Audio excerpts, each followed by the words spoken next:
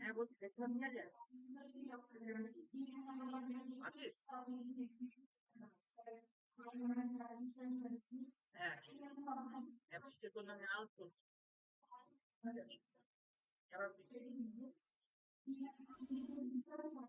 এবার তোর সাথে তো দেখে তো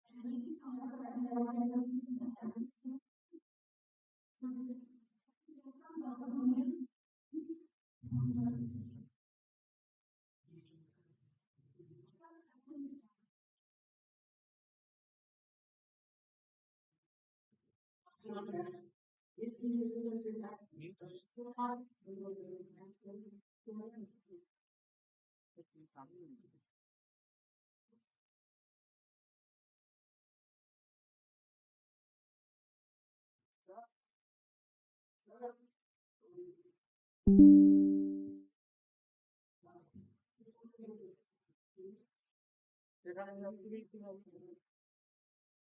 বলে দাও চ্যানেলে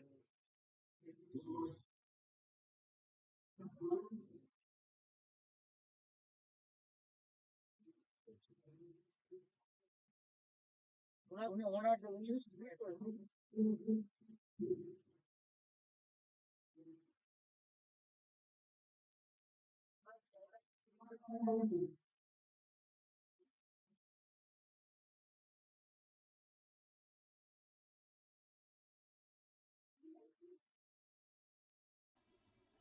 Am I audible? Okay, okay. Thank you. Thank you.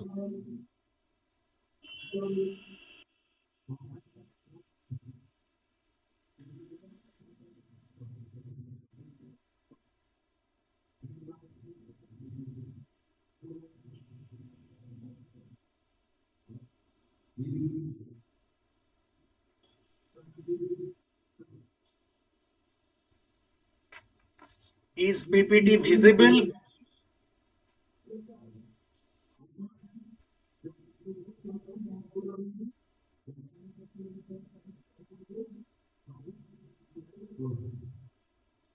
Is PPT visible? Okay, okay. Thank you.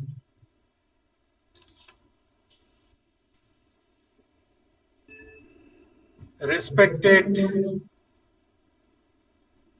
chairman of this session, respected Mr. Imani Vishwas, President of Governing Body, Dukulal Nivaran Chandra College, Murshidabad. Respected Principal Dr. Somnath Bandyopadhyay, Dukulal Nivaran Chandra College, and Joint Convener Dr. Madhav Kumar Vishwas and Dr. Pradesh Ghosh, and another two resource person in this session, Dr. Sudipto Sarkar from Kalyani University, Dr. Prema Lama from Calcutta University, other teachers of the college, teachers from different colleges across West Bengal, research scholars, paper presenters, staff, students of of particular college, ladies and gentlemen. First of all, thanks for inviting me in a 2-day international conference on contemporary issues in accounting, economics, and management organized by the Department of Commerce and Department of Economics in collaboration with another college, Raja Birendra Chandra College, Kandi, Murshidabad. Both are located in Murshidabad.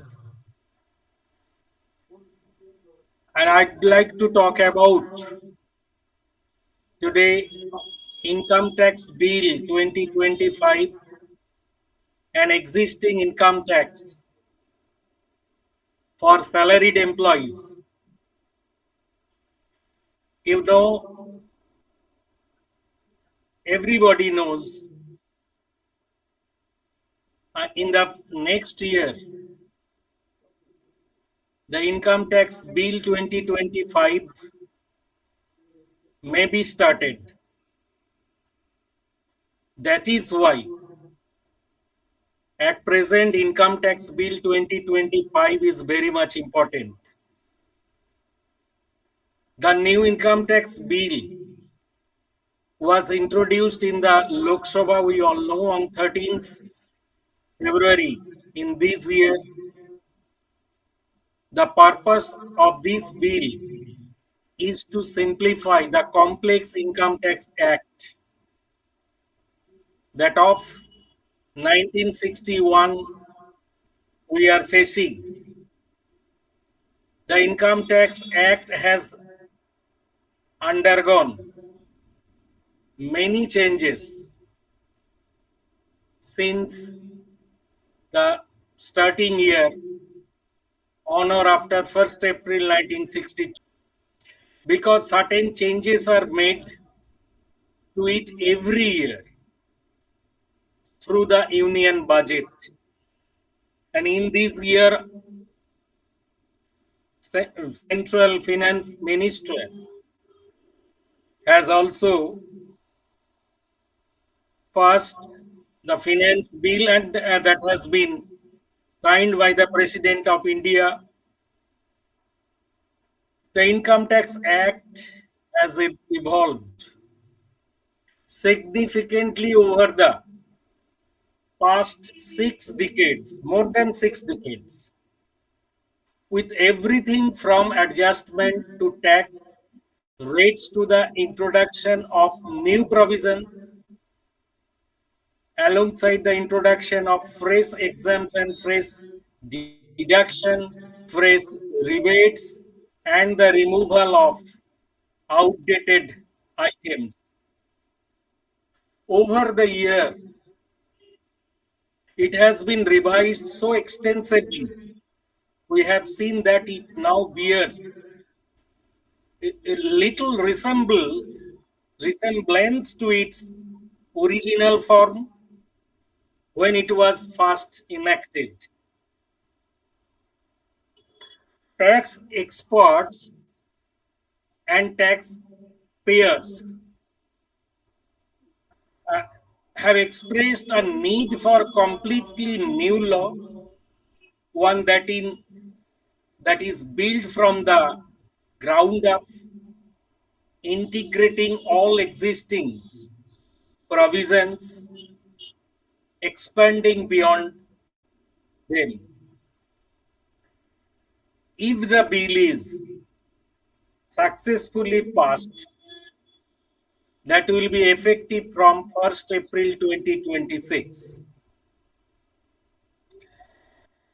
Uh, what is the purpose of the new income tax bill?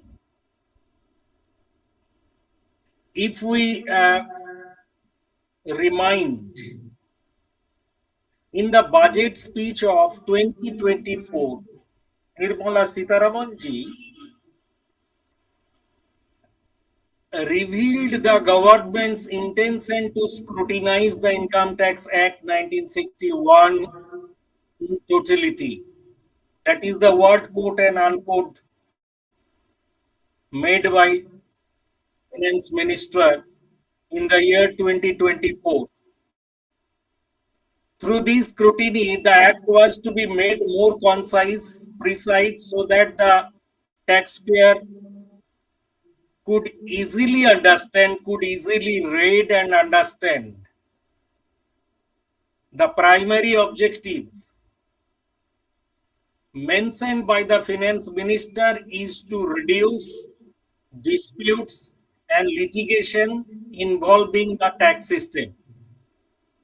The government then thereby enhanced tax certainty with the promise of offering clarity and the ease of compliance of taxpayers. After the announcement, the Income Tax Department launched a public consultation process across India where taxpayer could purpose changes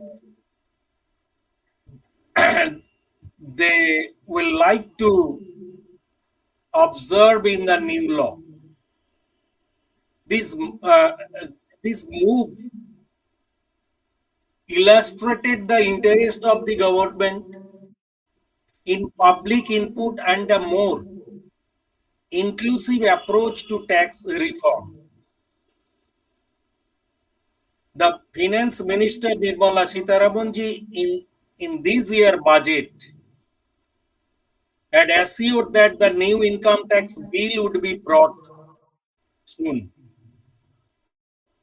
And it was introduced as a bill, and at the same time, the law means the Indian Penal Code 1860 uh, to 2024, it is a commitment, means Bharatiya Nyaya Samhita, we know, it is a commitment of the government to reform justice, fairness, clarity, more understanding. That is why Income Tax Bill 2025 was introduced to minimize the dispute, to simplify the total, means the whole tax system. In the new income tax bill, it is available in the internet. That are the difference between the two 1961 Act and now it is a bill. In 1961, there are about 732 sections, and in the it was reduced to 536. A number of chapters are same. Number of schedules 14 to 16. It has been increased, and the total also the pages counting it was also reduced, and effective date I have already mentioned, it will be 1st April 2026. Now, important concept in the 2025 bill. Basically, what type of changes should be included, that was included in 2025. We all know at present there are two concepts. Financial year means previous year, and when tax is assessed, then it is called assessment year. But it has been changed in the new concept, new bill. Income year of the person, income year means financial year of the person will be considered as tax year for understanding of general people, mean non tax expert, and assessment year will be considered as succeeding tax year. And because at present digital transactions have been increased day by day, that is why, means virtual transactions, virtual assets, virtual income, which is called digital income and assets.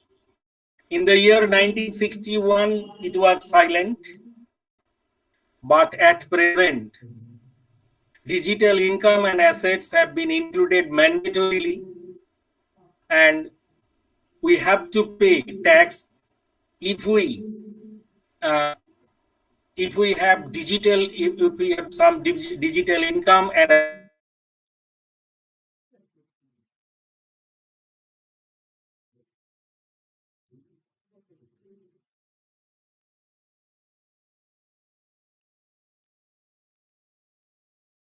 কোথায় গেলেন?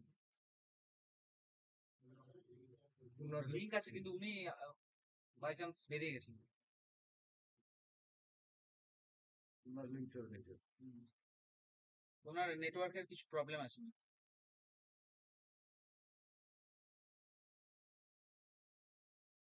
ওকে নিয়ে আসি।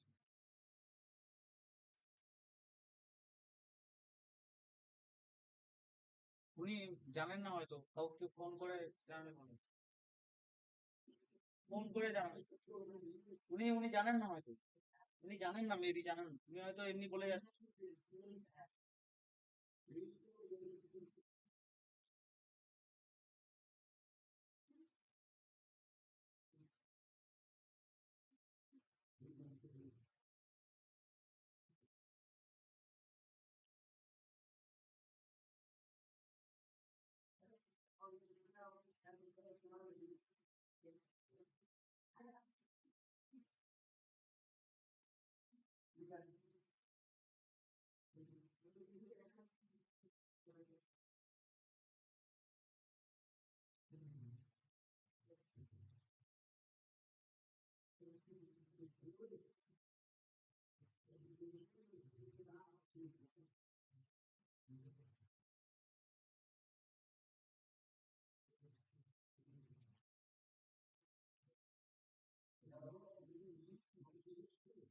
না, উনি নেই, উনি out হয়ে গেছে।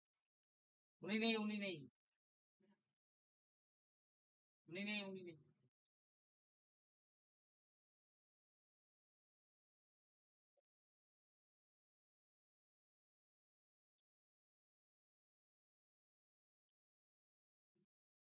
উনি নেই।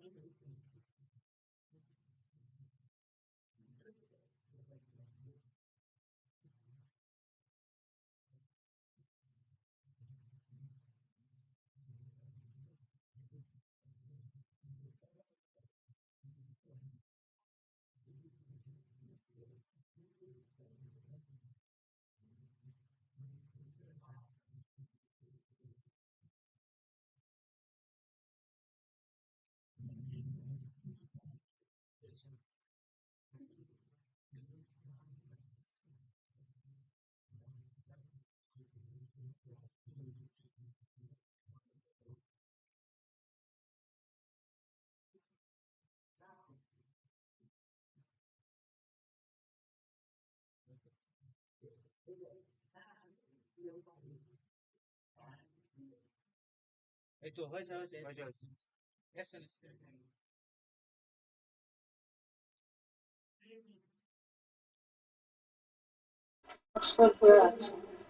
Am I audible? Am I audible? Yes, sir. Okay. I think it's a problem of the video. You have to off the video.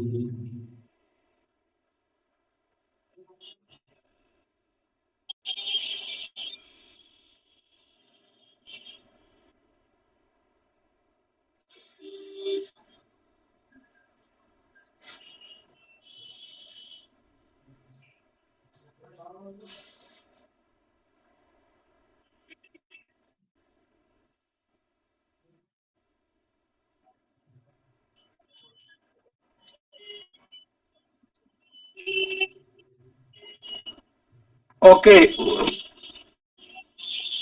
Without sharing, I am explaining. I think PPT sharing is creating a problem. Can I start?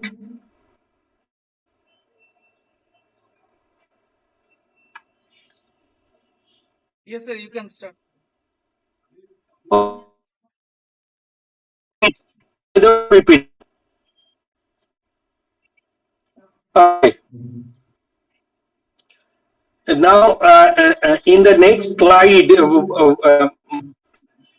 means what are the changes the new income tax be? First thing is ease of compliance. The new income tax 2025 will compliance easier for tax and the income tax authorities. This has a more structured and streamlined tax administration process and includes the use of modern compliance mechanism. Coming to the next part, second point is already mentioned just in and telling you concept of tax year. The tax means basically we know the financial year means income year of a person individual. But in this bill, it changed because previous year or financial year or income year of the SEC will be considered as tax year, and the very next year, which is called the assessment year, where tax is assessed, it will be considered as succeeding tax year. That means previous year will be considered as tax year, means income year of the SEC, and assessment year will be considered as succeeding tax year. Third is virtual digital asset. Virtual or digital asset, virtual income and asset. The Income Tax Bill 2025 provides a more broader definition of virtual digital assets because we know in recent times virtual transaction, digital transactions have been increased day by day. And say, for example, cryptocurrencies, crypto assets, non fungible token, or any other kind of digital asset that the government will be specified in the bill. If we use the particular asset, then we have to pay tax. And in the proposed bill, digital income and assets, which is called including the virtual asset, will be included. And next is tax recovery and appeal.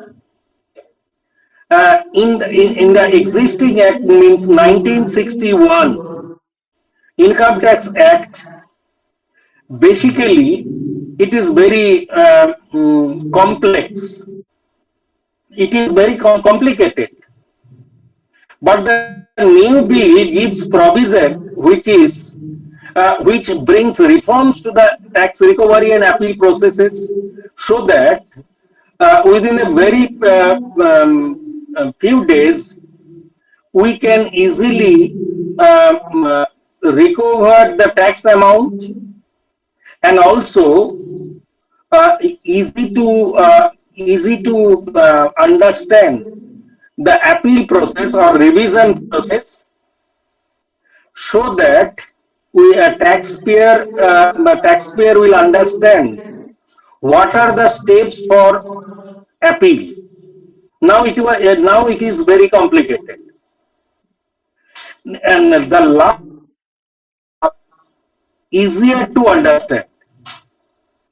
I tell you, existing Income Tax Act 1961, uh, but year after year it was simplified.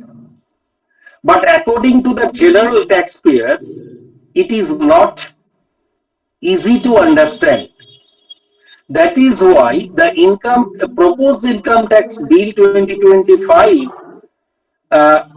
with more section, but same number of chapters, and also the aim is to simplify the content and make it much easier to understand for the general people. Now, question: what remains unchanged? Most of the provisions and rules basically unchanged in the proposed income tax bill. All changes in budget 2025 have been already inculcated by the finance ministry. The scope of income and criteria to determine residential status, slab rates, uh, um, interest on loan, house building loan, capital gains, other limits and rates remains the same and have been changed according to the union budget. Therefore, at present the Income Tax Act 2025 means existing act based on 1961 Act and proposed income tax bill basically similar. There are certain changes what I have mentioned, but all provisions related to the tax deduction at source have been changed. Uh, at the same time, there are different types of um, benefits also available in the new income tax bill. Now, question: what are the benefits? Obviously, complexity has been reduced because the new income tax bill is expected to simplify the tax structure by minimizing the number of deduction and exemptions available to the taxpayers. Increased compliance, it will streamline tax law and reduce legal ambiguities. Tax rates are more liberal because it provides a relief tax structure which ensure more money saved in the hands of the taxpayer. because we know in the at present the rate of tax. At the same time, legal disputes. Nirmala Sitharaman ji always mentioned legal disputes will be reduced because the simplification of tax law is anticipated to reduce litigation burden for individuals. For individual, basically for salaried employees. At the same time, individual businesses also. Now, what are the effects? What will be the effects? I'm talking about for individual salaried employees. Tax authorities will keep a closer eye on digital financial transaction. That is more important in the proposed bill. I tell you again, digital financial transaction. If we discuss digital financial transaction, tax authorities will keep a closer eye on you. People means individual who use cryptocurrency exchanges or social media trading, crowdfunding are advised to expect heightened examination. If we are many peoples are using at present, if we use cryptocurrency, if we use social media trading, if you use crowdfunding, basically it will be examined significantly by the tax authorities. That is for individual SAC. That is the more effect impact of the new proposed bill 2025. If we talk about the businesses, just individual businesses, basically uh, businesses must assure full digital compliance in their financial reporting. Business has to report about digital transactions in the compliance report. That is more important for businesses. And finally, I would like to say for uh, tax authorities, I'm telling you again, basically the bill synchronizes Indian tax regulations with the worldwide digital economy. That is more important for in the proposed bill. Now, another important point. Uh, how much time left for me?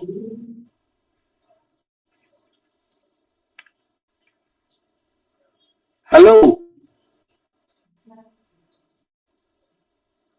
am I audible?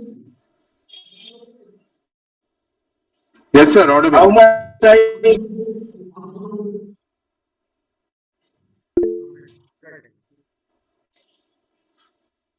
Okay, okay, okay. But in the proposed bill, basically, I'm talking about undisclosed income. Undisclosed income, undisclosed income. In many cases, what we have seen in the year 1998 when VAT was introduced, voluntary disclosure of income scheme.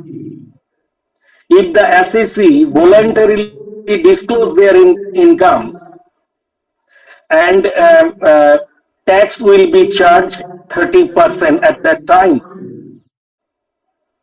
But before demonetization in the year 2016, again, voluntary disclosure scheme was introduced by the central government for collecting tax, so that for black money will be uh, uh, um, black money, for reducing black money. But what we have seen, government collect taxes first time only 64 lakhs. 4 lakhs. That means people are not interested to disclose their income, which is called the black money, undisclosed source. Therefore, the government introduced huge amount of tax rate instead of 30% tax rate on undisclosed income. 60%, first 60% was charged, then 50% was charged on undisclosed sources. But the bill expands this definition. Say, for example, virtual digital assets,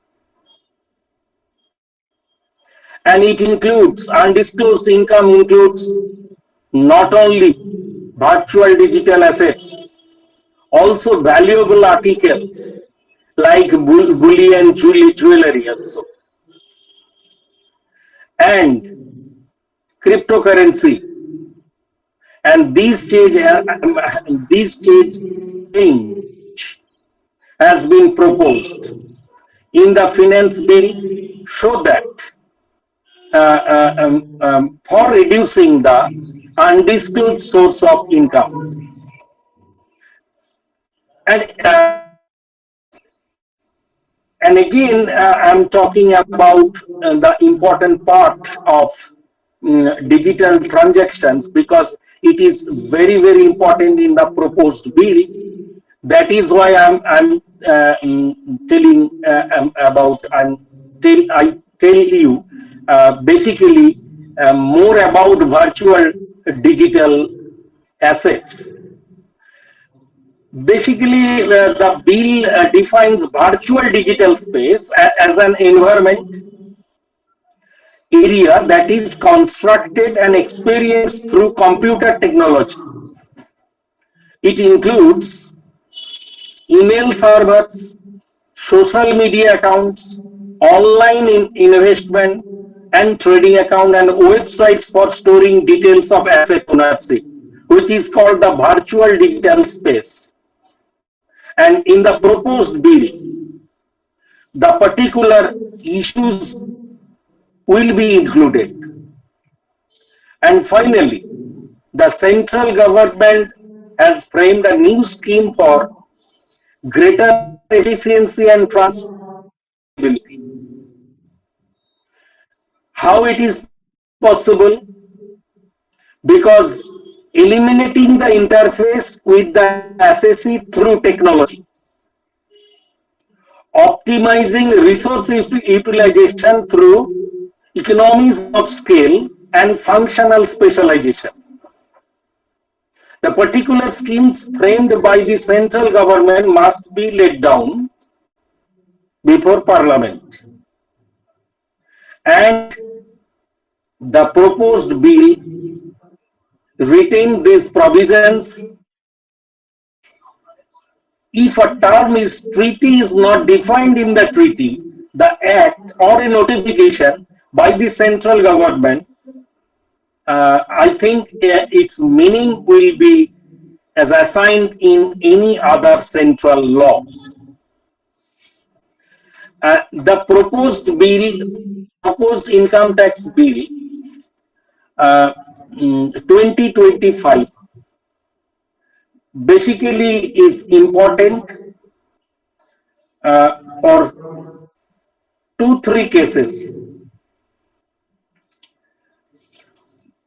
Number one is, I've already mentioned, digital transactions, tax recovery and simplification. simplification of tax law. And I've already mentioned the tax year, previous year has been changed. Now, another most important area is tax rates will not be changed.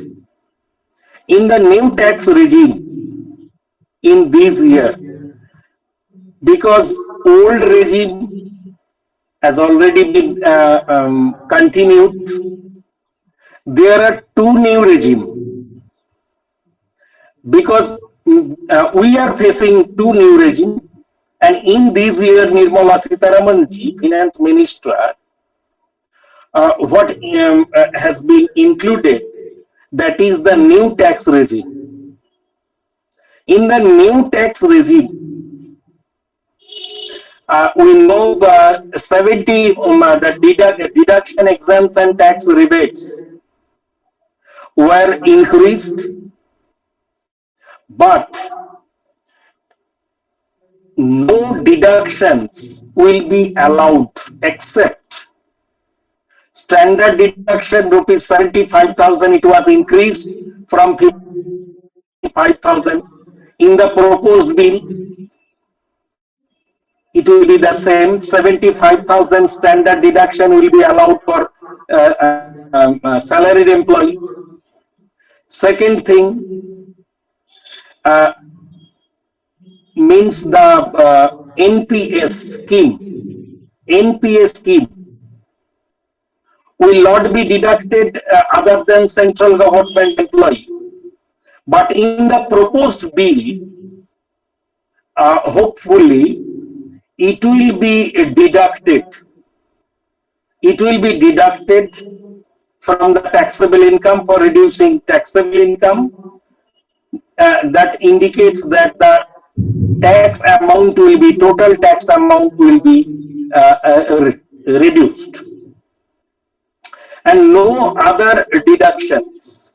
Say, for example, interest on house building loan, important deduction. No allowances will be deducted. Means, say, for example, house rent allowance, leave travel concession, or other allowances.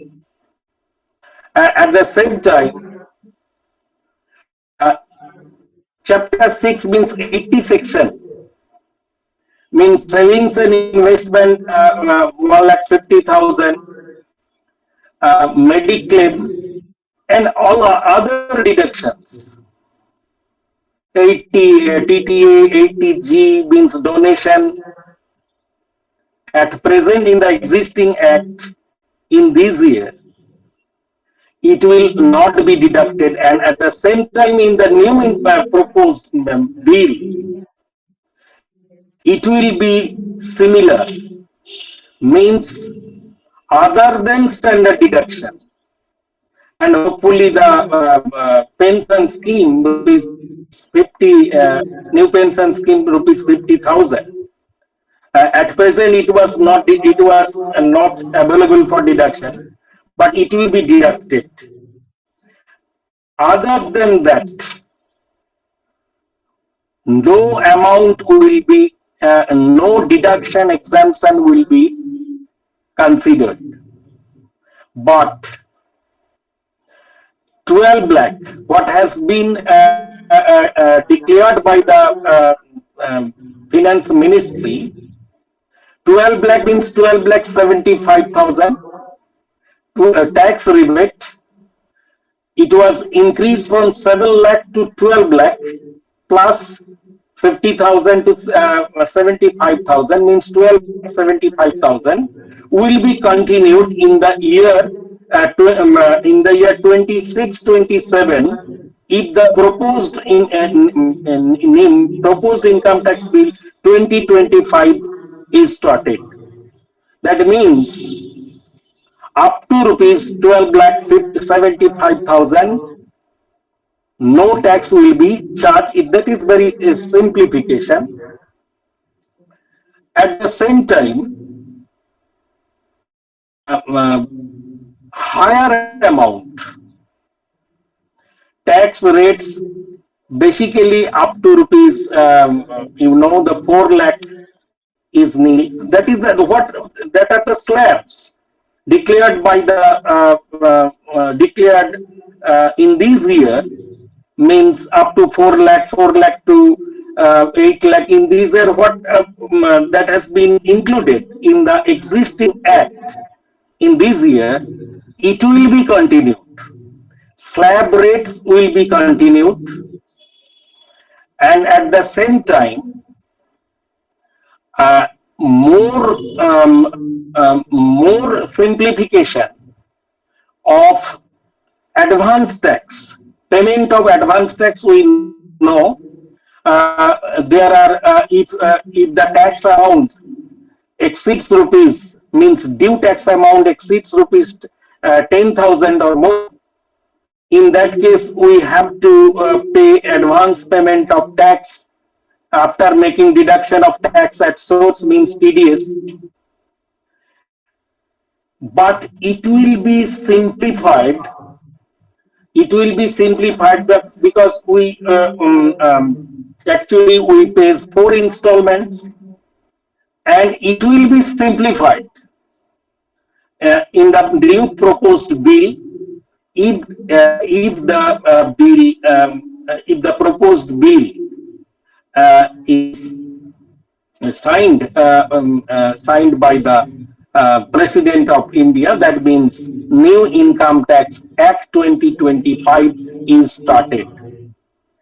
There are also, in case of tax assessment, uh, at present, the scrutiny assessment, regular assessment, reassessment, the time period, and also other different types of returns of income will be simplified in the new income tax bill. And we know at present, if we file belated return,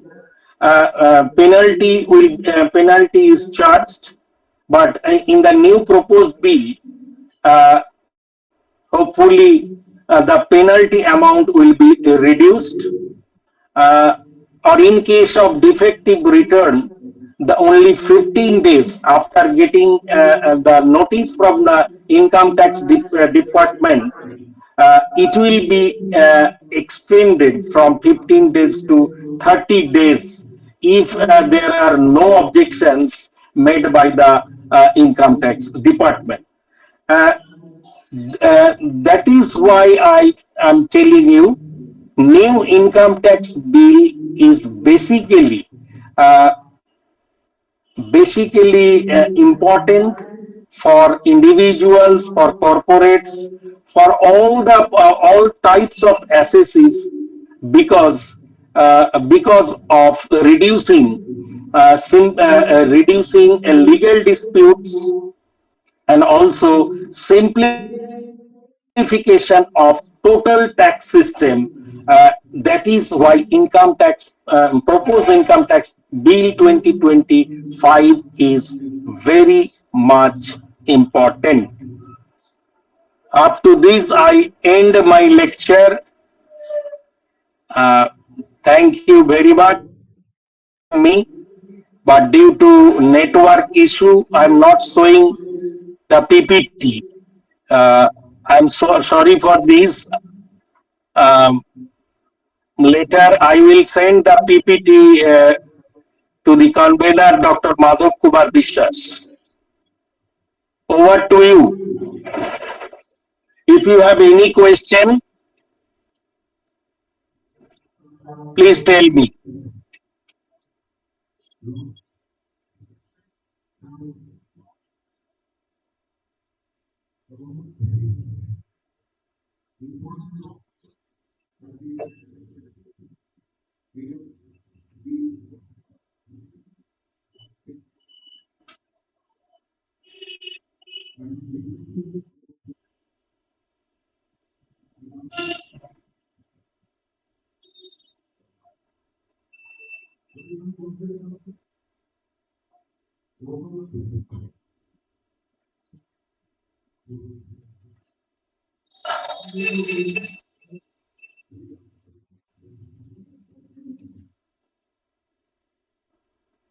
I think no question.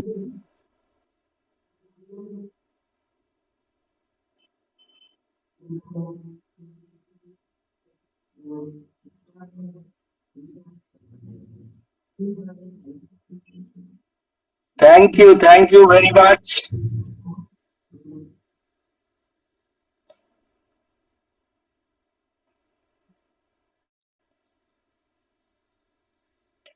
Thank you.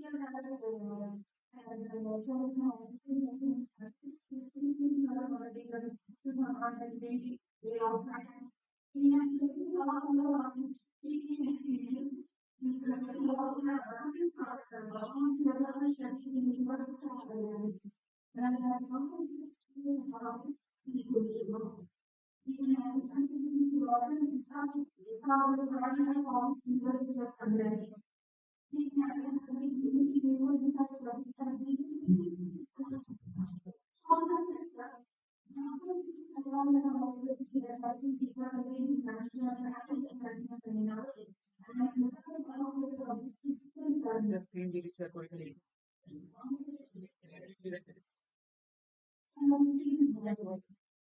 কারণ তুমি এটা join করে এটা screen share এখানে screen share তাহলে এখানে স্ক্রিনটা দেখা যাবে তাহলে তুমি করলে কিন্তু এখানে দেখা যাবে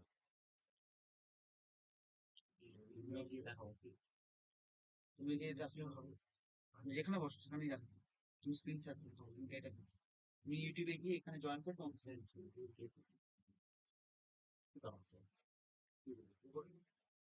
এটা প্রবলেম হয়ে যাবে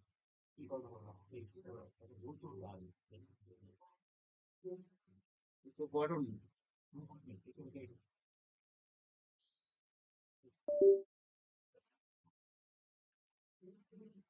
কিন্তু এটা করলে পুরোটা হবে না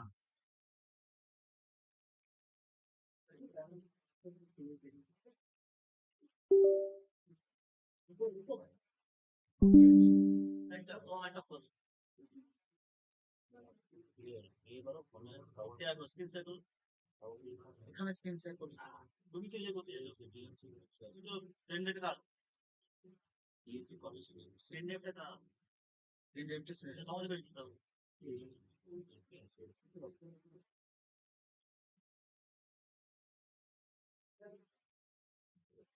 করতে হবে স্ক্রিন শেয়ার না করলে অনলাইন আমার করে শেয়ার করে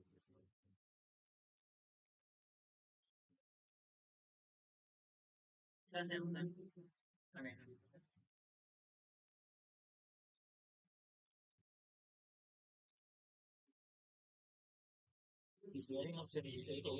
সেদিন করতে হবে না। একটা ইন্ডাস্ট্রি সেটা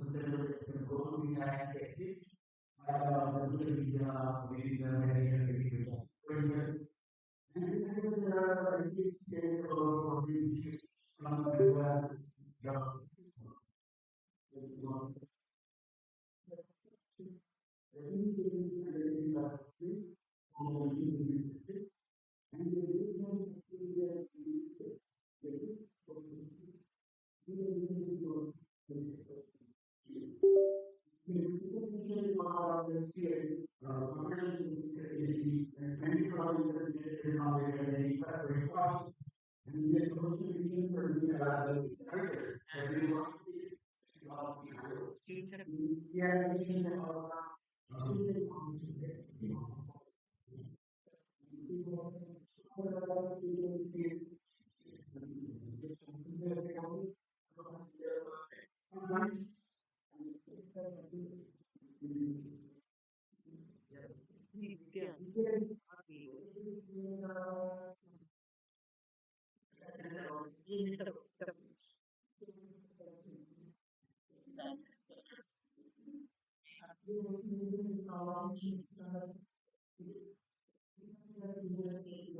Minimize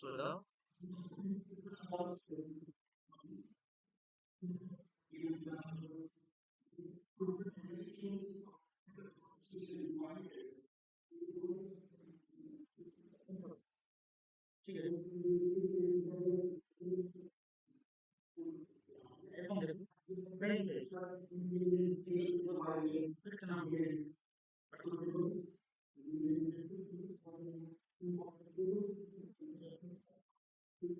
বডি ক্যাপিং রেপিং তেমন রেপিং আপনার দিলে দেখা এটা এগুলো নিজের এটা করে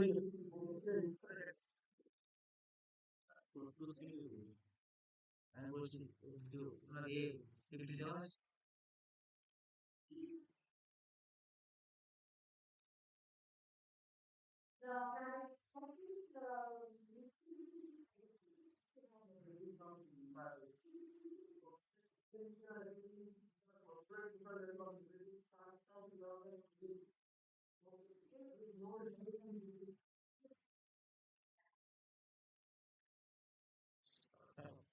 কি করবে এখন এখন কি করবে এখন পিপিটি দিবে কারণ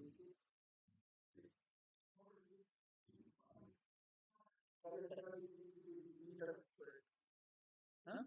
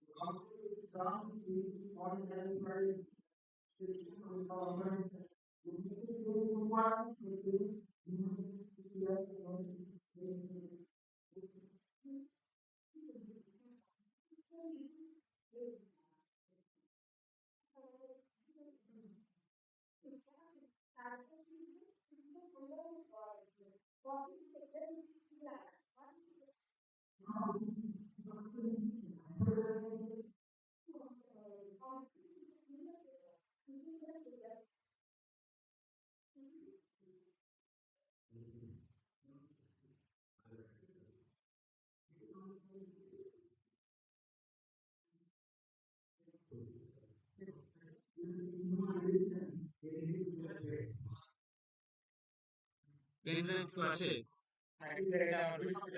না না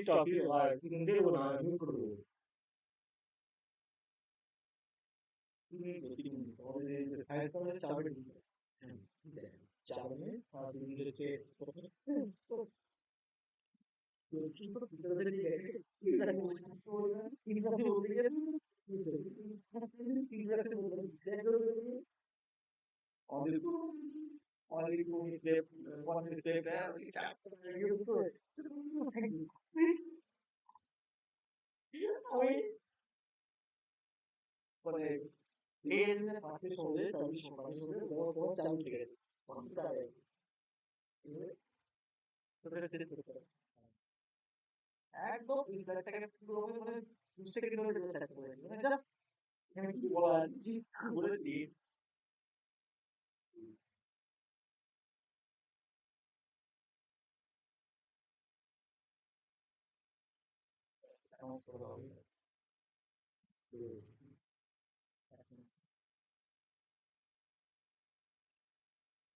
এটা পাঠিয়ে এটা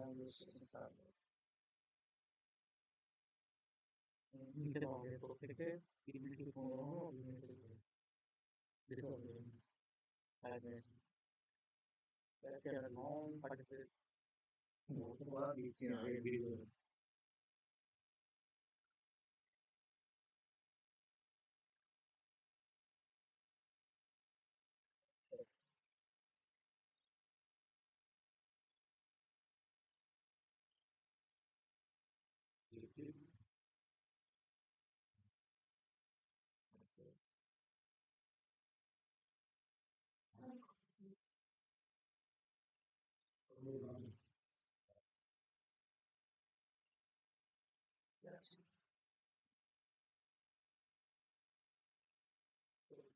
লিখতে বলবো যে আসে নাকি হ্যাঁ লিখতে বলবো ডাইরেক্ট করতে না ডাইরেক্ট না ছয় পাঁচ ঠিক আছে বন্ধুদের সামনে লিখতে বলবো কি আছে এখানে ফার্স্ট লিখবো use DNA Mohan Kumar SM already বললেই তো হলো হ্যাঁ বলতে পারবো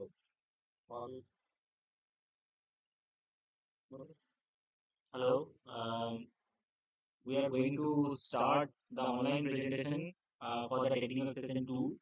It will be start within 10 minutes. We are expecting that all the presenters are available right now. We are calling the name of each presenters. Kindly say yes or text in this chat group or the WhatsApp group if you are available or if you are present. Dr. Girish V, are you there? Dr. Girish V.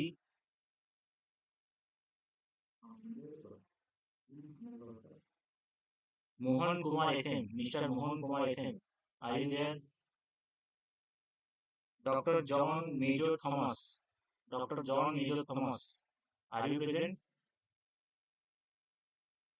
Dr. Ronita Banerjee, I think you are there. Yes, sir. Yes, sir. Okay, ma'am, great. Dilpraj Dongre, Dilpraj Dongre, are you there? Jyoti Kumari, Jyoti Kumari, Jyoti Kumari, Arunima Rudra, Arunima Rudra, Arunima Rudra, Sefali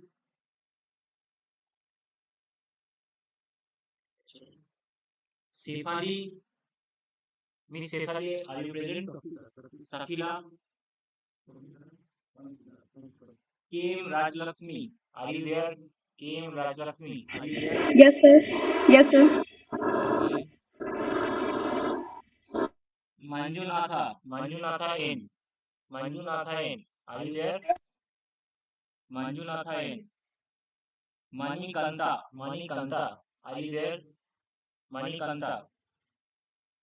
Dr. Pankaj Kumar, Dr. Pankaj Kumar, are you there? Priya Otul Bhai Vasu, are you there? Yes, sir. Okay. Dr. Himanshu, Dr. Himanshu, are you there? Dr. Himanshu, are you there? Smita Verma or Bipin Bihari, Dr. Bipin Bihari Srivastava. Yes, sir. Smita Verma, okay. Yes, sir. Sulfat, Sulfat, Dr. Sulfat, are you there? Dr. Pravir Kumar Datta, Dr. Pravir Kumar Datta, are you there? Dr. Pravir Kumar Datta, are you there? Dr. Sri Sahana, Dr. Sri Sahana S, Dr. Sri Sahana S, are you there? Yes, sir. Okay. Kallani V, Kallani V, are you there? Dr. Kallani V. Dr. Shivam Y. Dr. Shivam Y. Are you there? Dr. Yes, Shivam. sir. Okay. Yes, sir. Um, Mohammed Junaid C. Mohammed Junaid Present. C. Okay. Present, sir. Okay. Dr. Sizzle. Dr. Sizzle Fernandez. Are you there? Uh, Next is Dr. Geeta T. Dr. Geeta T. Are you there? Geeta T. Yes, sir. Okay.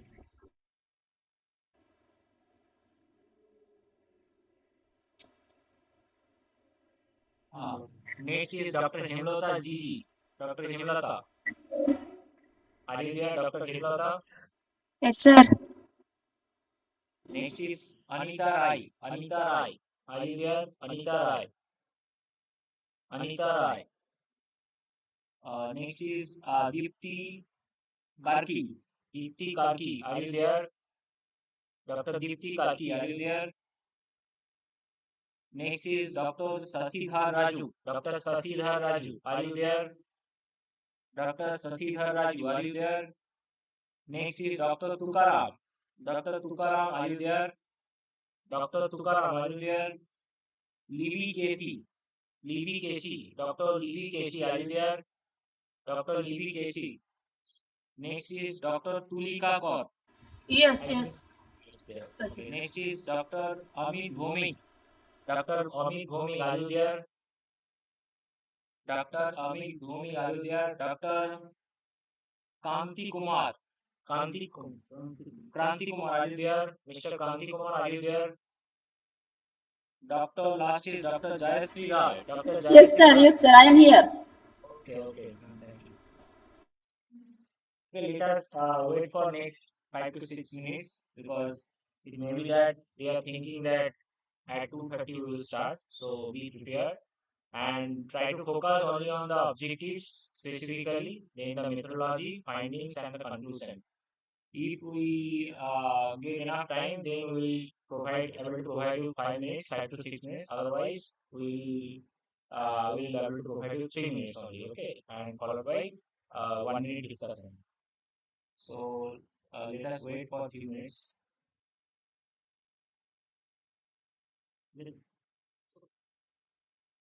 Available Mr. Kevin lecture, associate professor, who is the chair of the session.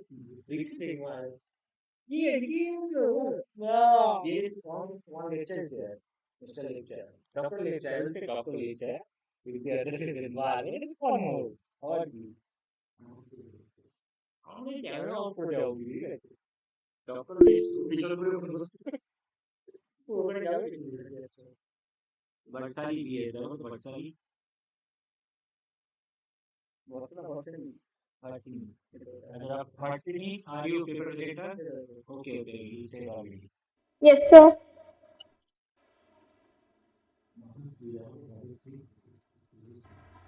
Sir Jyoti.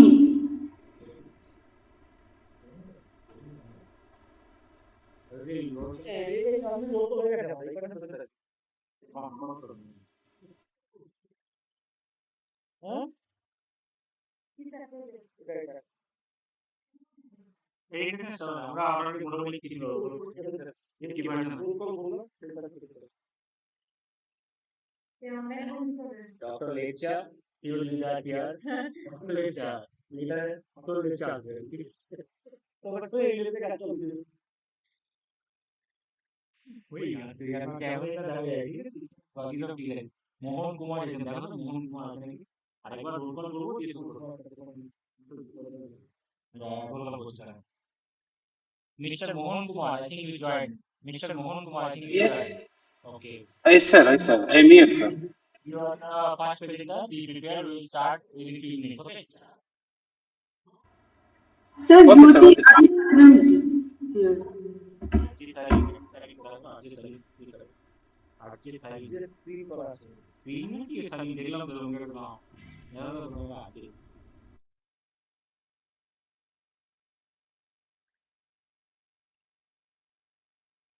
अच्छा, we are calling out your names. If we miss anyone and if anyone new who has not joined, please say your name so that we can confirm your participation right now.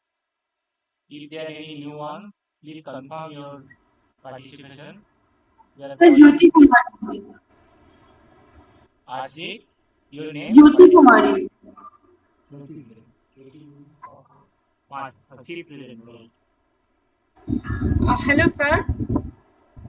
Myself, Orunima Rudro. Orunima Rudro. Yes. Give me. Hello, sir. Number 6. Yes, yes. Hello, Noted. sir. Noted. Next is Jayesh Sir, it Somi. is Jayesh Somi, right? Dr. Girish V and Mohan Kumar. Dr. Mohan Kumar. Dr. Girish V and Mohan Kumar. Present, sir. Noted, sir. Noted. Okay, Next, thank is you. there anyone? Is there anyone Sir, new? Smita Verma, Dr. Vipin Bihari Srivastav. Smita Verma. Okay. Yes, sir. Your serial number. Your serial number. Kindly tell us your serial number. Safila Tanikel. Sir, serial number 14. 14. Yes, Serial sir. number. Okay. Noted. Noted. Noted. Noted. Noted. Next is Okay, sir. next. Sir, 7. Dr. Number John 7, Major Thomas. Safila. Okay. Dr. John Major Thomas. Serial Sorry, number 2. we are unable to hear. Next. Anyone Dr. next? John Major Thomas. Serial number 2. Dr. John Thomas. Oh, Dr. Yes, sir. Second, second, Serial number second. 2. Okay, noted, sir. Mr. Thomas, Dr. Thomas Sir, is noted. sir, Libby Casey, serial number 28. TVKC, okay, noted. Sir, Jyoti 28. serial number 5. TVKC. Sir, Safila 7. Safila. Safila. Number 7. Dr. Safila. Your serial number, please. 7, 7, okay. 7. Okay. Is there any new? Sir, Sir Is there Jyoti any serial number 5. serial number? 5. 1. 5, sir. 5 noted. Jyoti Kumari, right? Yes, sir. Yes, sir. Okay. But it is written RJ in, oh, okay, it is different name. Okay, you are noted. You are noted. Next, is there any new? Please Sir, confirm. Arun and Shiva. Sulfat 14. 14. Sulfat. Your sorry, we can't find your what is your serial number? Sulfat 14, sir. Sulfat 15. Okay. Sir, Next, 15. Serial number 17, sir.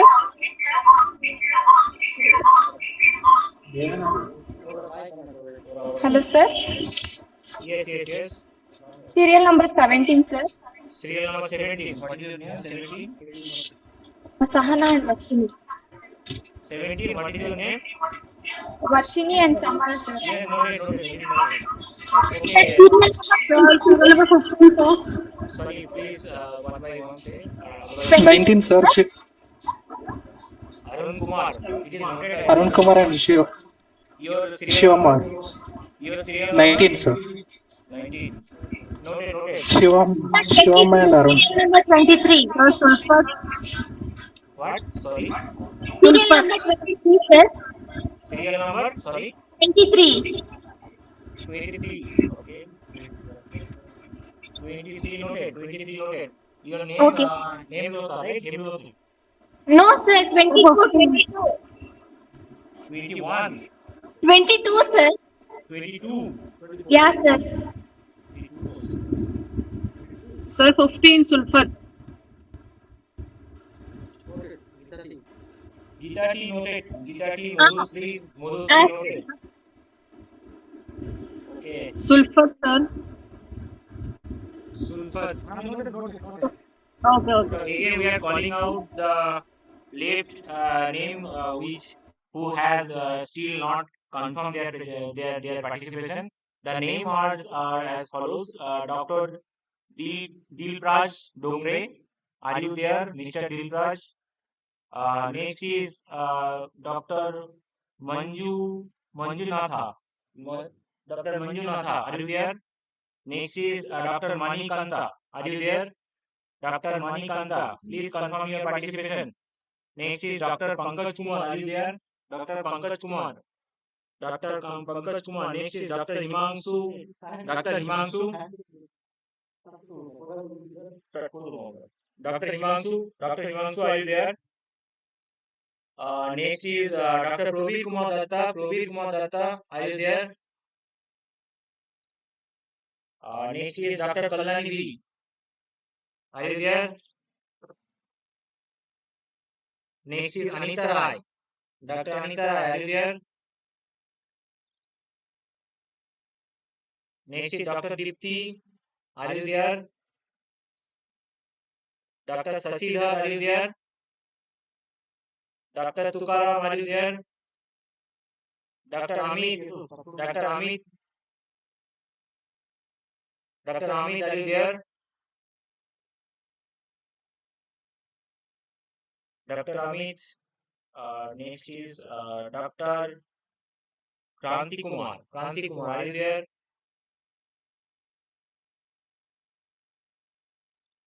Okay, I think almost 90% people join. If anyone new join, we will take we will take a note, and in the last they will present. Acha, first I will say the Dr. Girish V or Dr. Mohan Kumar, please be prepared. You will be the first presenter. Within 5 minutes, we will start. Mr. Girish Okay, sir. V, okay, be prepared. We will start within 5 minutes. It starts, sir. Sir, can I start, sir? Yes, Mr. Mohan Kumar, you are going to present, right? Yes, sir. Yes, So sir. be prepared. Wait for a while. Wait. What is it? Ah, okay. এটা কি বলা যাবে না? Dr. Lipside will be the chair. So basically,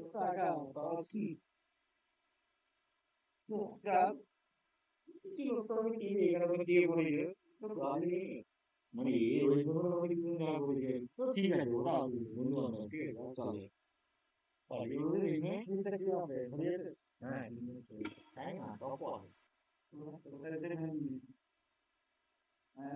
আমরা সব আমাদের বন্ধ এই চাওয়াটা টোয়েন্টি এমবি দরকার নেই আমরা রেসপন্স করবো আমি বলে দেবো না সাবমিট করে দেবো no, no, I just would say that after lecture, not joking. Yeah, I have many issues. Time,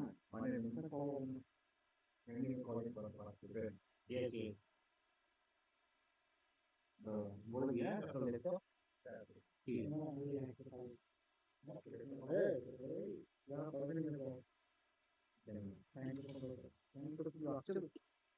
अरे वो तो मैं ठेसे आज अच्छे सब ना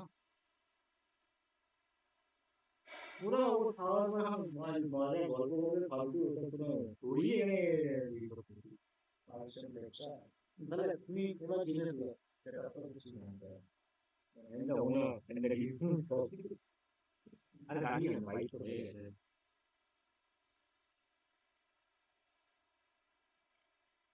এটা কি বলবো এই সুইচ অফ ইওর হ্যান্ডস কি বলে এটা কোনটা এই যে হাত তুলে বসে আছে হ্যাঁ এটা বুঝে এগুলো চিন্তা করে না সেটা বলবো এটা কি একটা খুলে আছে না সবার হাত পা তুলে বসে আছে এটা কি বলবো আমি এসে এই যে হাত তুলে বসে আছি পারছি পারছি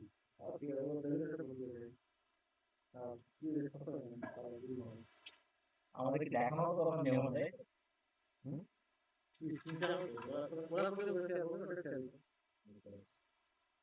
আমাদের কেন আত্মহরণ হয়ে গেছে তাই তো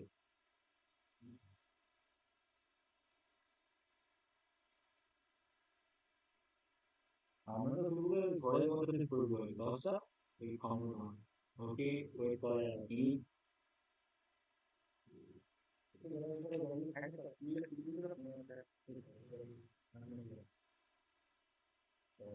তিনটে নিয়ে আমার পুরো ফলস দিয়ে দিয়ে জিজ্ঞেস করতে হবে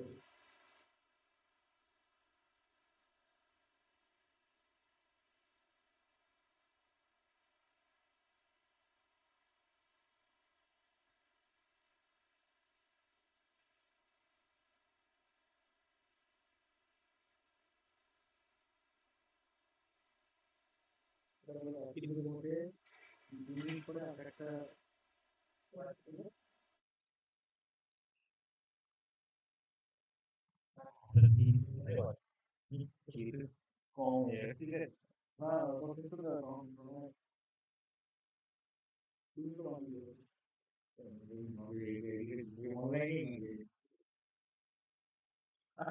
ചാമ്പിന്റെ വാച്ച് അടുത്ത് വീട് വാങ്ങിച്ചു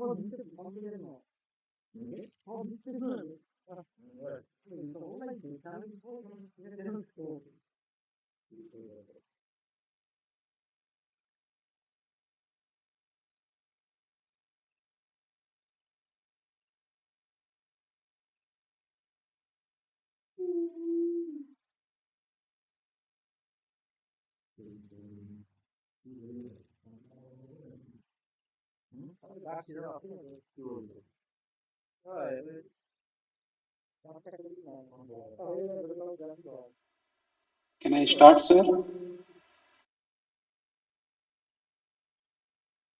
wait for one.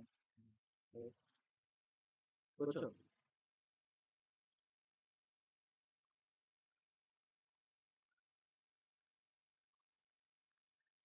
Wanna start with you?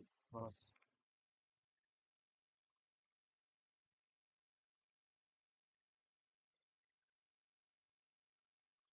So start করে দেবো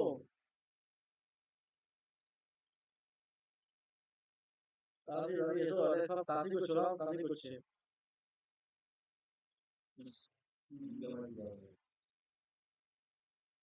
মিট থেকে অল্প তো না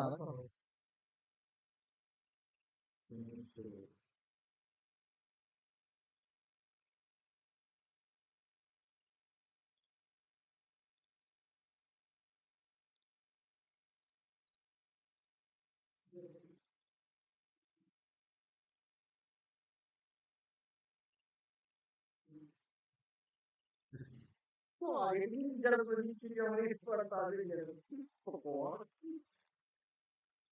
really expert is teacher is coming ঠিক আছে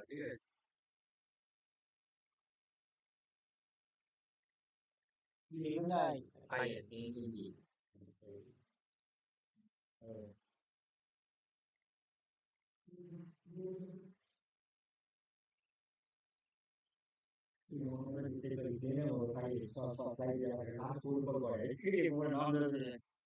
Mr. Echo, Shakos, Chasoro, Albion, this is the last one from Kaiba Martiago. Mr. Ahmad, Albion, Mr. Doro, this is the last call.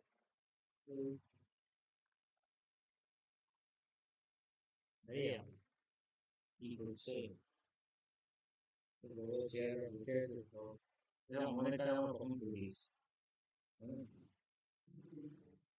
Something I will so aspiration will be really has to be another problem. But to will be. Just we check with other will hire or sincere brother.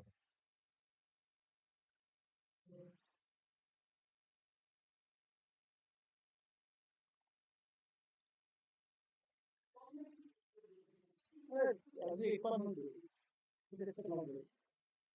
It's not a problem. Making the expert.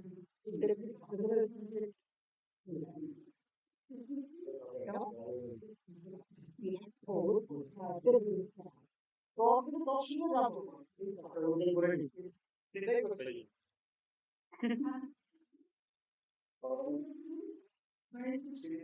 হ্যাঁ হ্যাঁ অনেকগুলো আছে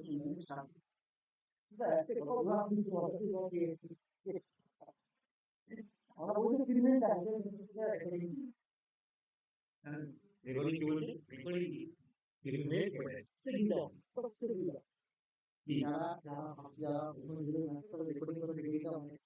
এখন বললে সবাই ওটাই বলো না।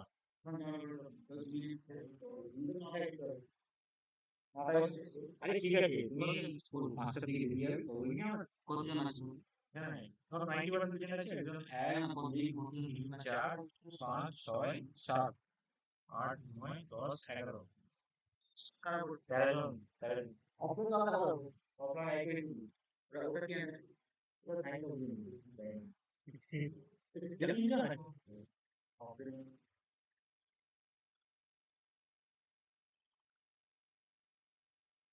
এরকম বললে ঠিক আছে। হ্যাঁ, ঠিক আছে। Allora, se qualcosa termina, può stare anche la UBI, poi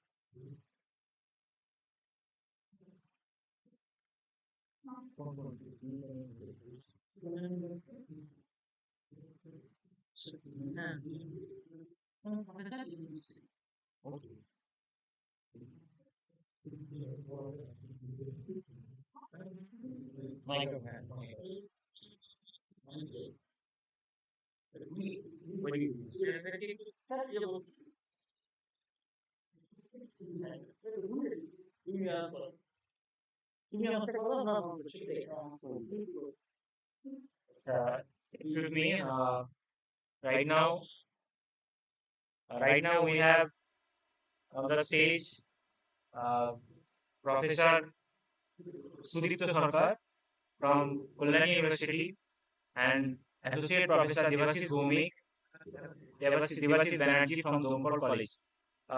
Both of them will chair the session. Now, I think the first paper presenter is ready.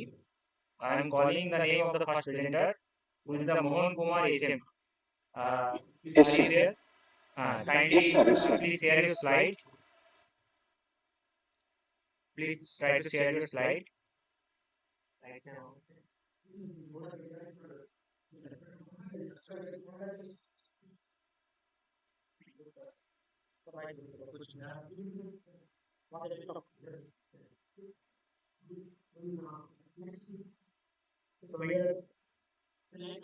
So you have 3 minutes. Try to complete within 3 minutes, and please don't be much details. Much focused on the objectives, methodology, findings, and the conclusion. Okay, you can start now. And please unmute. Good afternoon, everyone. Yeah, you are Yeah, audible. good afternoon, everyone. Okay. I heartily welcome to my presentation. Myself, Mohan Kumar SM, Assistant Professor, Department of Commerce, Daksha State College, Mysore, Karnataka. Our topic is the role of behavioral finance in predicting marketing movements and investor sentiment analysis. The introduction part.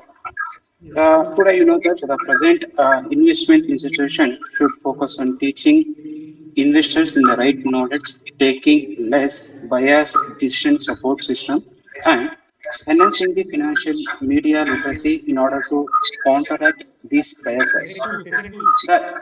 This paper also emphasizes specific investor profiling for cities so as to assess and accommodate the different futures of Bangalore investor.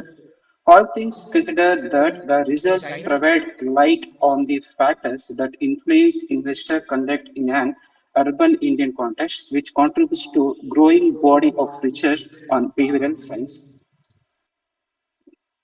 The main objective of the study is examine the influence of behavioral biases on stock investment decision. And second thing is to analysis of the role of investor sentiment in predicting short-term market movements. The last one, the investigate the relationship between the overconfidence bias on investors. Now go to the research hypothesis. There is a three research hypotheses. The first one is behavioral biases have a significant influence on investment decision making. The second thing is investors' sentiment significantly predicts the perceived short-term market movements. The last one is there is a significant difference in overconfidence bias between the gender, especially male and females. So this is the summary of our research methodology.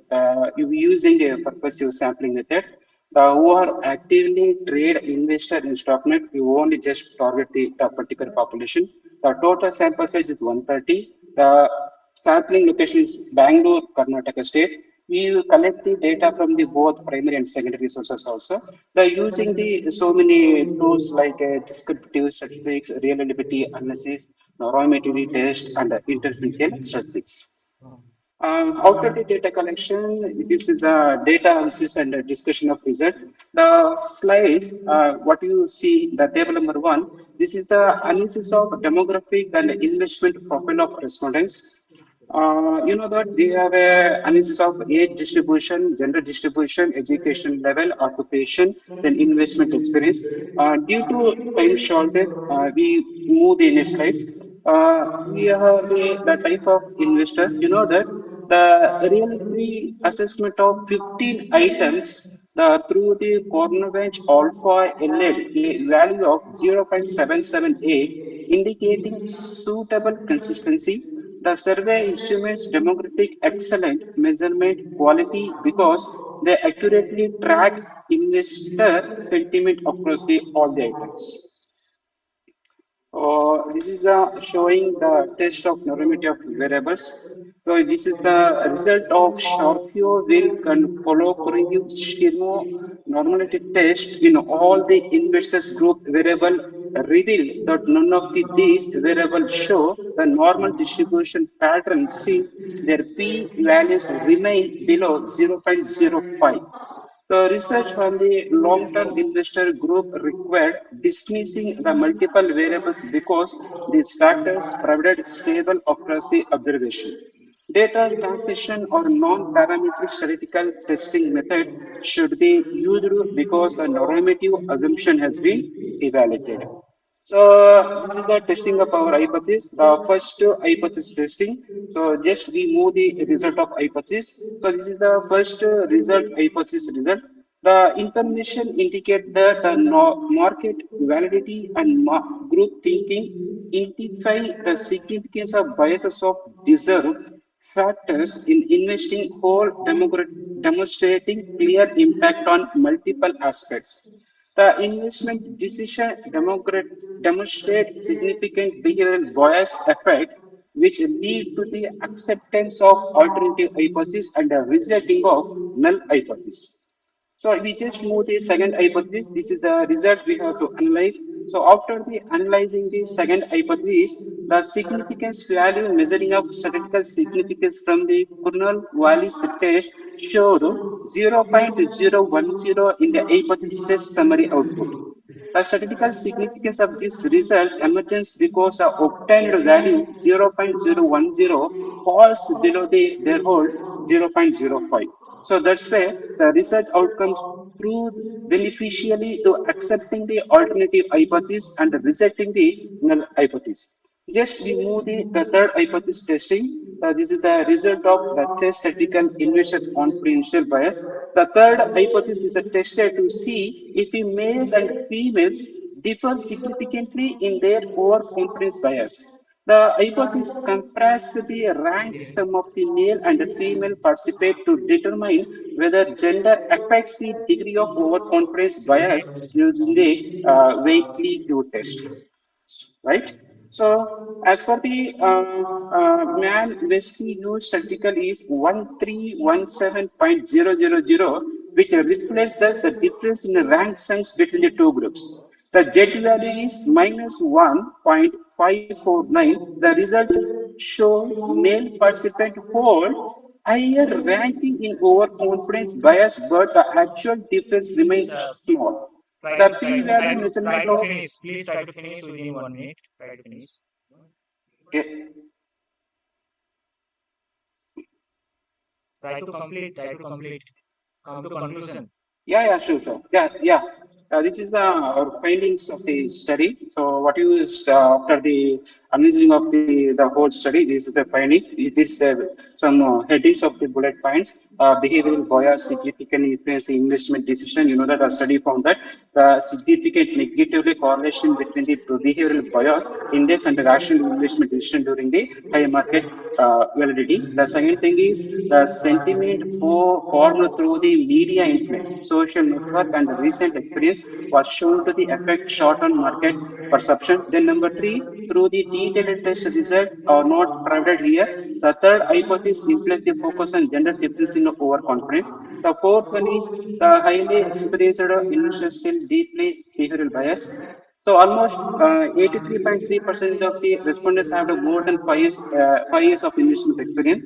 The last one is a demographical profile which show that majority of the respondents are postgraduate, then some of the salaried employees, then least one is remaining balance. The last one is reliable measurement instrument. Please finish. The form branch alpha of 0.778 indicate good internal consistency. These are the suggestion. What you find out some of the suggestions here. Investor education and awareness. Of course, we know that the financial institution and market regulation may be run their investor education progress to raise awareness around the behavioral bias. The second thing is encourage the use of decision support tool. The investor ought to be nudged to use the tools such as robo Stop. Kindly advisor stop. risk assessment questionnaire. Number three, personalized advisory. Of course, financial advisor must to provide personalized advisory based on their investor's profile.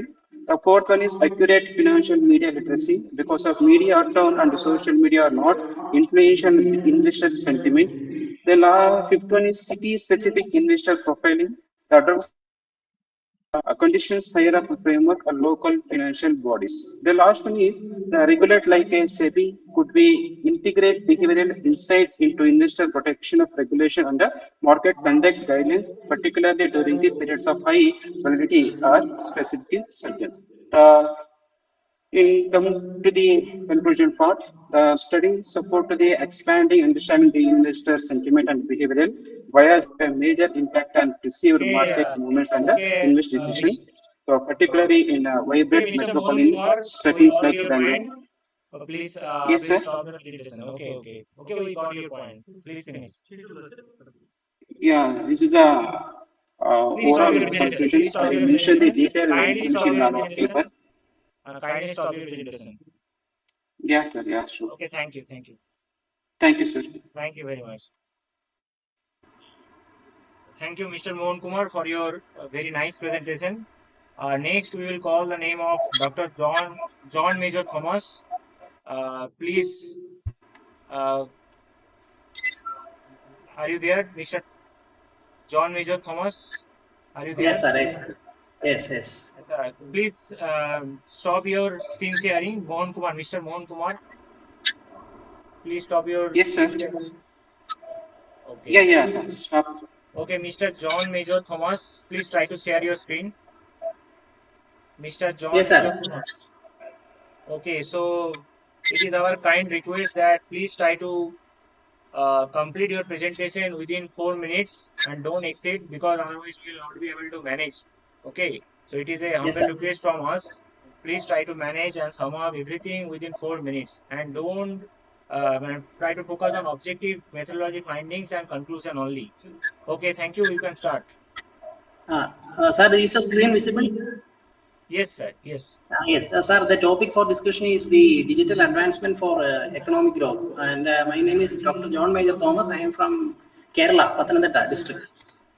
Actually, the digital transformation has become nowadays has become one of the crucial catalysts for the economic growth in today's world, and the it explores actually the challenge that the digital technology has nowadays exerted into various facets of the society, encompassing the economy, businesses, and individuals. The digital transformation pertains to the incorporation of digital technologies into every aspect of an organization or a community. In recent times, there has been a very big shift or progress in the digital technologies such as artificial intelligence, cloud computing, big data analysis, robotics, blockchain, etc. These innovations has actually facilitated all the businesses which are functioning around the world. The importance of the digital transformation in the today's economy arises from the ability to foster innovation, drive economic growth, and enhances. It also enhances competitiveness. Also, the digital transformation actually by way of the digital transformation, the not only the business is flourish, but also the society which is associated with the business is also got development. The digital transformation also carries the implication of the various government and the public services. It presents the opportunities of government to enhance the various service delivery for improving the public sector, improving the private participation, citizens' participation in the businesses also. Also, the digital transformation also has potential to tackle the societal challenges and foster economic growth. It also helps to close the digital divide by granting access and information to all the people, all the marginalized people as well. The major objectives of the study is actually to understand the opportunities of digital transformation and economic growth, and also to understand the obstacles. What are the major obstacles that are faced by the digital transformation? The major objectives actually include the digital transformation. By way of the digital transformation, it has boosted the productivity and efficiency of the businesses, and also the innovation as well as the entrepreneurship abilities of the businessman has also enhanced by way of this digital transformation. All the data, all the information that can be that we can use for the business day by day business activities, we can gather from anywhere in the world, and also the all services can be also given to all the customers around the world. And also there is a the business has a very good market reach, and also in with focus to the globalization aspect also, the products can be available, the business products can be available, the business products services can be available all over the world at a very very minimal cost. Also the customer experiences with regard to the all the services and the with regard to the services and the product, the customer expertise, the customer's experience with regard to the using this particular product has also increased. So because of there are a lot of competitors in the market. So every business has. Kindly focus on your findings. Okay, sir. And the major obstacles of the digital transformation, which include there are a very big gap in the digital infrastructure and connectivity in the recent times, and also the workforce readiness and the digital skills are also very very minimal. All the people do not have any digital skills, something like that. And with regard to the cyber security and also the digital piracy has also been a big concern. And also there are a lot of regulations and regulatory frameworks, laws and policies that are governed by each and every country. So the changing rules and policies has also become a great hindrance for the enhancing the digital transformation nowadays. Also, the inequality and the digital divide has also created a major concern to foster the digital transformation to the citizens of the country. And also the changes in the organization, the structural changes or the digital tools. The change in the digital tools has also made a very big problem for the digital transformation to be made in the economy. And all these issues have to be all these issues can be tackled, and all these issues can be effectively managed only if the digital transformation is effectively used by all the citizens of the country, or not only the business but also all the citizens of the economy. If they actually the Google Pay or the Paytm services, actually 10 or 15 years back there were there were no such, there were only money payment, but actually the digital transformation and all the digital education that were given to the society has enhanced all these kinds of digital transformation in the economy. And actually, in my conclusion, the economy, the potential benefits of the digital transformation for the economic growth are substantial, and also it boosts the productivity of the concern, it speeds up the innovation of the concern, and also the various issues that are faced by the business entities can also be minimized, and there will be speed in the transactions, digital transformation, and also the digital infrastructure by way of the digital transformation, the digital infrastructure, and also the cashless payments has also been made very effective, and good and improved workflows can also be available to the all the business concerns around the world at a very minimal cost. And the cyber risk related, there are certain issues also. The cyber risk will be related, cyber risk will be there, cyber security will be there, and there are some of the problems are also there. Even though there are some of the problems, the digital transformation nowadays has become one of the major area in which the business can focus, and only if the business focuses, or if it takes into account the various digital transformation tools, various digital tools into their businesses, then only they can flourish in the business. Thank you. Okay, thank you very much, Mr. John Major Thomas. You have done a nice presentation on digital advancement for economic growth. Your findings are very important for to study the digital penetration in India. Thank you very much. Try to off your screen, turn off your screen sharing. Okay, sir. Okay. Okay, I am calling the name of the next presenter, which is Dr. Ranita Banerjee. Dr. Ranita Banerjee, are you there? Yes, sir, I am here. Can you see my screen? Yeah, we can hear you. And Dr. Ranita Banerjee is the topic of Dr. Ranita Banerjee is empowering women using financial literacy as a tool. Try to Can you put on your see my screen? yeah. Try to share your screen kindly. I am sharing actually. I'm sharing my screen. Yes, it's now coming. Okay. Okay, now it is So visible. good afternoon all. Good You afternoon can. all. I am Dr. Yes, sir, I'm starting. Yeah. Okay, thank you. Try to complete within Good 5 minutes. Okay, within 5 minutes. Yes, sir. Good afternoon all. I am Dr. Ronita Banerjee, Assistant Professor of Vidyasagar Teachers Training College, Midnapur, West Bengal. My topic today is empowering women using financial literacy as a tool. Economic empowerment can help to secure gender equality by procuring women with the resources, opportunities, and skills to take control over their lives and take part in economic activities. Financial literacy is the amalgamation of financial skills of fund management, budgeting, saving, investing, etc.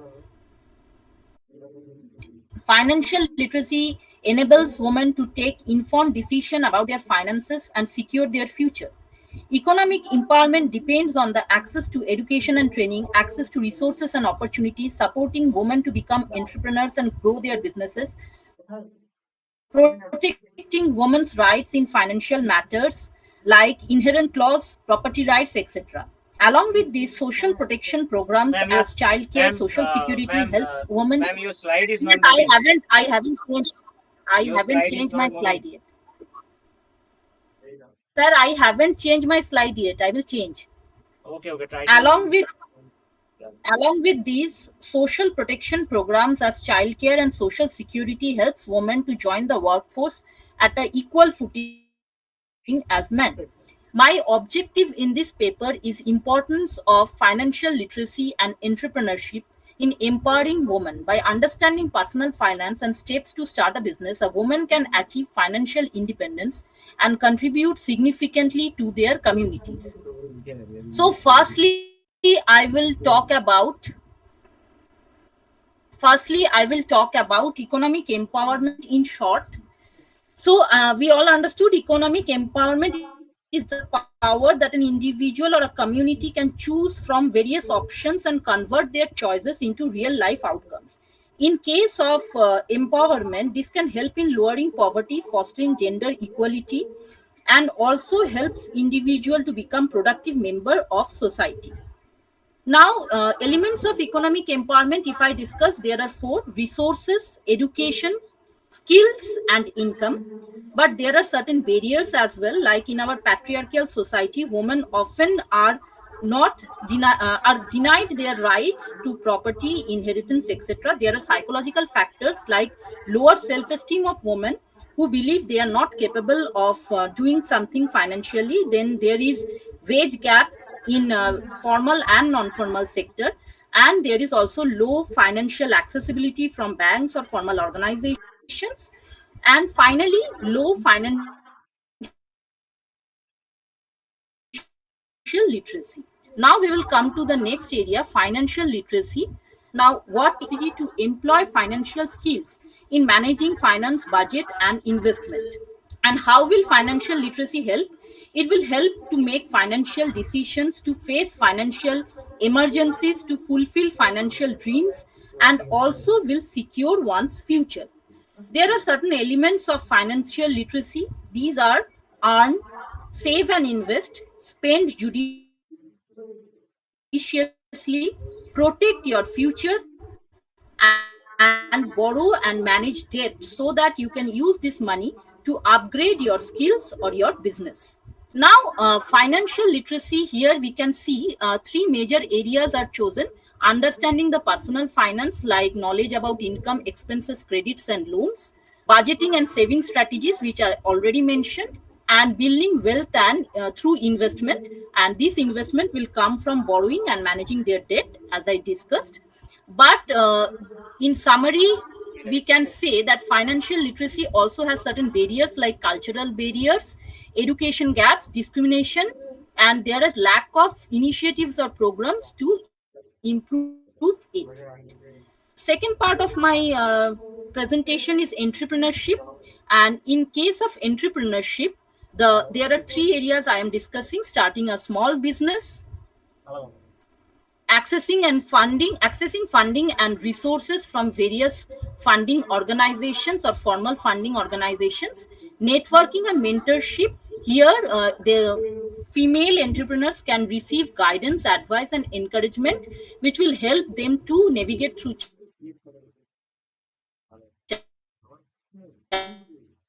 challenges and seize opportunities in their business journey.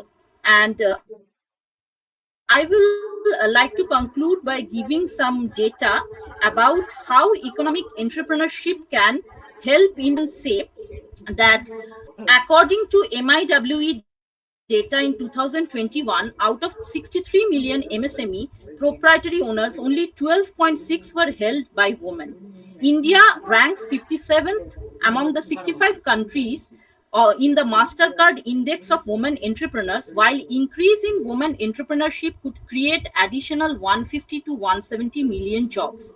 Women entrepreneurship can cause economic upliftment and socio-economic upliftment as well. And there are certain barriers here, like family attitudes, Ma'am, try to access sum to up within finance. 1 minute. Ma'am, try to sum up within 1 minute. Okay. Lack of collaterals, etc. So finally, I would like to conclude by saying financial literacy brings economic independence, promotes entrepreneurship, protects against financial abuse, and helps women to make long term plans for their future. So, this is our journey to empower women through financial entrepreneurship, financial literacy, and entrepreneurship, so that they can be self sufficient, inspire future generation, and contribute to a more equitable economy. Thank you all. Uh, thank you very much, ma'am, for your nice presentation. You have thrown light on the empowerment of women using financial literacy. Thank you very much. Next, I will call the name of Dr. Dilip Raj Dongre. Are you available? Yes, sir. Okay. So it is a request to earlier presenters that we will come to you. We will open the floor for question answer after 8 to 10 presentation. Okay, so be with us. Don't leave the meeting. After 8 to 10 presentation, we will open the floor for question answer. So next presenter is Dr. Dilip Raj Dongre. The Yes, sir. topic of presentation is the impact of fintech and blockchain on financial inclusion in rural India. Dr. Dilip Raj, you can start now. You have 5 minutes. Try to sum up within 5 minutes. Thank you. Try to start your presentation first. Yeah, is my presentation available, sir? No, we can see, but we can see your PPT. Please try again. Kindly try again. Yeah, it is working. But where is the PPT? Yes, yes, we can see now. You can start. Okay. Okay, sir. So, my presentation is the impact of fintech and blockchain on financial inclusion in rural India. So, let me straight away go to, the abstract of this presentation is the fintech and blockchain has revolutionized rural financial inclusion in India by enhancing access, by reducing cost, and by improving transparency. Also, there is a large cases of mobile banking being used in the rural areas, and there are results showing in the blockchain area a subsidy model which is very promising. There seem to be more challenges in terms of digital literacy, cyber security. So I'll come to it. So essentially, I've tried to capture what could be to make it sustainable. Uh, what are the strategies possible? Yeah. So let me jump to the research objective. The study examines how fintech and blockchain reshapes rural financial inclusion. Uh, Essentially, one, by expanding access through mobile platforms. Number two, by enhancing transparency via blockchain in subsidies. Uh, uh, Third is emphasizing more on cyber securities to build trust. And finally, how linking the ICT or literacy in adoption could address the trust gap. Yeah.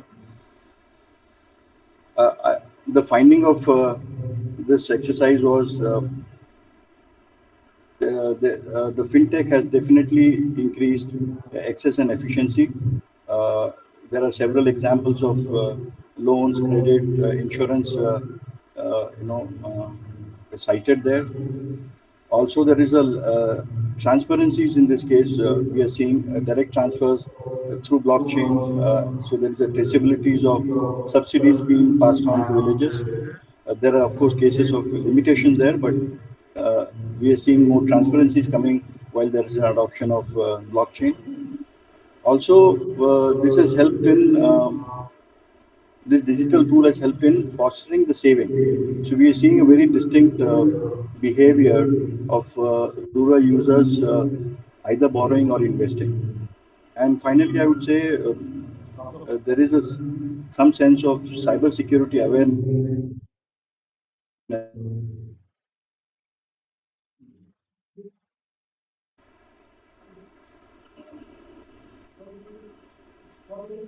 Uh, I would like to end this presentation with a conclusion, but this needs to be further enhanced.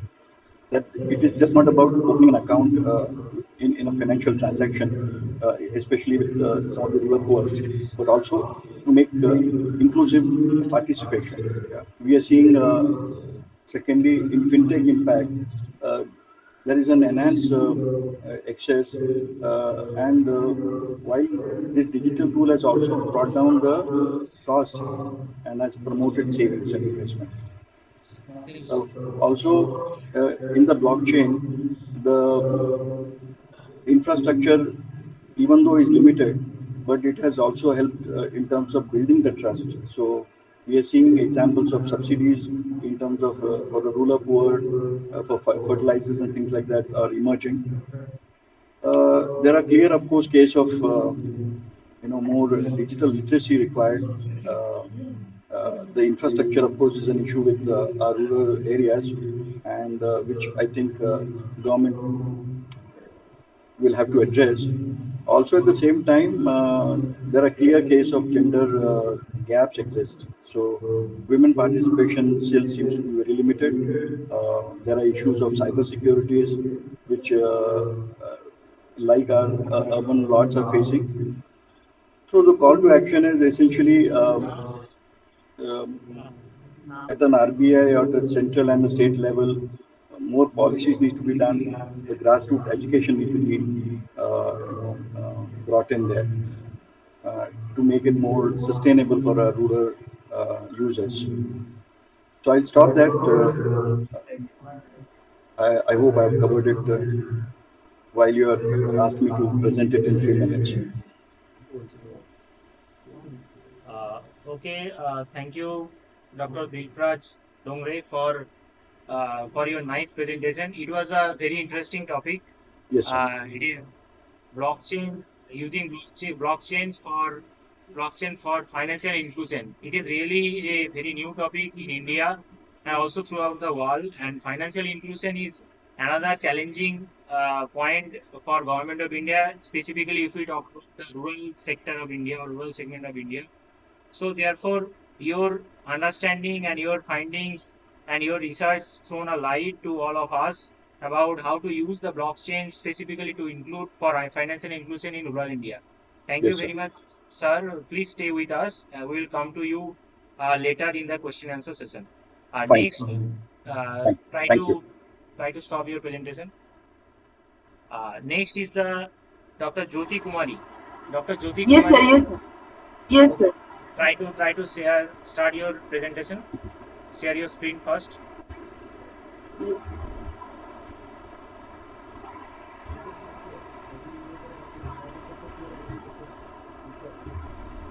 Try to share your presentation first. Yes, sir. Okay, now we can see. Go to your first slide. Go to your first slide. This is the title. We can see your presentation, but where is your first slide? First slide. Yes, sir. Yes, sir.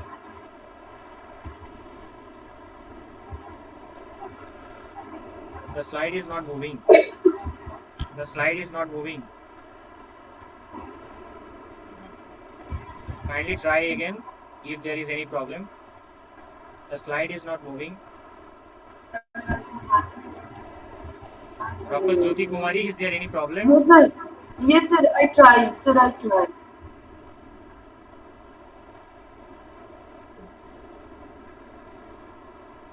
Sir, I try. Dr. Jyoti Kumari, is it fine? We can't see your slide. We can see your slide, but it is not moving. Go to your first slide.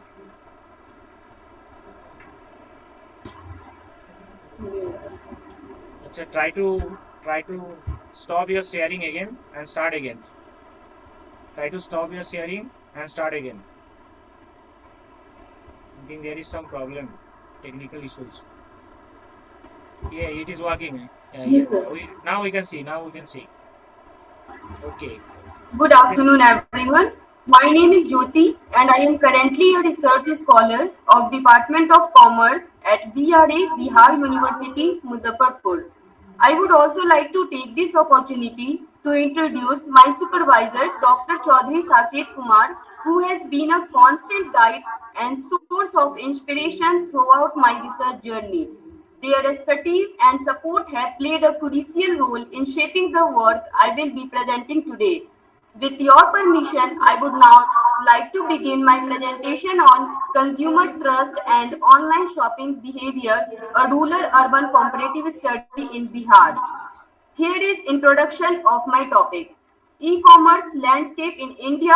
It is driven by technological advancement, shifting consumers' behavior and strategic investments. Digital growth in Bihar, with its diverse demographic, is experiencing a digital transformation with both rural and urban populations increasingly engaging in online shopping. Significance of consumer trust. Trust is pivotal in e-commerce, influencing purchasing decision, especially in regions where digital literacy and infrastructure vary. Rural versus urban dynamic. Urban consumers have better access to technology and digital literacy, facilitating a smoother online shopping experience. But rural consumers may face some challenges such as limited internet access and lower digital literacy, impacting their trust and engagement with e-commerce platforms. Now then, objectives of my topic to identify consumer behavior toward online shopping in both rural and urban areas of Bihar, to identify challenges and barriers to online shopping in Bihar. Now, then findings. Higher online shopping adoption in urban areas, trust as a crucial factor in online shopping, digital literacy disparity, payment preferences vary, product categories differ, influence of social media, logistical challenges in rural areas, awareness and exposure impact trust levels. Now then, conclusions of my topic. Digital marketing influence. It includes targeted advertisements, social media promotions, and influencer marketing have significantly influenced consumer behavior toward online shopping in Bihar. Trust and security concerns. Despite the growth of e-commerce, trust and security concerns remain major barriers, especially among rural consumers. Digital literacy and internet accessibility. It is limited digital literacy and internet accessibility in rural areas hinder the adoption of online shopping. Payment preferences. Rural consumers show a preference for cash on delivery due to mistrust in online payment systems, whereas urban consumers are more comfortable with digital payments. Delivery challenges. Inadequate logistics and delivery infrastructure in rural regions result in delays and unreliability, discouraging consumers from shopping online. Thank you.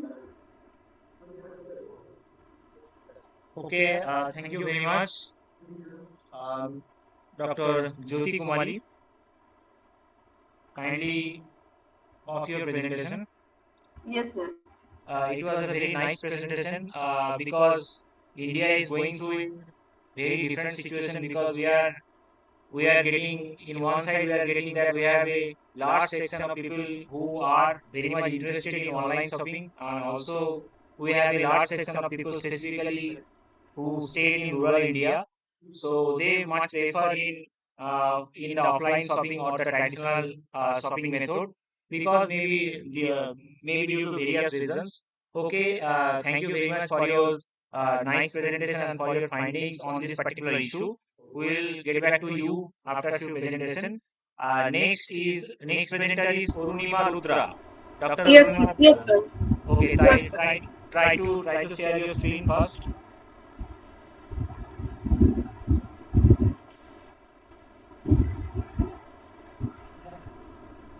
Okay, now we can see you.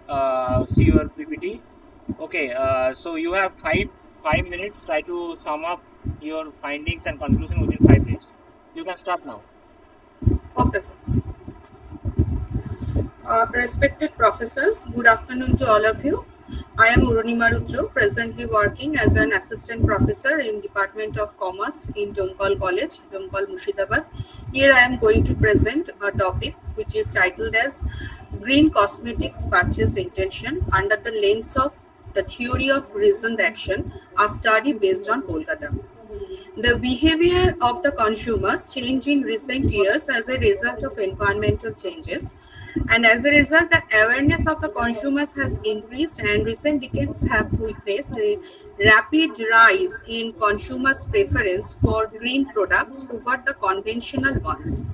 Green cosmetics, also known as eco-friendly or sustainable cosmetics, which are the beauty products formulated and produced focusing on environmental and ethical responsibilities. They mainly prioritize natural ingredients, sustainable sourcing, eco-friendly packaging, and reduction or minimization of wastage, including water consumption, energy use during manufacturing, avoiding toxic formulation that would be harmful to the human health or for the environment.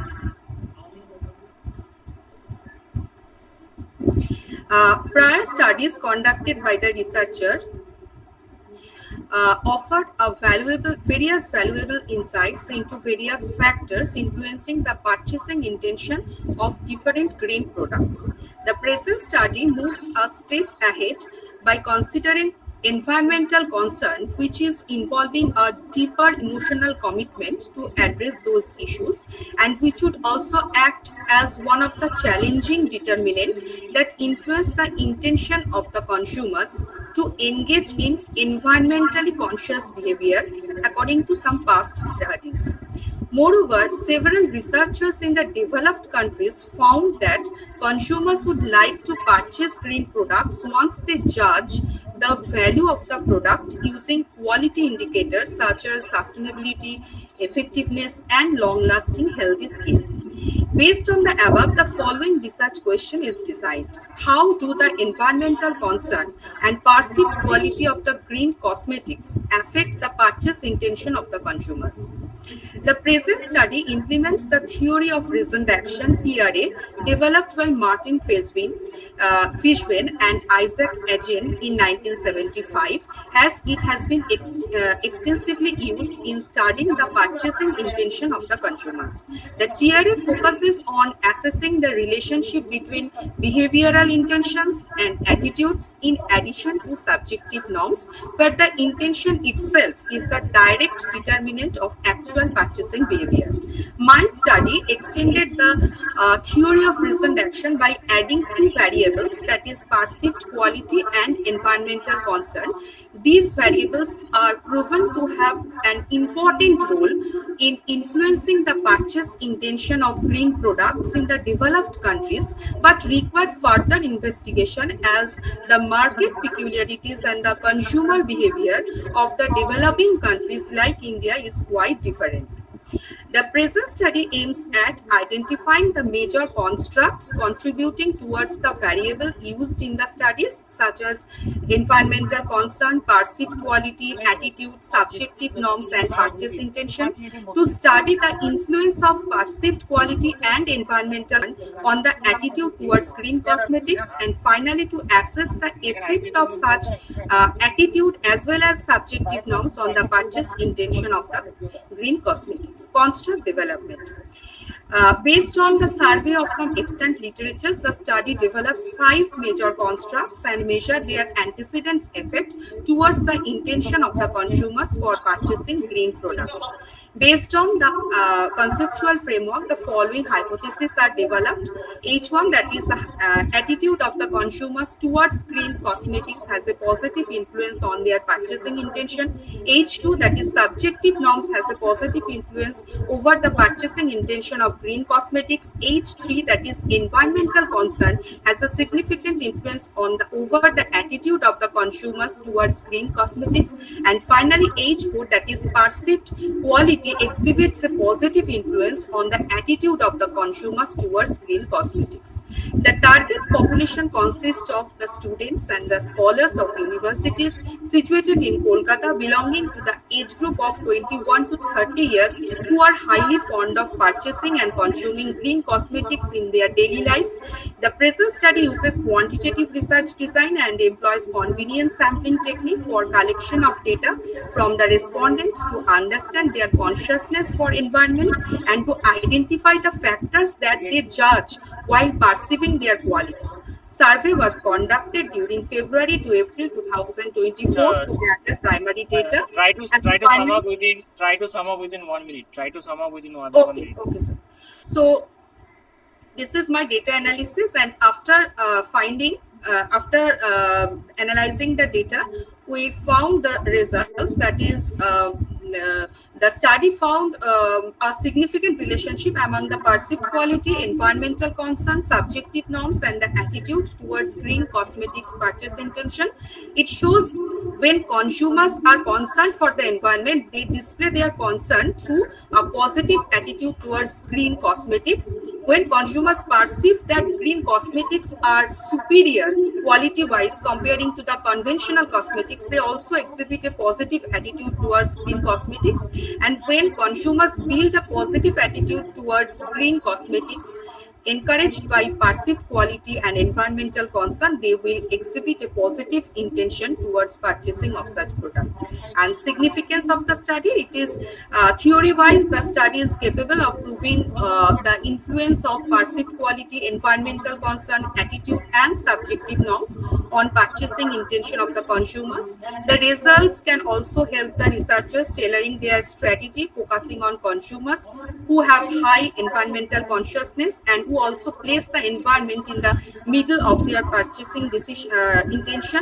And as a result, the effort of the marketers can be focused on the high quality of their products as well as their contribution to the protection of environment. And based on the, in spite of some technical limitations, we found that study provides some several future directions. That is, future studies would compare between the samples collected from different countries to highlight the influence of the cultural differences on purchasing intention of green products.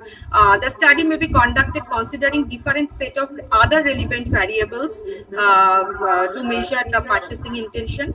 And future studies may be conducted by identifying other specific green product categories like organic or sustainable food products or green electronics.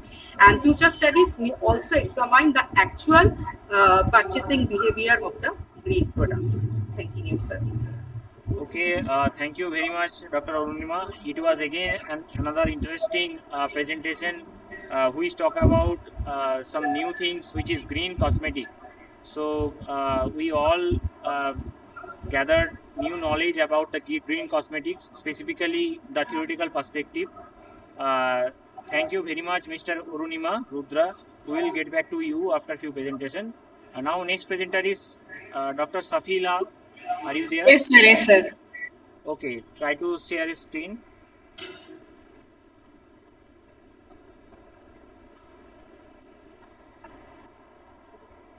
Try to share your screen. Yes, yes.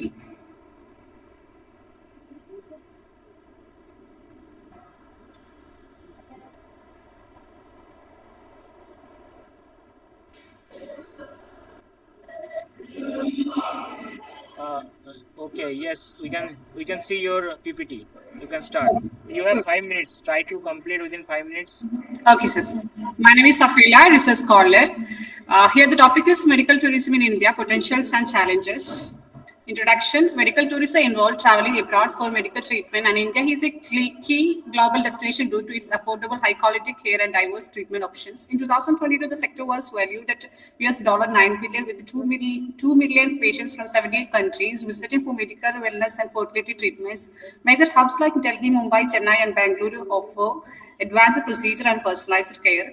Their strength lies in combining modern medicine with the traditional therapies like Ayurveda and yoga. However, challenges like regulatory gaps, infrastructure disparities, and international competition must be addressed.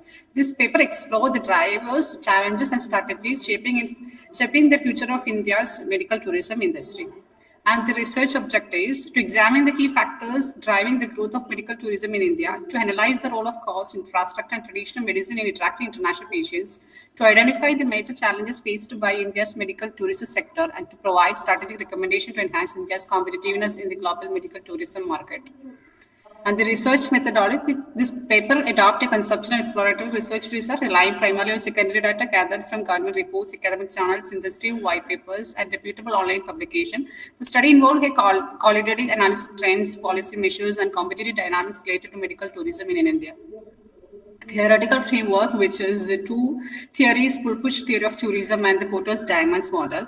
And India's potentials in medical tourism. First is the cost-effective healthcare. Patients save 60% to 90% of treatment vs US, UK, or Australia. High-quality care at lowest cost without compromising standards. Many hospitals accredited by JCI and NAV. Low cost of living and favorable exchange rate enhances their affordability. Advanced medical infrastructure equipped with the cutting-edge technology. Specialization include robotic surgery, organ transplant, oncology. Major cities like Delhi, Mumbai, Bangalore, Chennai, and facilities offer the service international patient support and language assistance. And the third is skilled medical professionals, large pool of English-speaking international trained healthcare workers, many educated in top institutions in US, UK, and Europe, expertise in cardiology, oncology, neurology, orthopedics, effective communication minimizes the language barrier, and the diverse treatment options, integrate modern medicine with the traditional therapies like Ayurveda, Yoga, Siddha, and Naturopathy. Popular wellness destinations as Kerala, Rishikesh appeal to those seeking holistic healing and preventive care, and it attracts tourists from Russia, Germany, UI, and more. And the government initiatives like Heal in India campaign promote India as a global healthcare hub, introduction of Ayush visa for traditional therapies, simplified visa process and support for accredited hospitals, and the digital medical travel portals aid in planning and logistics backed by Ministry of Tourism and Ministry of Health. And the challenges facing medical tourism in India, regulatory and legal framework, lack of central regulatory authority led to inconsistent healthcare standards, treatment quality and safety vary across institutions, need for standardized clinical protocols, accreditation system, and transparent pricing. And the goal is to build the global trust and maintain India's reputation. And the infrastructure limitations like world-class hospital exist mostly in metro cities. Rural and semi-urban areas face a shortage in staff, equipments, and facilities. Urban-rural divide create uneven access and logistic challenges. Hinders recover-based tourism in tackle rural settings. And ethical concerns, issues with the organ transplant, including illicit trade and donor exploitation, need for ethical oversight and transplant consent and third-party audits. Enforcement of international ethical standards is critical. And cultural language barrier, despite English proficiency, regional dialects and cultural difference affects communication, can cause misunderstanding, non-compliance, and errors. Multilingual support and cultural training needed for staff. Competition from the other countries, competition from the famous medical tourist hubs like Thailand, Singapore, Malaysia offer integrated appealing healthcare packages, and the visa efficiency, wellness offering, and better infrastructure. India must innovate, streamless bureaucracy, and promote unique assets. For example, Ayurveda. Strategic recommendation establishes central regulatory authority for creating a dedicated body for regulation, accreditation, and pricing transparency, and to improve patients' trust and operational cultural communication, regional dietary awareness, and enhance personalized and empathetic care. Global marketing campaigns launch international campaigns targeting Middle East, Africa, South Asia, Europe, highlight India's strength like skilled professionals, Ayurveda affordability, technology, and use expose digital media and insurance partnerships. Conclusion, India holds strong potential to become a global leader in medical tourism thanks to its affordable, high quality care, skilled professional, traditional healing system. However, realizing this potential required tackling key challenges, lack of centralized regulation, infrastructure gaps, ethical concerns, and growing international competition. Strategic actions such as regulatory reforms, rural infrastructure development, ethical support, digital innovation, and global marketing are crucial. With the policy support and industry collaboration, India can deliver a comprehensive patient-centered healthcare experience. Thank you. Okay, thank you very much, Dr. Safila. It was again another very nice presentation on a very interesting and new topic. We all know about the tourism, but medical tourism really very much, this area very much unexplored in India specifically. So you have rightly compared the situation of India in the global scenario. So thank you very much for your interesting findings. Next presenter is Dr. K.M. Rakshas. Yes, sir. Try to share your screen. Try to share your screen.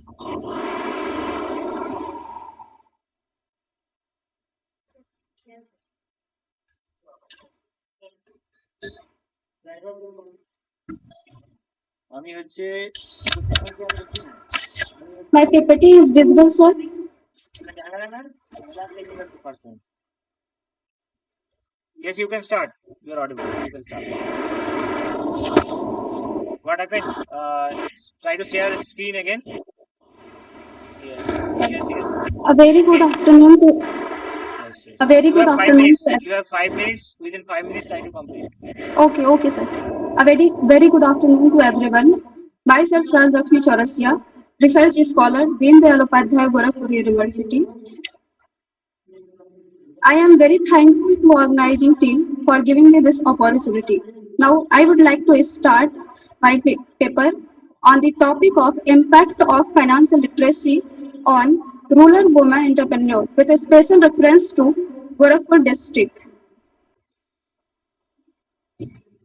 Here is my introduction of the study.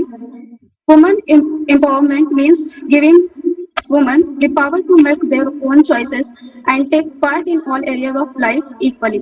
It includes building confidence, learning skills, and gaining freedom to act. And financial literacy means having the knowledge and habits to make a smart money decision. It helps people manage their income, savings, and spending wisely. An enterprise is a big company that has different departments and doing different type of work. Here is my objectives of the study to investigate elements influencing women's financial literacy in Gorakhpur district and to provide actionable recommendation for improvement. Now, there is need of the study. First is significant gap in financial literacy among rural women in Gorakhpur district. Second is lack of effectiveness overreach despite government schemes. And third is research aim to address these disparities. Here is my research methodology. It is totally based on theoretical approach and secondary data like books, journals, reports, etc. This is the factor that influencing financial literacy. First is education level, cultural norms, access to services. And second is digital literacy and awareness of products. And third is economic dependence and low program participation. Suggestions for improvement. First is expand BC Sakhi and CSCs.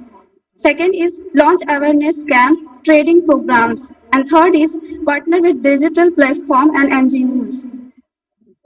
This is my study's findings. According to this study, financial literacy plays a vital role in economically empowering rural women entrepreneurs, especially in regions like Gorakhpur district of Uttar Pradesh. The report also indicates that a woman's financial understanding largely depends on her place of residence, like rural and urban areas, and her place of employment.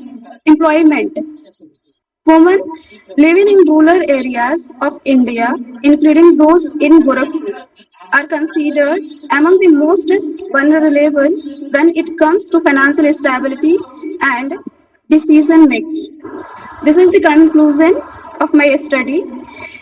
That the study concludes that financial literacy is essential for empowering rural women entrepreneurs in Gorakhpur district. মানে মনে করো তুমি বিয়ে করেছো, ঠিক আছে, suppose তুমি বিয়ে করেছো, বরকে ছেড়ে দিয়েছো, তোমার মেয়েকে ছেড়ে দিয়েছো, তোমার মেয়ে Hello, খুব হঠাৎ করে বিয়ে দিল এই Mr. জন্য যে তোমার Joyশ্রী মেয়ে Roy. একটা ভালো Miss জায়গায় Joyশ্রী চাকরি Roy. করছে, Miss ভালো করছে, Joyশ্রী চাকরি Roy. করছে আইটি সেক্টর হোক বা যেখানে ভালো Dr. জায়গায় চাকরি Joyশ্রী করছে, Roy. এখানে গিয়ে তোমার মেয়েকে শুনতে Dr. হচ্ছে Joyশ্রী Roy. তোর মায়ের, তোর মাকে দেখলাম দীঘা গেল, বাবা তোর ওই নির্ভরশীল কেমন, বাবা পশ্চিম Dr. মিষ্টি কিন্তু Joyশ্রী দেখতে Roy. তো সত্যি Dr. লাগছে, Joyশ্রী Roy. দেখতে পাচ্ছে Sir, I am audible. এবং ওকে দেখতে পাচ্ছে তো তুমি Please wait, please wait, please wait. Remove the Dr. Joyশ্রী Roy, please mute yourself. আমাদের মধ্যে চর্চা হলেই আমাদের খারাপ লাগে, তো ওটা তো খারাপ লাগবে। হ্যাঁ, দিলে কোশ্চেন করলো। Sir, I am audible.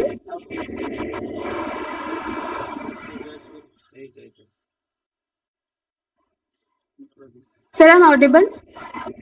Please wait. Yes. Yes, yes. Please come. Please come. Now here is conclusion of my study. The study concludes that financial literacy is essential for empowering rural women entrepreneurs in Gorakhpur district. It enhances their ability to make informed financial decisions and grow their businesses. A lack of access to financial resources limits many women's economic potential. Targeted education and regular awareness programs are necessary to bridge this gap. Overall, financial literacy is a key driver of both individual empowerment and broader economic development. This is the reference of my study. Thank you, sir.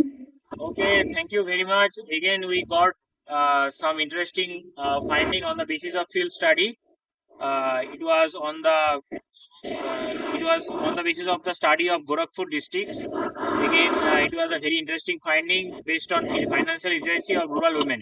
Thank you very much, Dr. Rajlakshmi, for your nice presentation. Thank you, sir. Next presenter is Dr. Manjunatha. Dr. Manjunatha, are you there? Yes, Doctor? yes, I am here, sir. Okay, try to share your screen. Yes.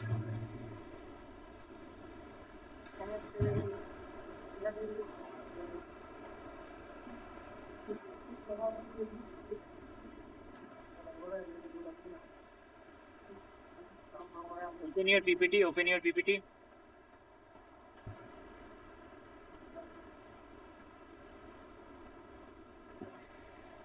Your PPT is not visible.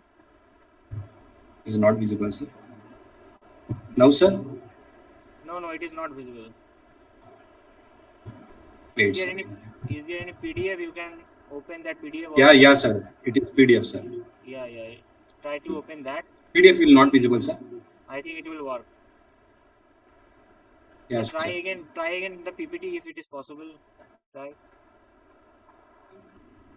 So just a minute, sir. I think you have enable the full screen. It is not visible yet.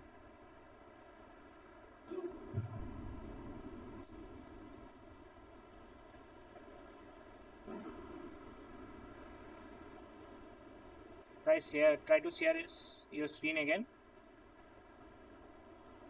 Yes.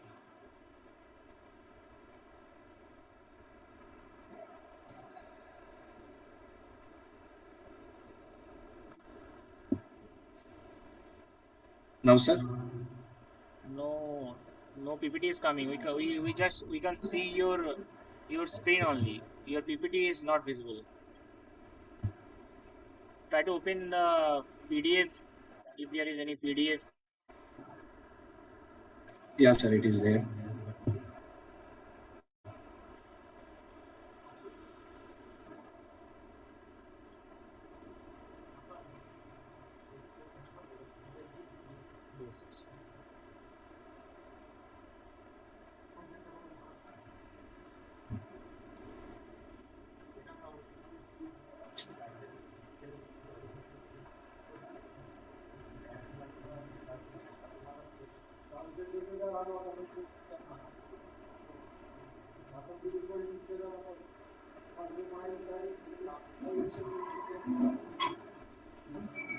So it is due to some technical issues. It is working, I think.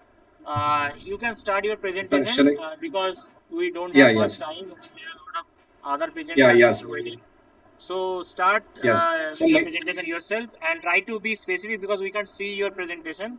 So that is why you try to be specific about only objectives, your main topics, background, objectives, findings, and the conclusion. Okay, and try to finish within 4 minutes. Yeah, definitely, sir.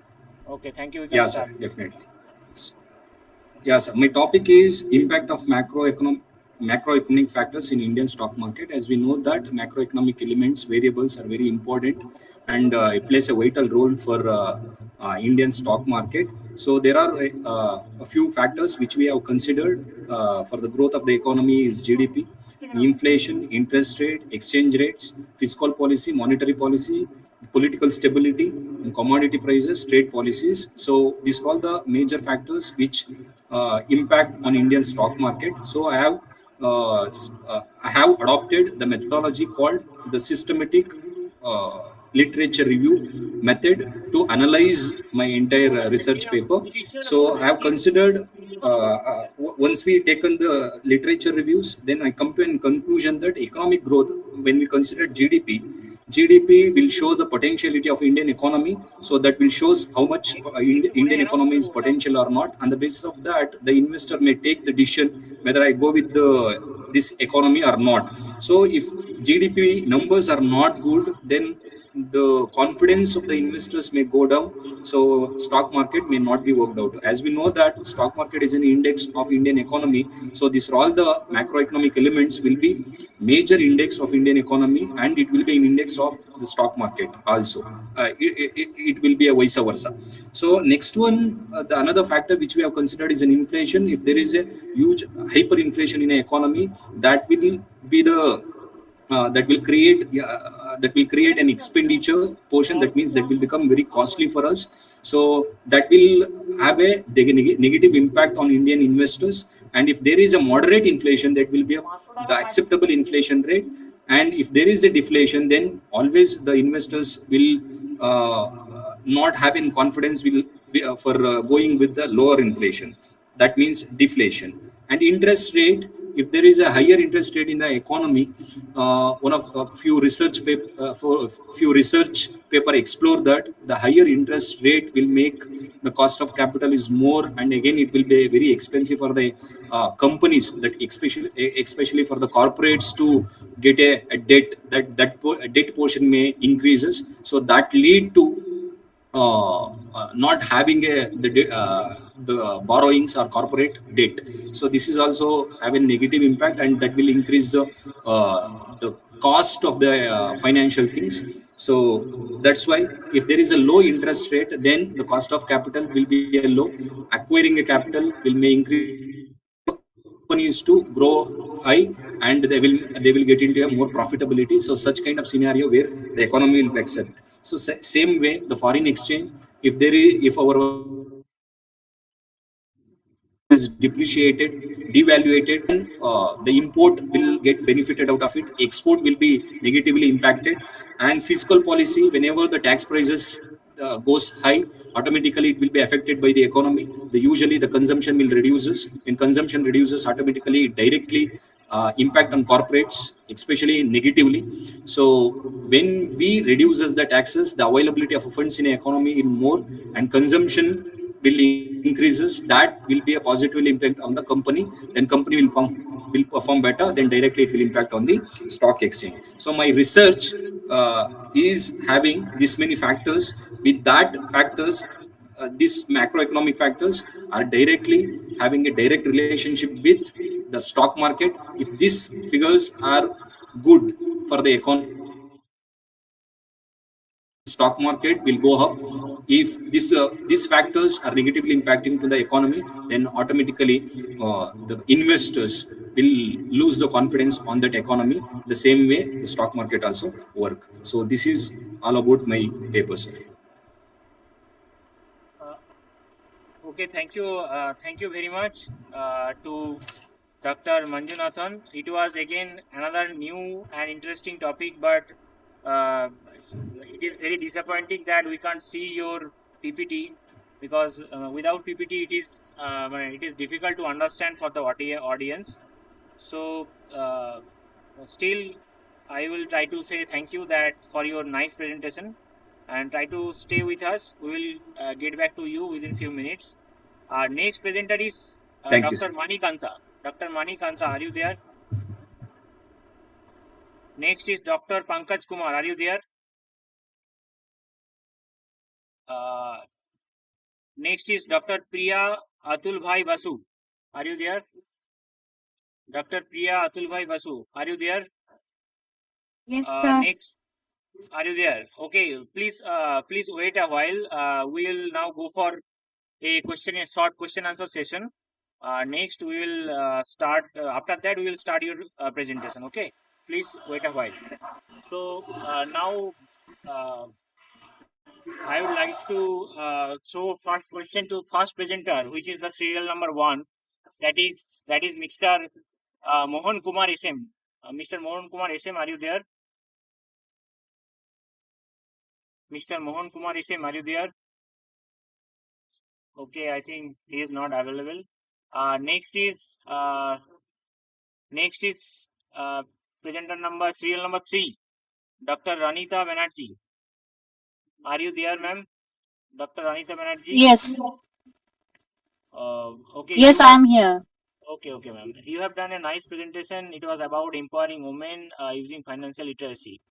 So, have you examined the income strata in context of India and also the social caste? Because India has a different, many people they are living in a different income strata, and they have also different social caste. And I think, as per my point of view or my observation, the empowering women is varies across income strata, also across social caste.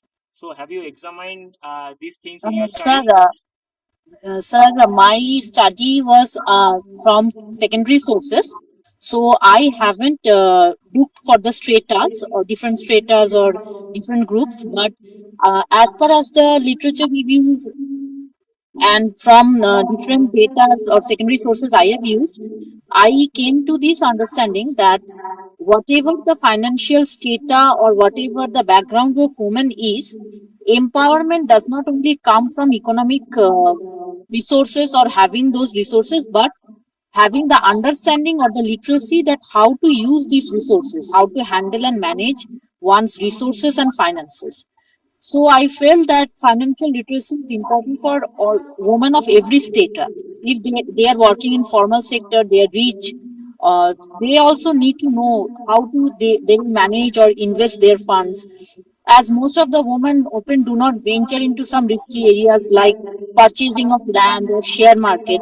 I myself I keep my funds mostly in fixed deposit or FDs. So I think that this literacy will be important for each and every woman, irrespective of their strata, so that they can secure their future and take financial decisions single handedly.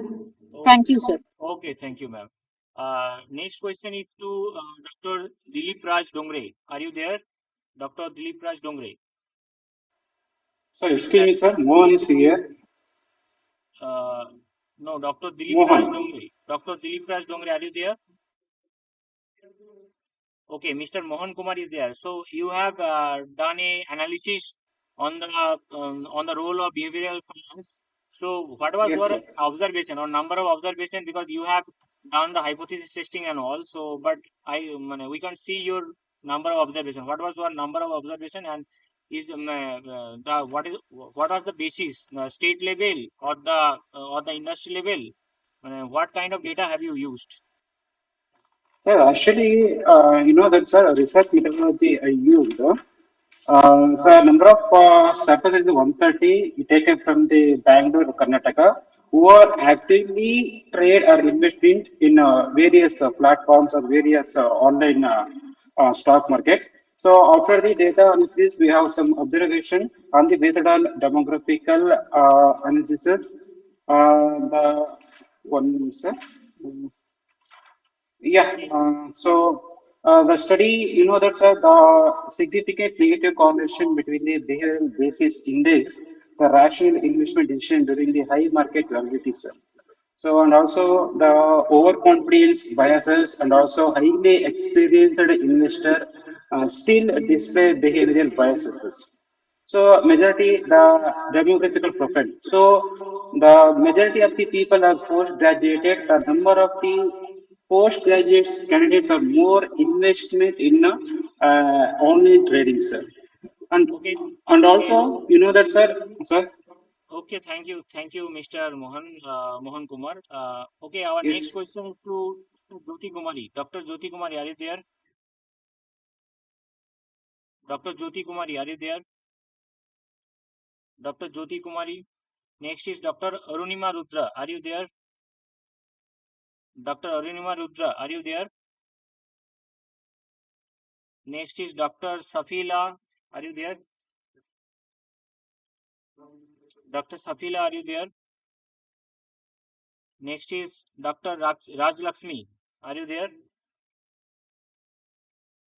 Dr. Rajlakshmi, are you there? Next is Dr. Manjunathan. Are you there? Dr. Manjunathan, are you there? Yes, sir. I'm there, sir. Sir, now it is presenting. Shall I try? Okay, you just presented. I said already that you have done a Yes. very nice presentation. So, Yeah, sir. do you think that our economy, actually, our economy is continuously growing, and many peoples are continuously engaging with the stock market, and the number is increasing day by Yeah, day. sir. So, do you think Yeah, our sir. macroeconomic structure is like that? It can accommodate the all those new people, because there are a lot of changing scenario over the across the world. There are a lot of tariffs and lot of shocks are there. Macroeconomic shocks are there. So, do you think that these people we can manage this new entrant into the stock market? What is your point of view? Sir, yes, sir. Yeah, it is geopolitical, geopolitical problems and political stability is also very important. So when we consider the global factors, war, this kind of things, definitely it will impact on the investors because investor confidence will go down. So whenever the country having the geopolitical stability and political stability and global stability, then only the investor may feel that this country is stable. Then only the companies will do better things in a economy. So it has a direct impact. If there is a war kind of situation, geopolitical problems, then definitely the investors' confidence will go down, and automatically investors will show a negative impact over there. That's why from the last week we have seen 2 to 3% dip in the Indian stock market because it responded for the war between India and Pakistan. Okay, you have. Thank you for your nice answer. You have another question from Dr. Deepak Bhattacharya, assistant professor of Yeah, our sir. college.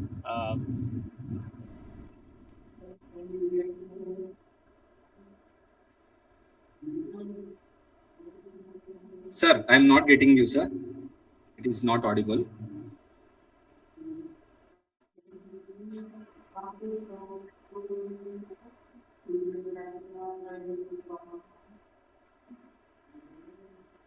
Actually, Sir, I'm not getting you, sir. Sir, sir, please repeat yourself. sir is asking about that to say about some macroeconomic factor which are responsible for the changing scenario in the stock market of India.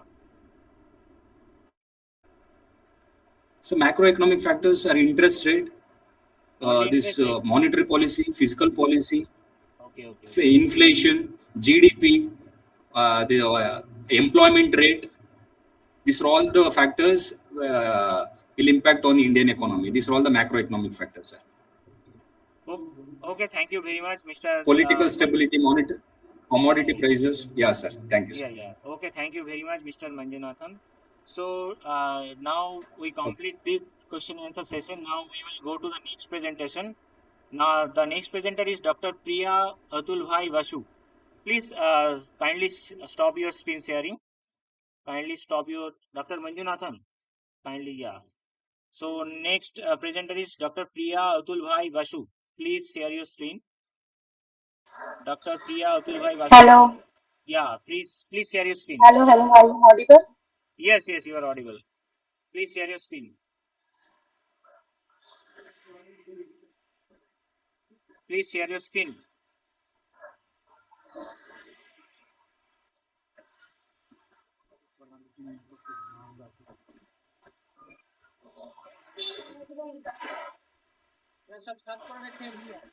Visible or not? No, My screen is visible. we can see your PPT. Please go to your PPT. Please go to your PPT.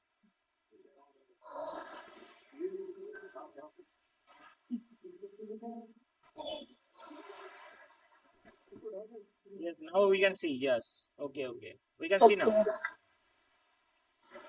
Yes. Please try to Hello, sum up. myself Priya Vasu. Please try to sum up within 4 minutes. Okay, within 4 minutes. Ah, Please. yes. Short and sweet. Okay. Uh, Hello, myself Priya Vasu. I am a research scholar at Bhakti Kavi Nrsimha Mehta University, Junagadh. My research problem is the role of gender in financial decision making, insights from young boys and girls on saving and investment in Kutch district of Gujarat state. My study is particularly on Kutch district. In introductory section, this study explores how gender affects financial decision making among the young boys and girls in Kutch district of Gujarat by focus on their understanding, habits, and attitudes towards saving and investment. Analyzing their views, my aim is to understand how financial awareness and behavior differ between girls and boys and how this can shape their future financial stability and also independence.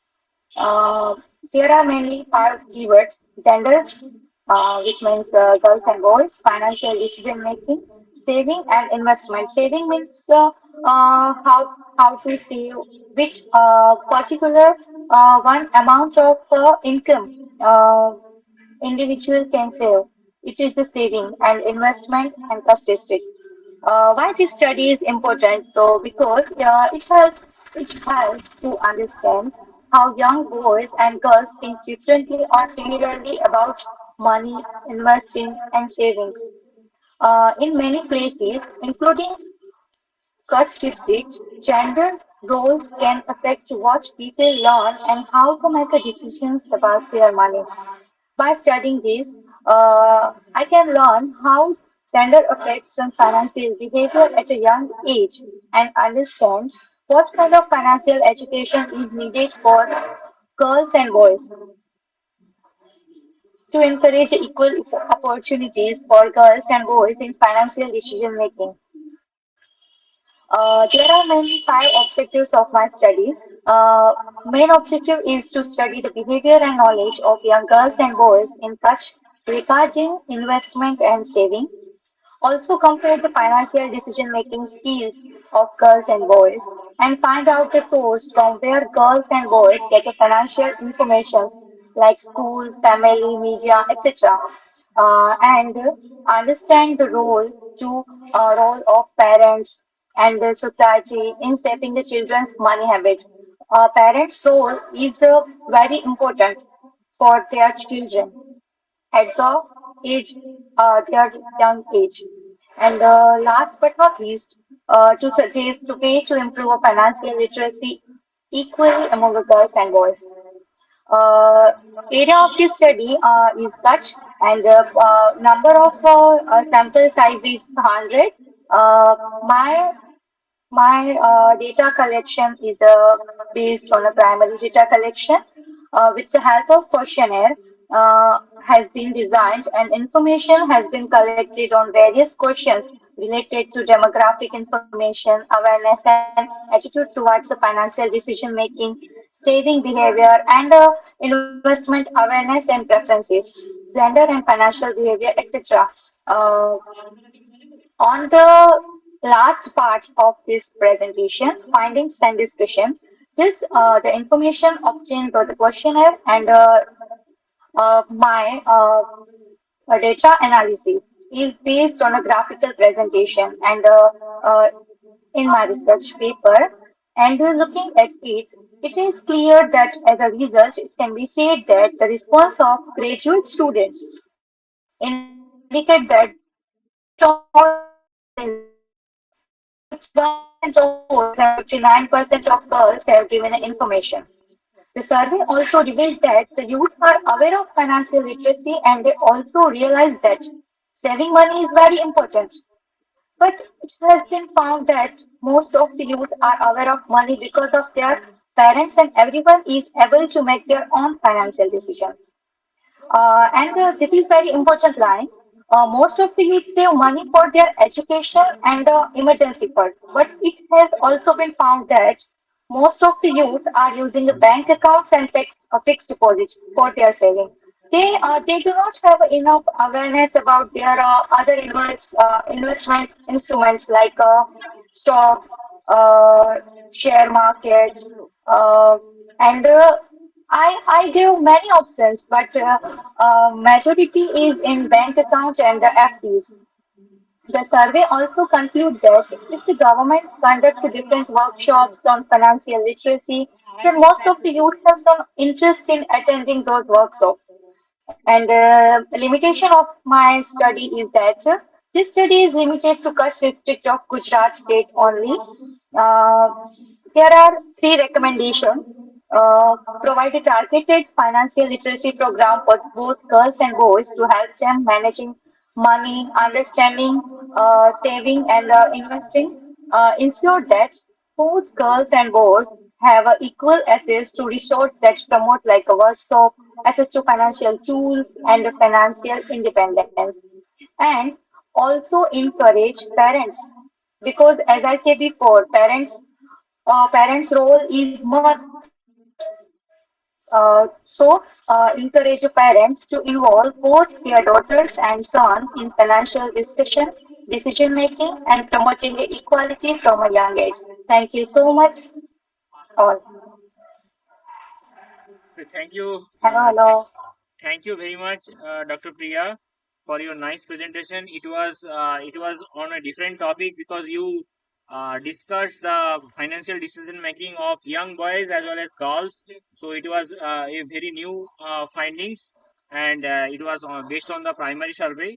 So thank you very much for your nice findings and nice presentation.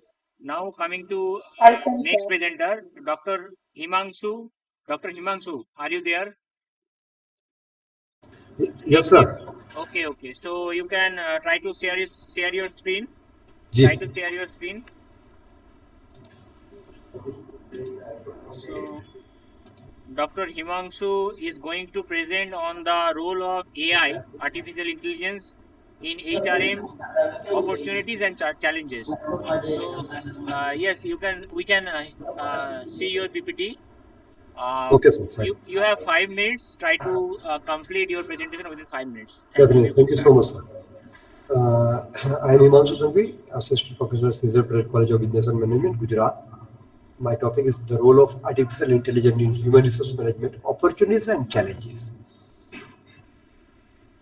This is a outline how will flow, but again, because of Mr. time restrictions, I am moving ahead. With your kind permission, may I move ahead, sir?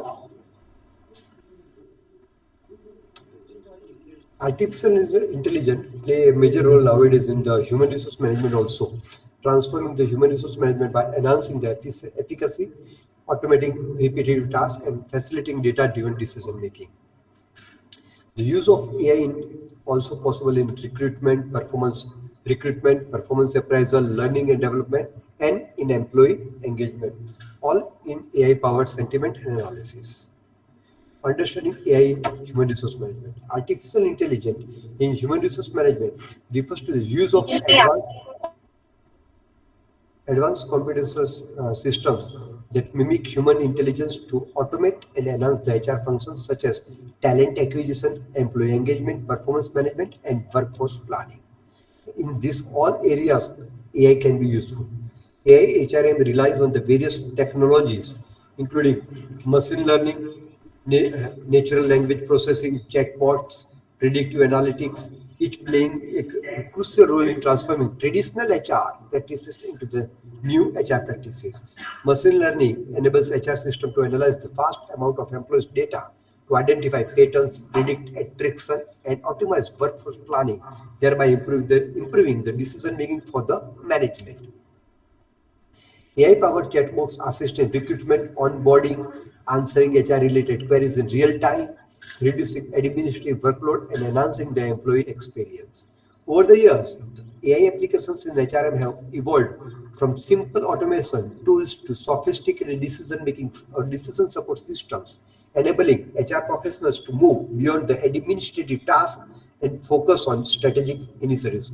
Dear professors and sirs, this is one of the most important benefit of AI in HR because our administrative task will be minimized and we can focus on strategic initiatives. Earlier, AI implements were primarily limited to the applicant tracking systems and automated resume screening.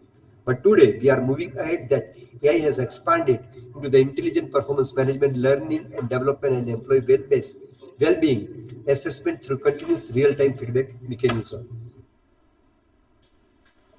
Opportunities in AI. AI can be useful in human resource management by enhancing the efficacy, improve decision making, and elevating employees' experiences. Because of the time constraints, sir, I'm not going into the detail, but AI can be in the recruitment and selection, in performance management and employee engagement.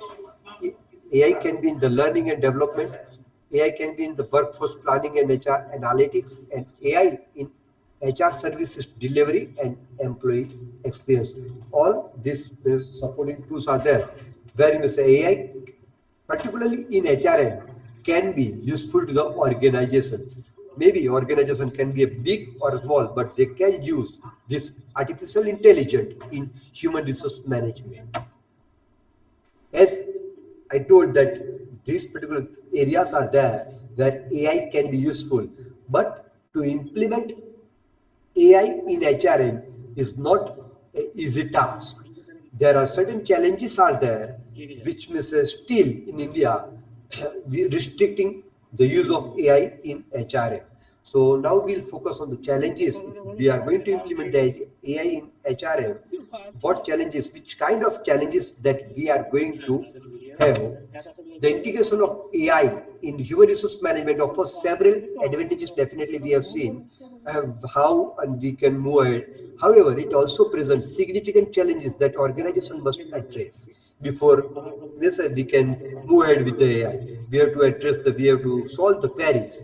These challenges include ethical concerns. One of the most important challenge, that is the ethical issues, bias and fairness issues, data privacy risk, lack of human touch, resistance to AI adoption in many organizations and say workforce or say employees, and legal compliances. While AI enhances HR function through automation and predictive analytics, its implementation requires careful consideration to ensure transparency, fairness, and trustworthiness.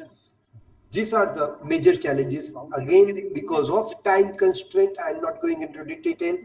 Ethical concern and bias in AI-based HR decisions, data privacy and security risks, lack of human touch in employee interaction, resistance to adoption, AI adoption, and legal and compliances challenges. But as a whole, coming to the last point, that future of AI in HRM, a balanced approach we must support. As AI continues to transform human resource management, organizations must adopt balanced approach that integrates AI-driven automation within human oversight. The future of AI in HR depends on ethical adoption strategies, best practices for AI-human collaboration, and mechanism to ensure the transparency in AI-driven decision. To maximize the benefits of AI while mitigating risk, organizations must adopt ethical AI frameworks. Ethical AI adoption in HRM involves ensuring unbiased decision making, data privacy, and compliances with the labor laws. One key strategy to implement of AI governance frameworks, which defines accountability for AI-driven decisions to establish clear guidelines for ethical AI use in recruitment, performance appraisal or performance management, and employee engagement. Now, directly going for the red line, for example, when you are implementing AI can automate resume screening and initial assessment, but final hiring decisions should involve human recruiters who consider cultural fit and soft skills. Yes, definitely. Everything cannot be depend on AI in our country. So this is one of the best example. Another is in performance management or performance appraisal. AI generated analytics should serve as a tool for HR professionals to facilitate meaningful conversation with employees rather than replace traditional feedback mechanism. AI-powered chatbots can handle routine HR queries, but sensitive employee, hello?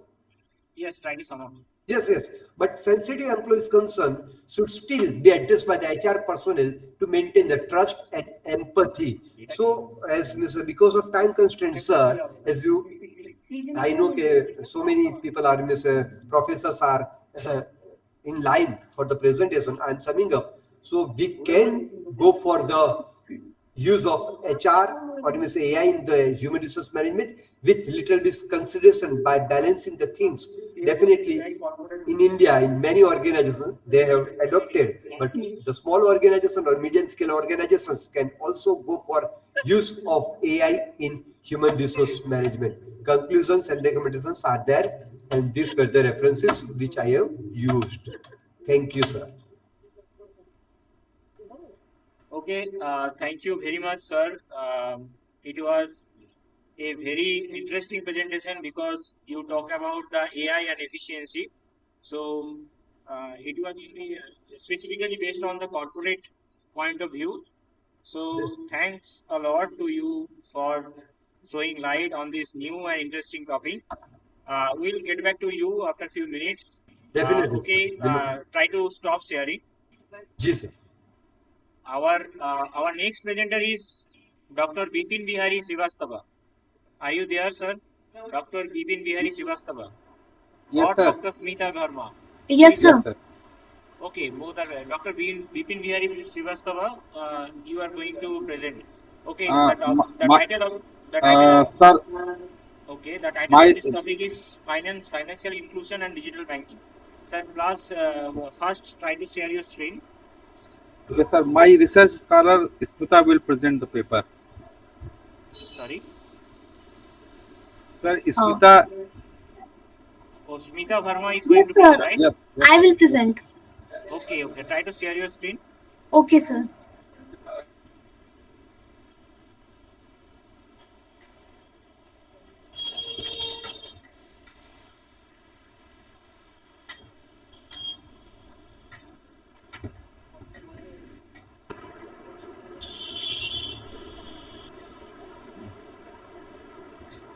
Yeah, yeah. Tell me, sir.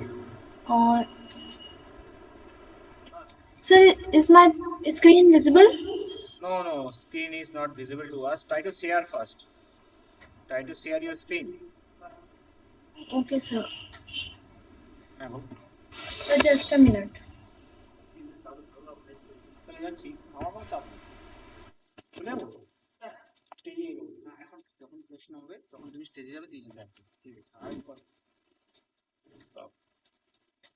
still Sir, sir, is it visible? yes, yes, we can see your phone now, mobile. Okay, Okay, okay, sir. share your PPT. Share your PPT. Yeah, it is working. Open the So PPT. now it is visible. Yes, it is visible, but click on the PPT mode. I think it is possible there. Okay, sir. Can I start? Sir? Okay, start. Yes, sir. First of all, good afternoon. Myself is Smita Verma, and I am a research scholar under the supervision of Dr. Vipin Bihari Srivastav at Shri Ram Sarup Memorial University, Deva Road, Baravanki. And the topic for my presentation is financial inclusion and digital banking. As we all know that in the digital age, financial inclusion continues to be connected to social inclusion. While most personal financial transactions are shifting from cash currency to digital transactions, we must ensure that marginalized members of the society are not unbanked and excluded from financial opportunities. This paper explores the relationship between financial inclusion and the growth of digital digital technology. And in the introduction part, in the dynamic landscape of modern finance, digital banking stands as a uh, stands as a potential catalyst for fostering financial inclusion on a global scale. In today's rapidly evolving global landscape, the financial sector stands at the cusp of a digital revolution that has the potential to redefine the way we access, manage, and utilize financial services. So, first of all, we will understand what is financial inclusion. Financial inclusion is the process of ensuring access to uh, ap- appropriate financial products and services to all individuals and businesses, especially the vulnerable. And the next, we will understand what is digital banking. Digital banking services delivered through digital platforms, including mobile apps, internet banking, and fintech solutions. Financial inclusion, often regarded as a fundamental pillar of economic development and social progress, entails providing equitable access to financial services, including savings, credit, insurance, and payment systems to individuals and businesses, particularly those marginalized and undeserved by traditional banking institutions. Historically, financial inclusion has been a major impediment to social economic development, trapping millions in a cycle of poverty, growth, and prosperity. Objectives of this study. Um, the first objective is to examine the role of digital banking services in promoting financial inclusion among unbanked or underbanked populations. The second objective is to evaluate the role of is to evaluate the effectiveness of digital financial platforms in expanding access to financial services in rural and low income areas. The third objective is to access the challenges and barriers faced by users in adopting digital banking solutions. The fourth objective is to analyze the impact of government policies and regulatory frameworks on digital banking and financial inclusion efforts. The next one is to explore the relationship between digital literacy and successful use of digital banking tools. And the last one is to provide recommendations for enhancing digital banking systems to better support inclusive financial growth. And the next one is are the significance and the financial inclusion as a goal. And the next is the research methodology. First, research design. This study adopts a mixed methods approach combining quantitative and qualitative techniques to comprehensively assess the impact of digital banking on financial inclusion. The quantitative component include interviews with banking officials and undeserved population groups. And the second, data collection methods. Primary data.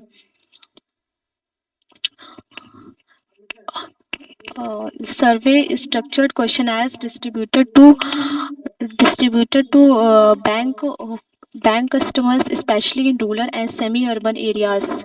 Interviews, semi-structured interviews with bank officials, fintech providers, and selected participants from low-income groups.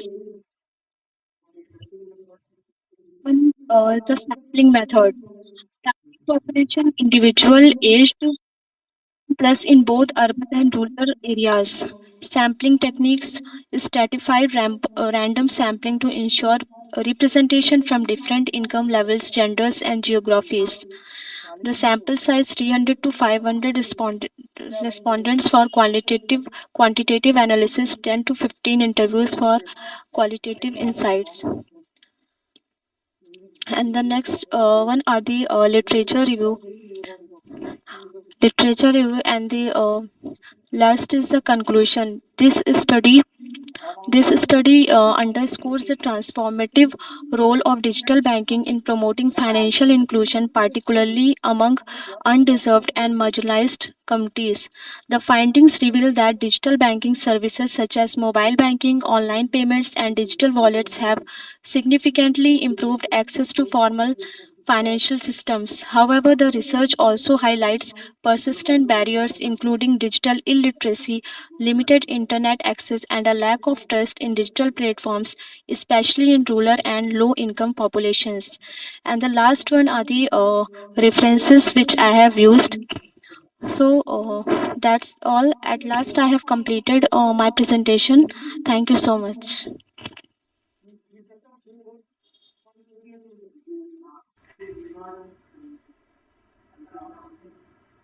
Yes.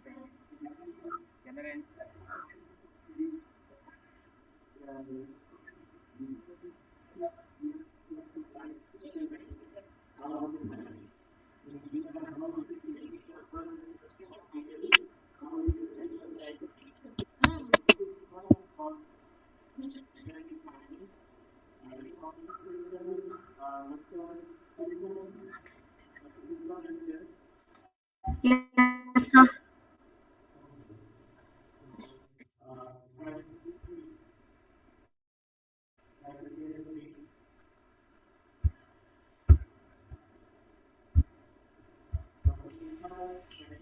Okay, sir.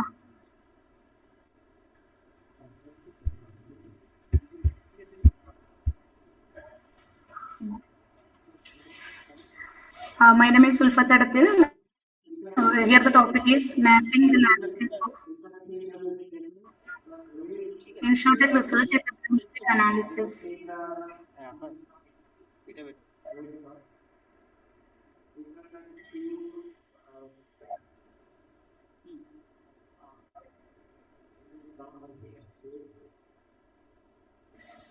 Sir, is it visible, sir?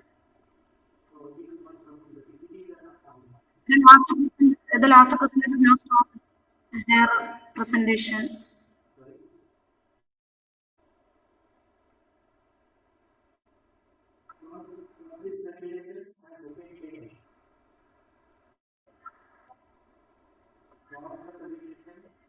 The last presentation is not stopped.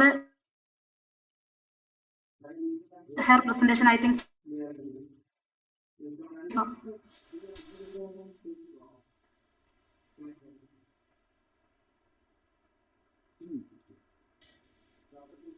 Last presentation. Stop.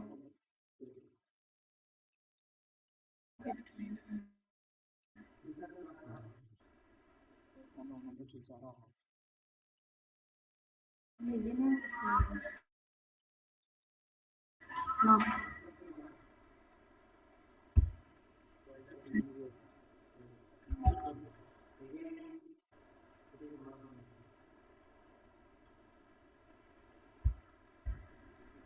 Hello. If you are facing any technical problem, you can present verbally, okay? Sir, is it visible? Here the topic is mapping the landscape of insurtech research.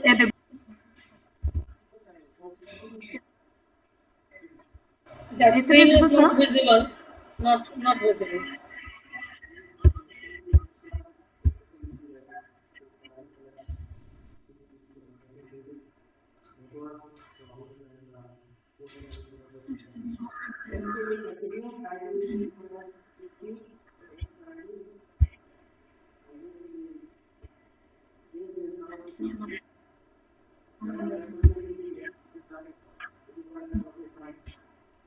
Mapping the landscape of insurtech research, a bibliometric analysis.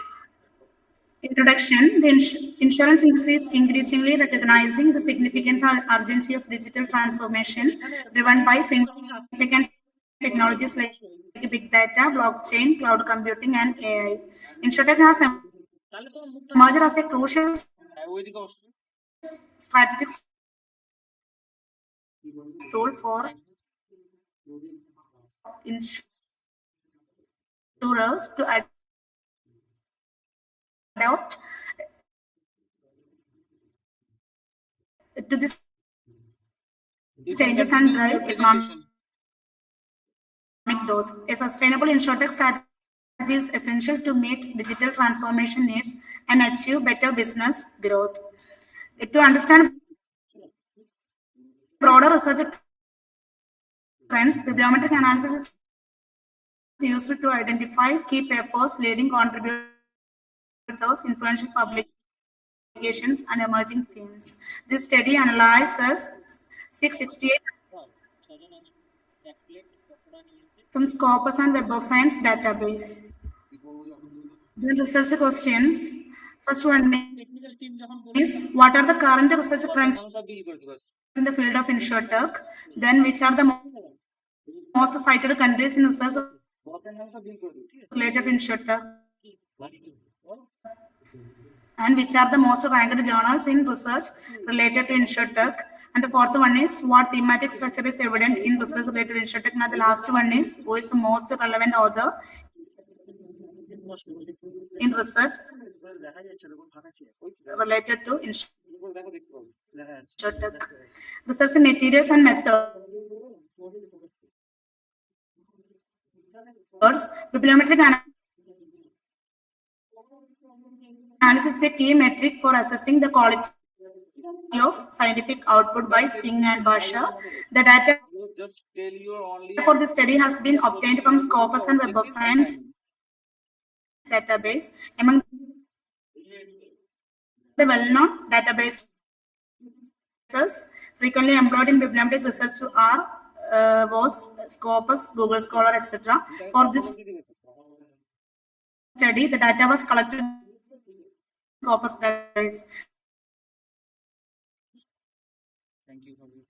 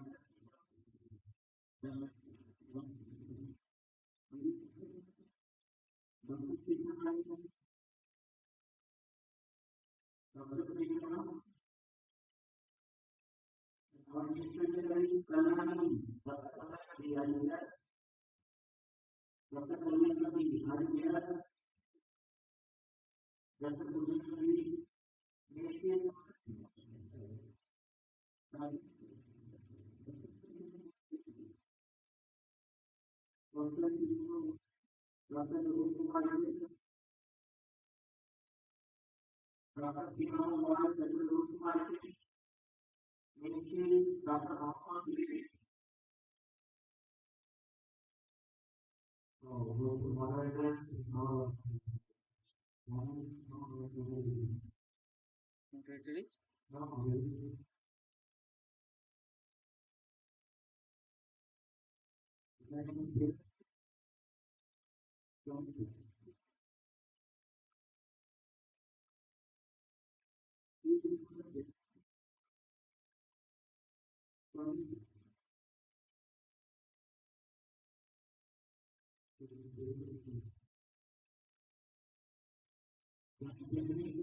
ওটা মুখের কাছে নাও তো ভালো করে।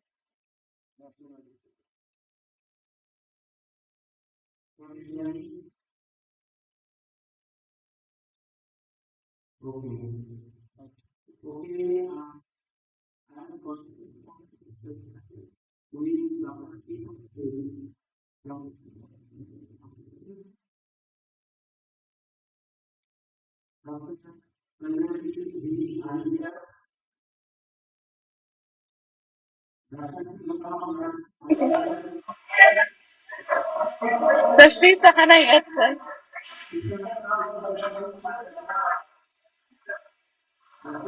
Sir, sir, I can't. Hello. And Arun Kumar. Sri Sahana, sir.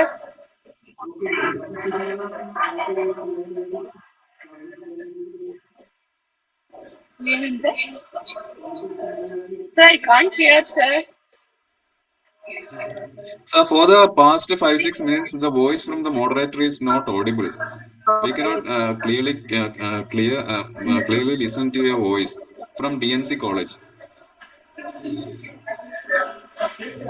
ঠিক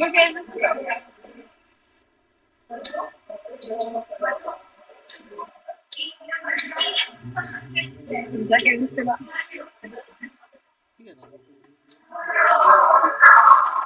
ঠিক আছে এখানে বসে বলতে হবে শোনা তো যাচ্ছে আর কি So we are unable to listen to your instructions. Therefore, it's time is getting too much lagged.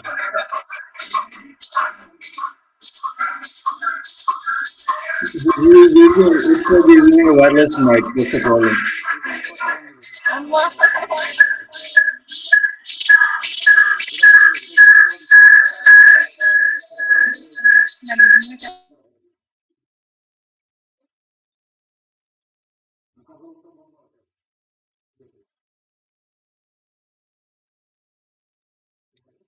Something is wrong with the equipment for the past 5-6 minutes, sir. No, that's his wireless mic. Yeah. Yes, you have nailed it. So now it's audible. Okay, okay. I think now you can hear me, right? Now it's absolutely clear, sir. Absolutely. Okay, fine. Let us come to Yes. Dr. Srisana. Dr. Srisana. please try to share your screen. Can I proceed? Yes, sir. Dr. Susanna, try to share your screen. And all the other, it is a humble request to all the other participants, please mute yourself. Only Dr. Susanna will share her screen.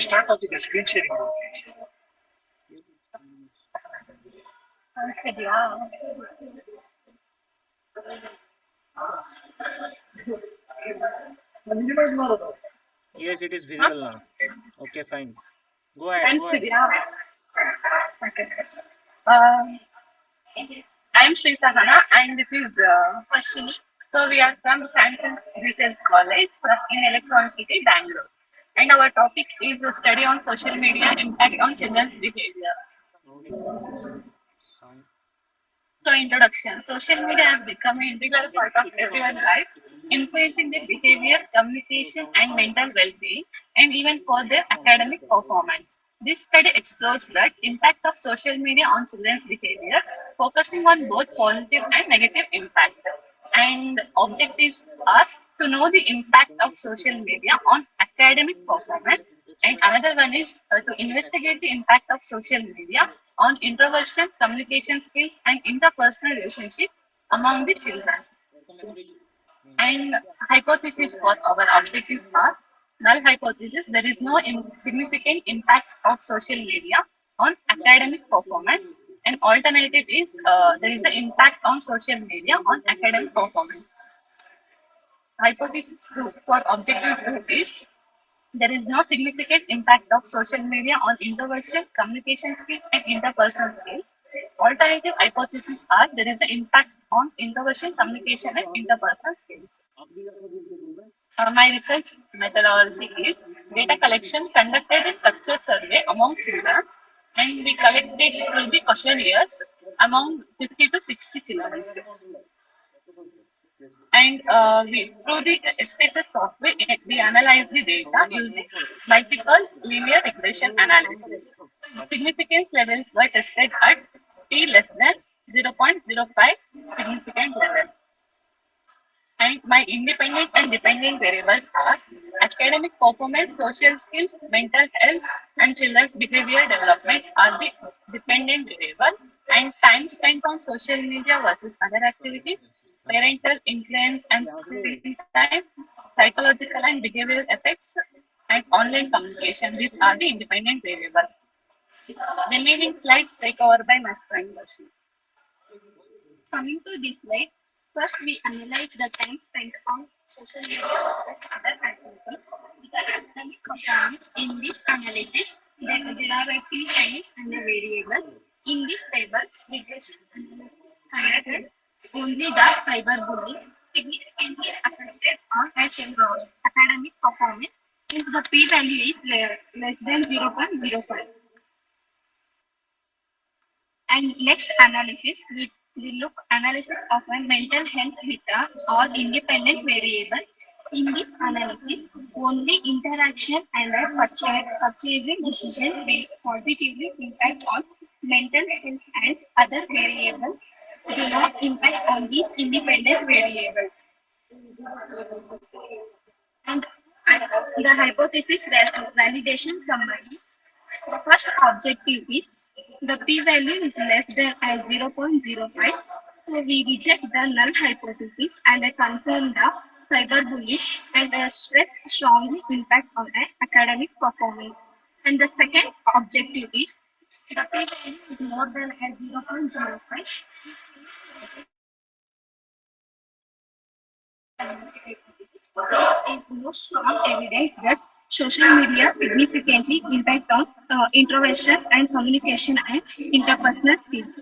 And coming to recommendations, it prioritizes the cyberbullying prevention, enhance the emotional resilience, and promote a balanced and a purposeful use, further research and social skills.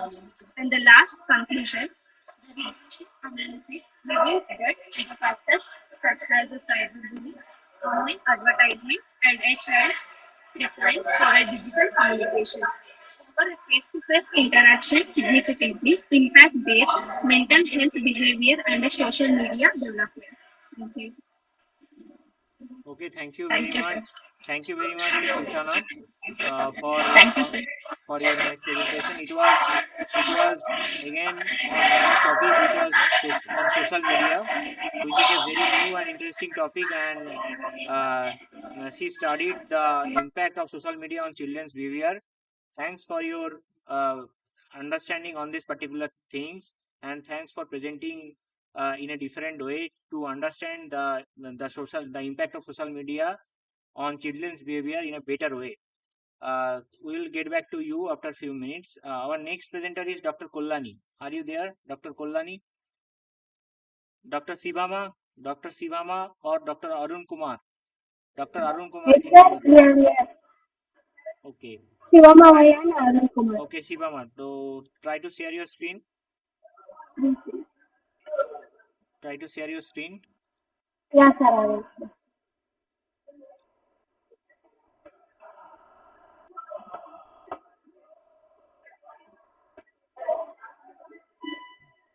Sir, it's visible, sir?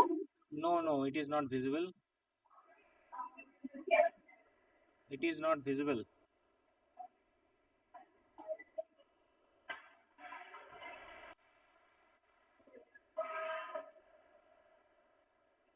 Try to share again. Yes, sir.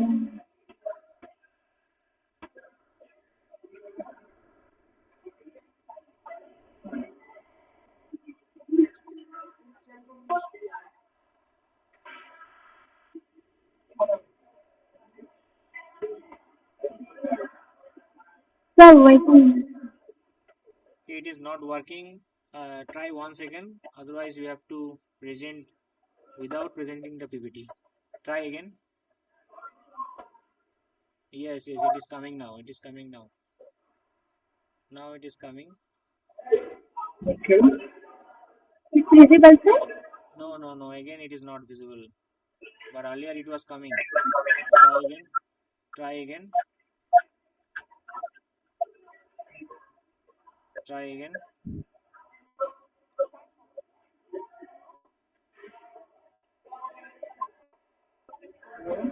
Yes, now it is coming. Go to the PPT. Open the PPT. Yes, yes, it is coming. Your mobile is coming. Go to PPT. Open the Yes, sir. PPT.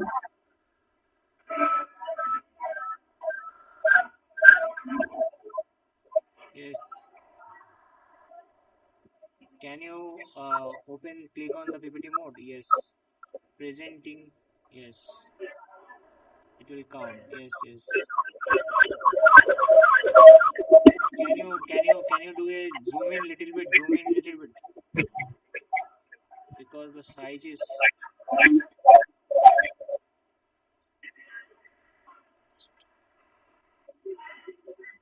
okay. Start your presentation.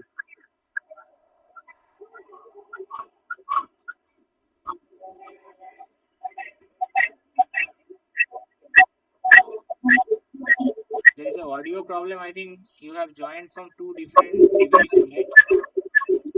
So please mute yourself from other device.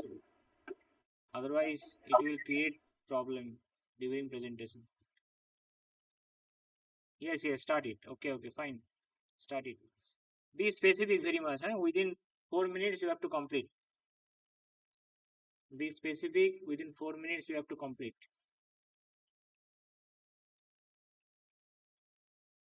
Please unmute yourself. We can't hear you. Please unmute yourself. We can't hear you. Your PPT is visible, but we can't hear you.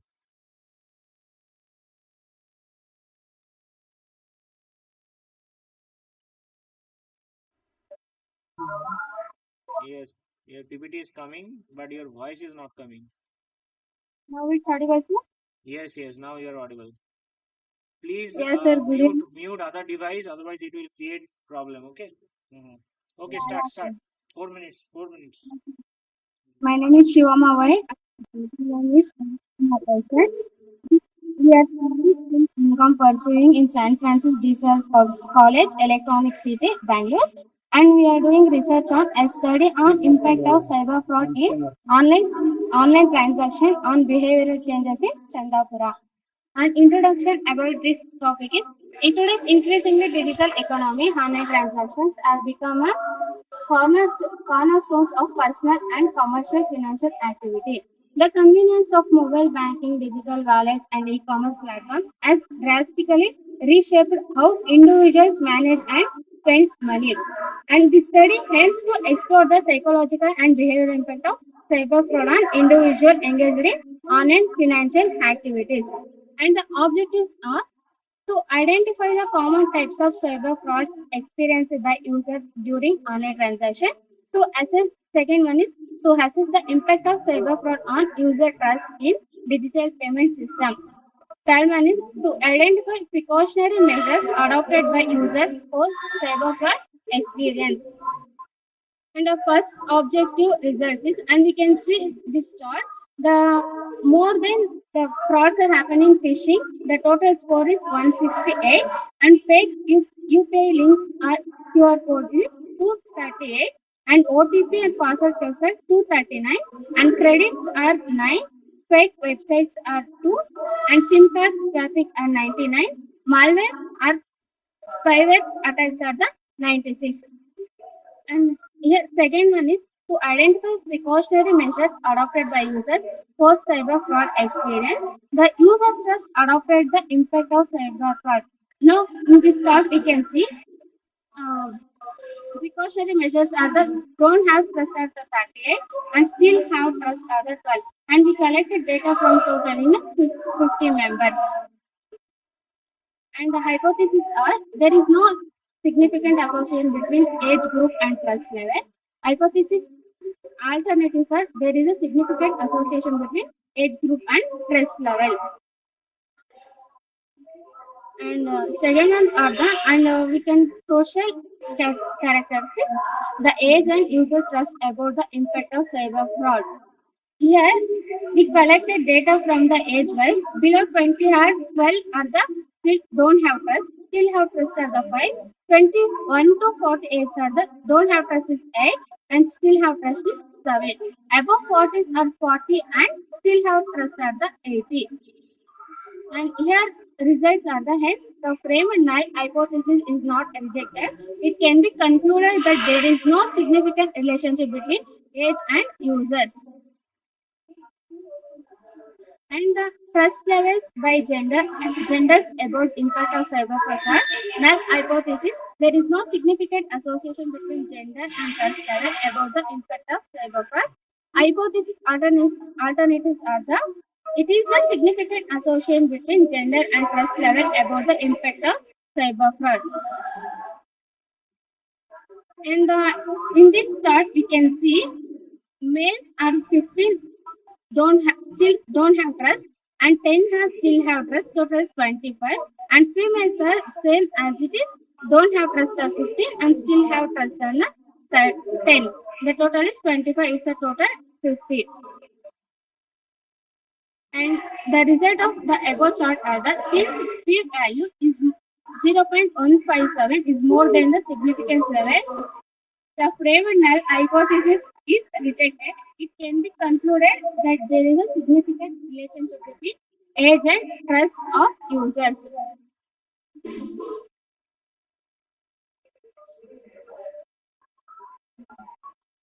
The education qualification about the impact of cyber fraud.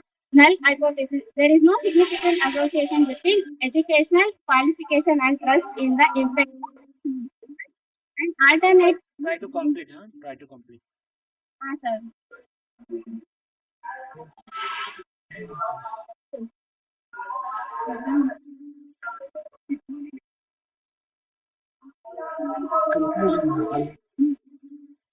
And this is the third objective to identify precautionary measures adopted by users post cyber fraud experience. Now we can see the unknown links, password, verify authentication, two-factor authentication, report suspicious messages, take assessments, and here we can see the never, occasionally, sometimes, often, always, total. Here the more results are related to sometimes. Thank you, sir.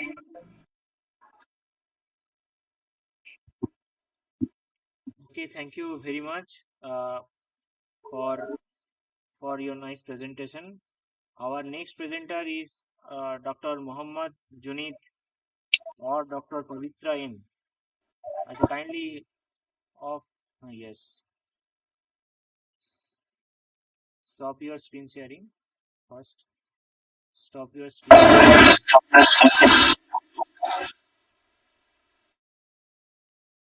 Okay. So next presenter is Dr. Hello, Muhammad. sir. Hello. Sir, hello. Hello. Yes, yes, Sir, yes, yes. question answer session will be there or not? Sorry. Question answer session. Question answer session will be in the last. Okay. We have only few presenter left, around 5 to 7.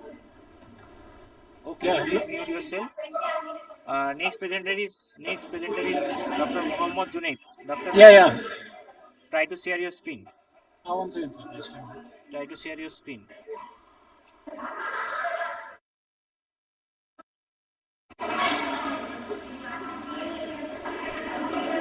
Yes, we can see your PPT. Please start your presentation. Try to complete within 5 minutes. Try to complete within 5 minutes. Okay, sir. Fine. Yeah, can you see our PPT now? Yeah, we can see and we can hear you also. Okay, Yeah, thank one you. second. Start. Yes. Introduction. Technology is study of role in IT, rural development and rural transformation. Introduction. Technology is growing fast, but rural areas are still behind due to poor internet and services. IT can help with farming, online learning, and healthcare and business. Objectives to study how IT supports rural growth, and the next one is to see information technology's impact on farming, education, health, and governance. Hypothesis. Null hypothesis. It has no big role in rural development or key sectors. Next, alternative hypothesis. IT has a major role in improving rural areas and key sectors. Next, research methodology. Research design is we used a simple method to study information technology's role in rural farming, education, and wealth. Next, population and sample is we surveyed random people from the rural sectors. Data collection methods are we data was collected using questionnaires like online and offline. Next, variables studied how tech tools like mobiles, education affect income, healthcare and education in rural areas. Next, data analysis techniques used SPSS to find patterns and check the technical impact on the development. Ethical considerations are we took permission and kept data anonymous and ensured informed consent. Yeah. Like now, dependence and independence variables.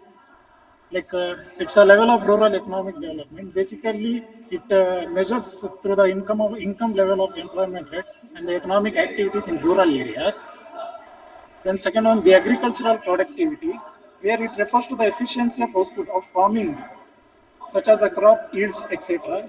And third one, like education outcomes, which includes a literacy rate and a student performance and school environmental regions.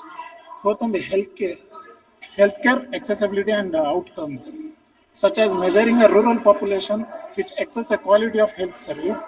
And fifth on efficiency of rural governance, where a local government manage a source of service and response the communities.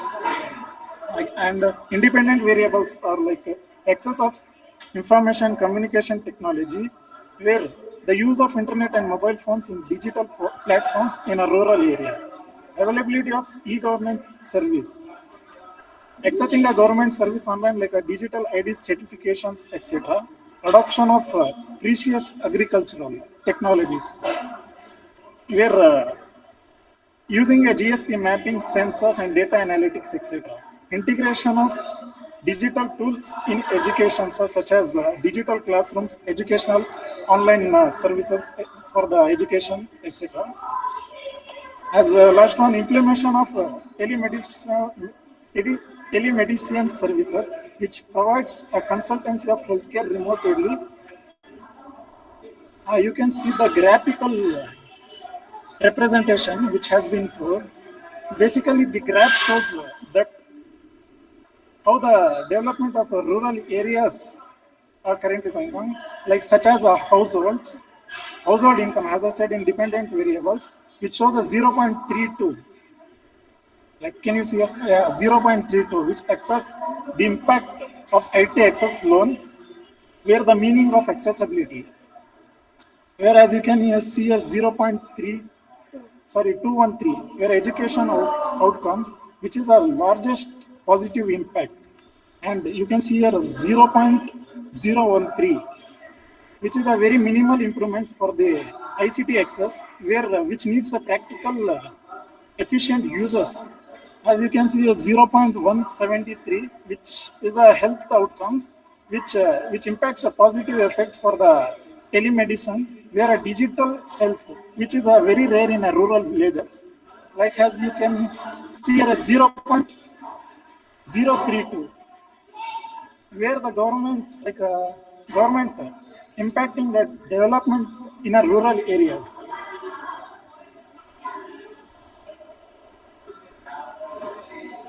Yeah, as you can see, the recommendation where the invest of education, enhance of integration agricultural, supporting the telemedicine service, improvement of e-government's infrastructure, and the strength of digital connectivity, encourage a public-private partnership and a continuous monitoring and data-driven.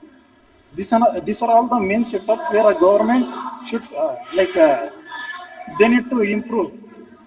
Coming to the conclusion, on like our study confirms that the information technology, which plays a significant role in the rural areas development, especially in education sectors, which impacts other sectors positive, but the need of future improvements which fully realize in IT.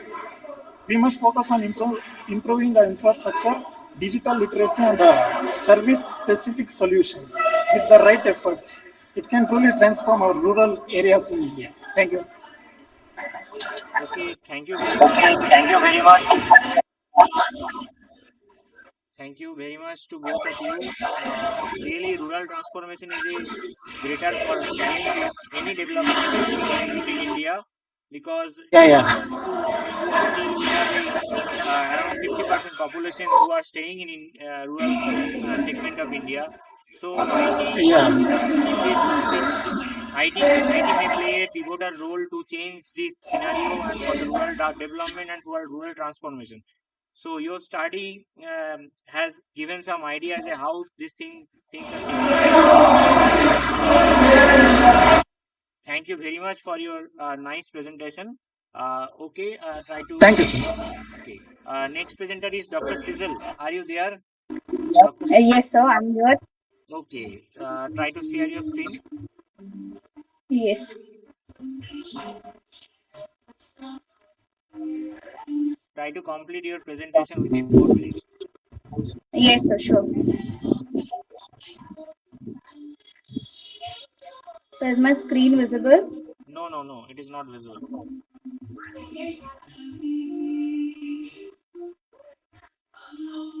So is it now? Yes, now it is working.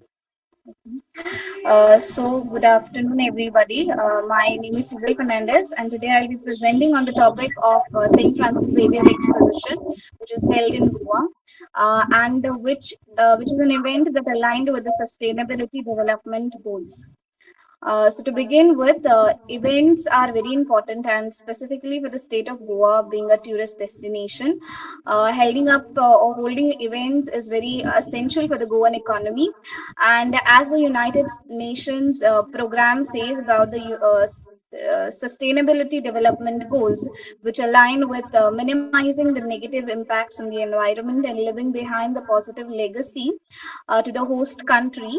And since the 18th exposition of St. Francis Xavier, which was held from November 21st, 2024 till 5th January 2025, and which was a major religious event which was held in the state of Goa. And during this time, there has been sustainable practices have been followed. So the objective of my study is to investigate the sustainable practices which were implemented during the exposition and understand how sustainability is embedded into planning and execution of the events which are held. So, my research methodology, I have adopted the qualitative data analysis techniques wherein the data has been gathered from the primary sources as well as the secondary sources through observation as well as the interview method, by interviewing the people who were actually involved in the planning and execution, which included the government officials, particularly who took the initiative of planning and execution of this event, and also the theoretical frameworks which I've used is the UN Sustainable Development Goals.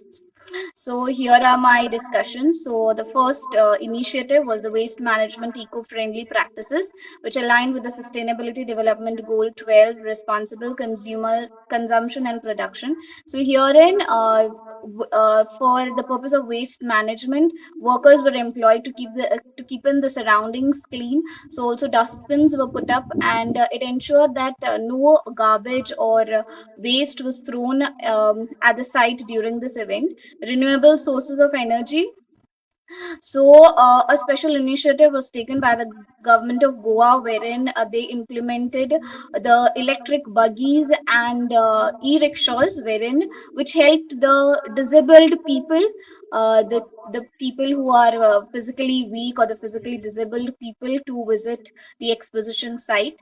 Also, water conservation and sustainable sanitation was maintained, wherein toilets, free drinking water facilities were provided for the people and the devotees. Sustainable transportation, as I spoke about, the e-buggies and EV buses were employed in and around the exposition site, which helped the people, which helped the movement of the people during this event. So also sustainable event infrastructure. The government of Goa had taken up an initiative of implementing the pilgrim village, wherein the pilgrims from different states across India could come and take shelter in the pilgrim villages. And this village was built, it was a temporary village which was built, and it was built out of the bamboo material and the reusable material for the mark of sustainability. So also social responsibility and community involvement, wherein they ensured the equality, wherein everybody was given an equal chance to participate, to provide food, to visit the exposition site, even if you are physically disabled. Special facilities were provided to maintain the equality. And that's all. Besides this, there are a lot of other initiatives also which were taken by the government of Goa due to time restrictions. I restricted to myself only these much. So to conclude, I would like to say that sustainability is a mark, and there is a need to embed in this sustainability into the event, into the planning of the events, because it is very essential in order for India to be to achieve the sustainable development goals of the United Nations. Every state should try to adopt the sustainability development goals in some way or the other, which is possible. And this initiative, which was taken up by the government of Goa, is truly remarkable, and it needs to be followed. And sustainability practices need to be adopted in large scale event planning as well. That's all I want to say. Yeah, thank you, everyone. Okay, thank you very much, Ms. Sizzle. It was again another different topic, specifically focused on the sustainable development goals. You have discussed broadly, specifically all the goals of the SDGs in context of Goa, how government is dealing with the situation and what can be done. Thank you very much for your nice presentation. Okay, our Thank next presenter is Dr. Geeta. Are you there, Dr. Geeta? Yes, sir. Okay, try to share your screen, please. Try to share your screen first. Okay, sir.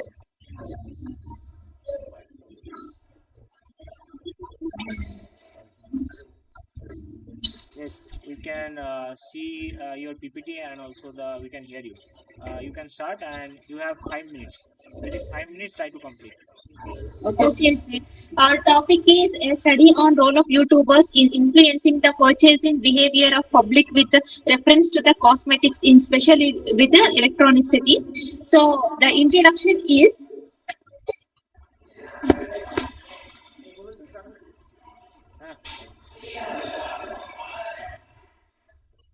um, in recent years, YouTube has emerged as one of the most powerful platforms for content creation, consumption, and also for the marketing. Among the various mix on YouTube, beauty and cosmetics channels have gained immense popularity with beauty bloggers, video bloggers becoming key influencers. These beauty influencers create a content related to makeup, tutorials, and skincare routines, product reviews, and recommendations, significantly impacting the purchasing behavior of their audience. Since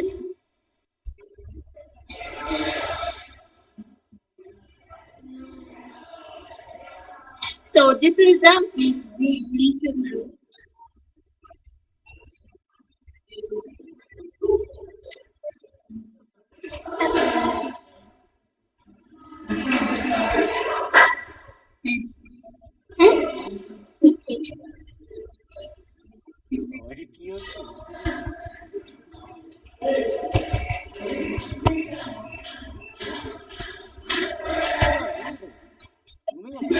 so the find so to form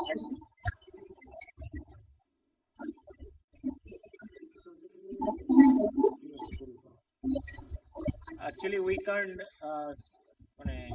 sir one Is there any problem? The PPT is changing automatically. Is there any problem? yeah sir technical issue so that sir, to examine the factors influencing the public trust in the YouTube. So already we have sent for the responses, and these are all the responses we got from the public.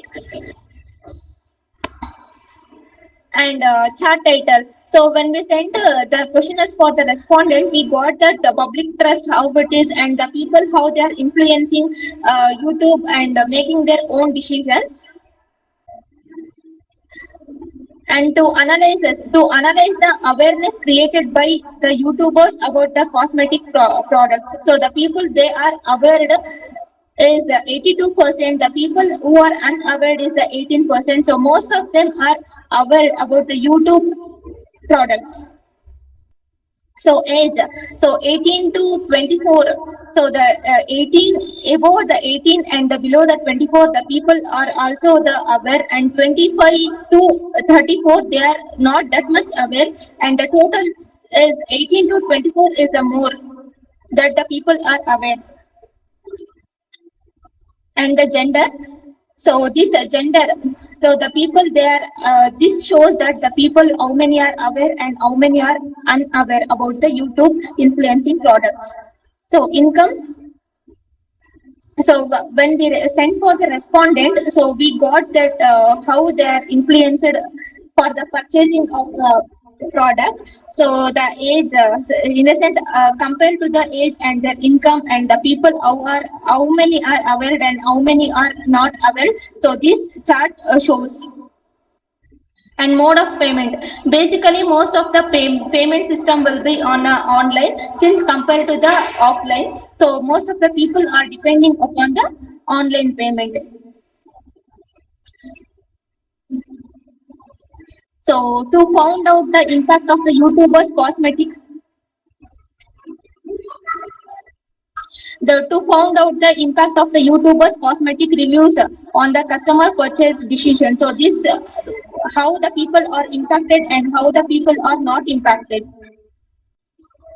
So conclusion, this study highlights the growing influences of the YouTubers in shaping the purchasing behavior of consumers, particularly in the cosmetic sector in electronic city. Basically, with the reference of the electronic city, we have taken the responses. So key features such as the creditability of the YouTubers, the awareness they create about products, and the appeal of their reviews significantly impact consumer trust and the purchasing decisions. As a result, YouTube has become a crucial marketing platform for cosmetic brands where consumers' choice are increasingly swayed by digital influences. Beauty bloggers have successfully established themselves as a trusted author, authorities in cosmetics, affecting not only brand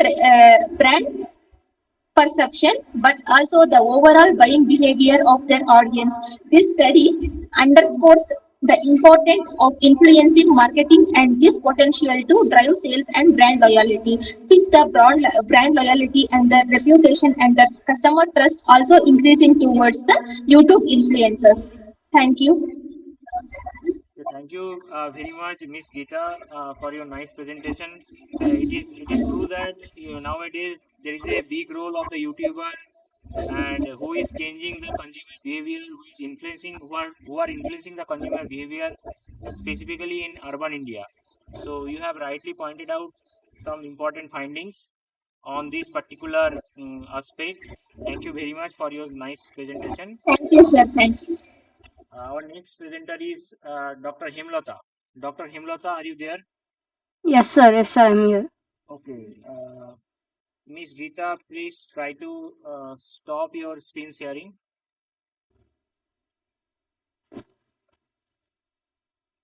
Miss Geeta, try to stop your screen sharing. You are still presenting. Okay, fine. Now, I would like to invite Dr. Himlata. Please share your screen. Dr. Himlata. Yes, sir. Yes, sir. Yes. Try to share your screen first.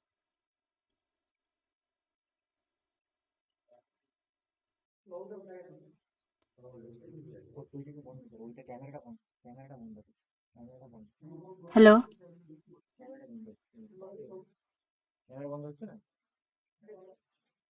Start. There is some technical issues. You start. Go ahead. We can't see your PPT properly.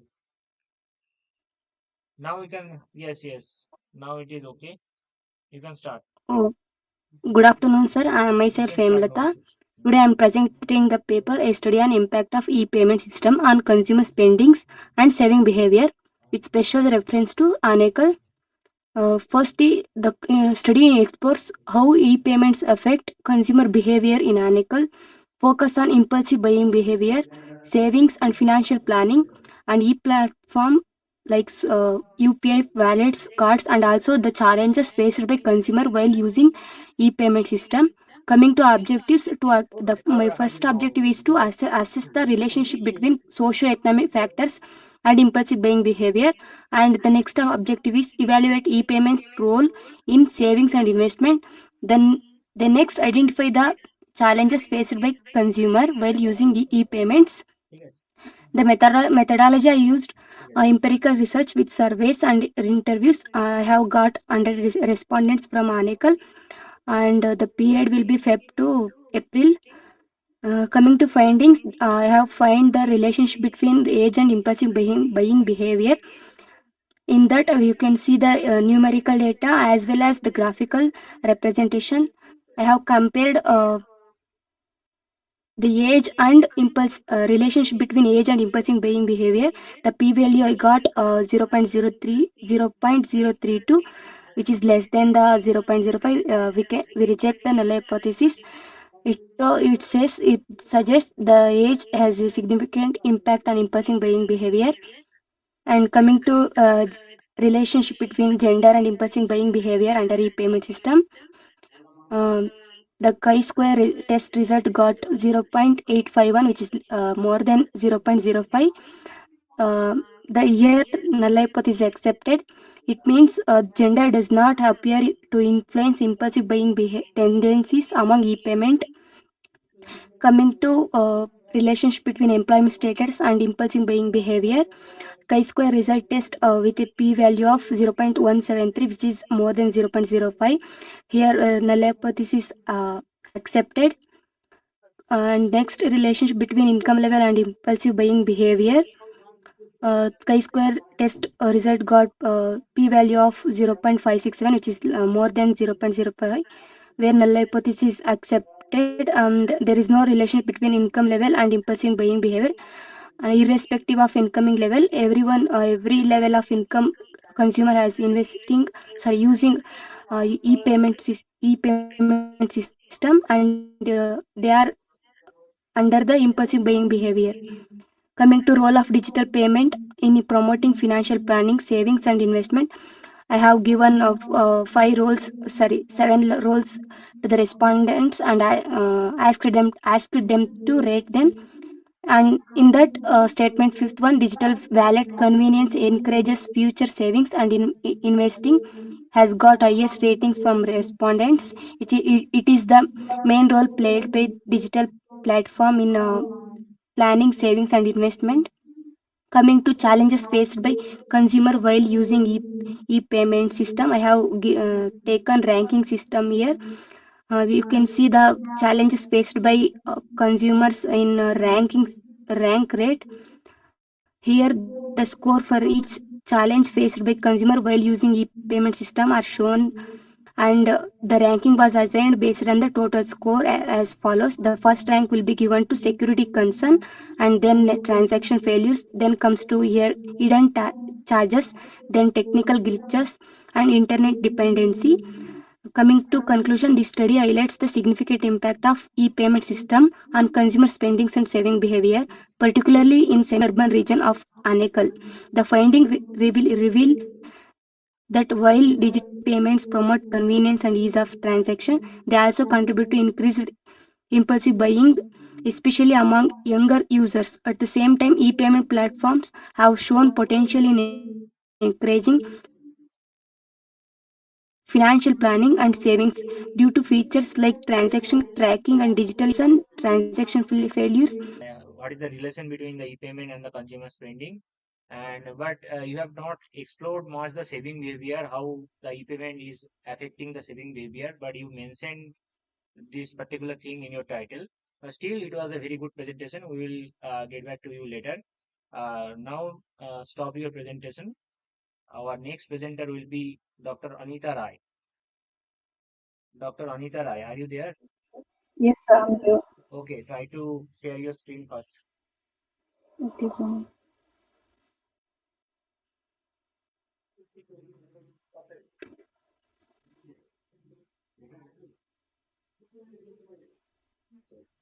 O secure উপরে আছে তাই বলছে ঠিক ঠিক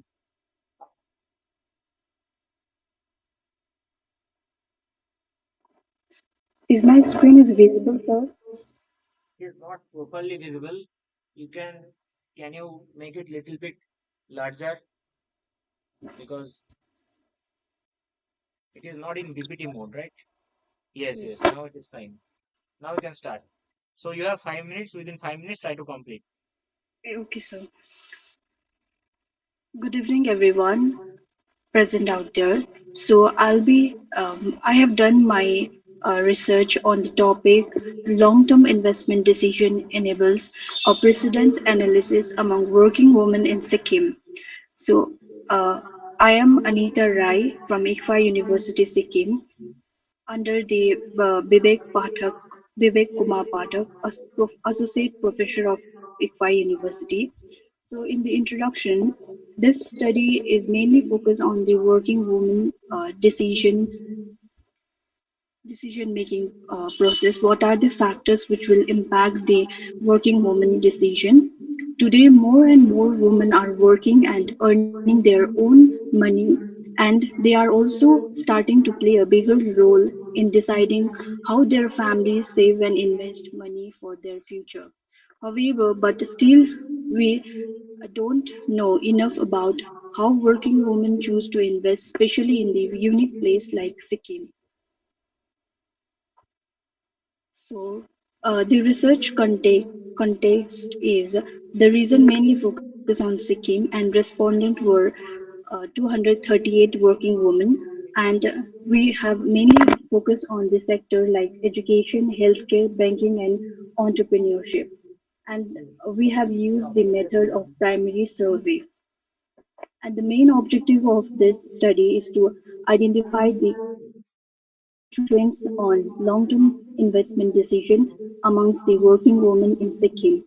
And another factor is to analyze the factor structure that is that is done by using the exploratory factor analysis, that is EFA to understand the underlying relationship between these factors.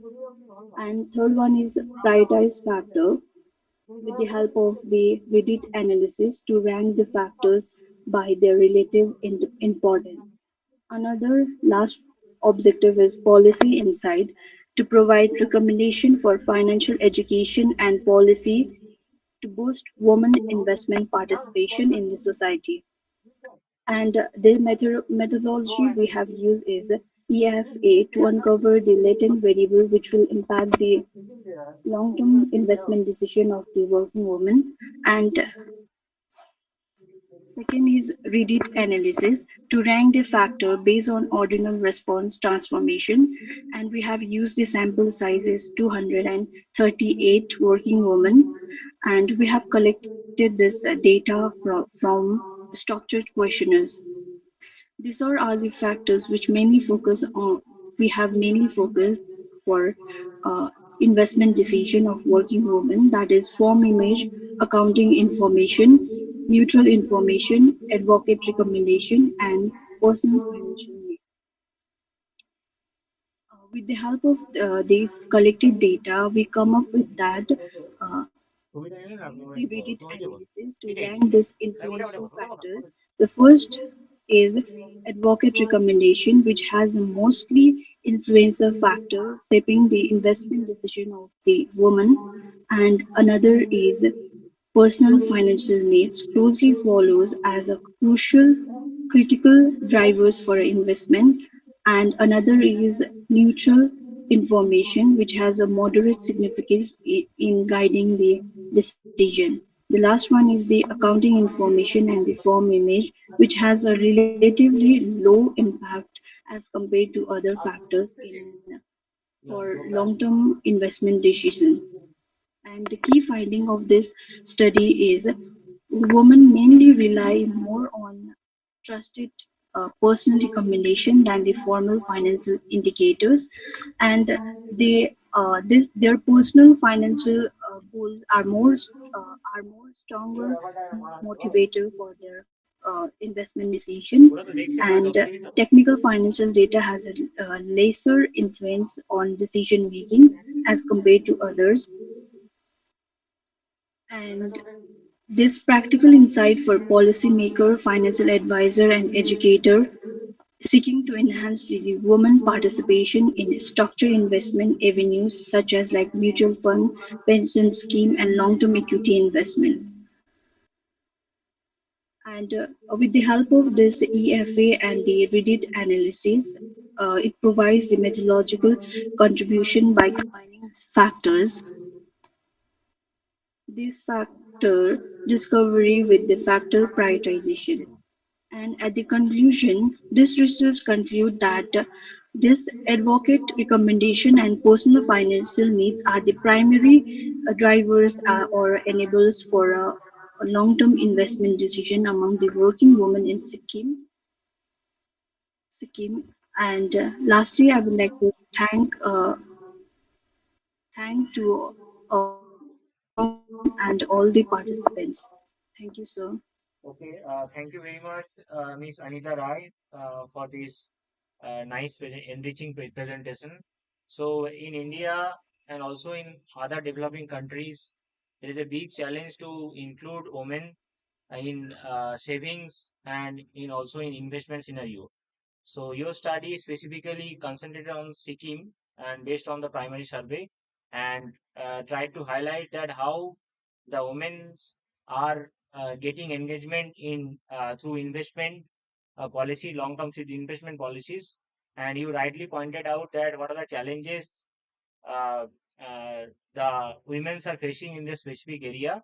And but we it is we I was expecting that you will show some statistical analysis because you surveyed on around 250 women's in that particular area.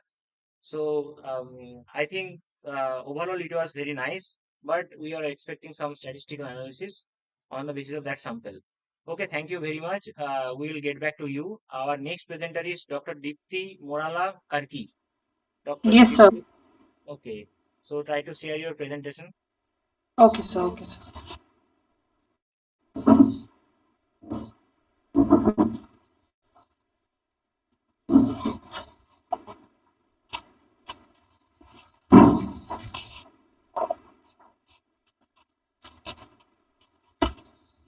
Is it visible, sir? No, it is not visible. Okay, sir.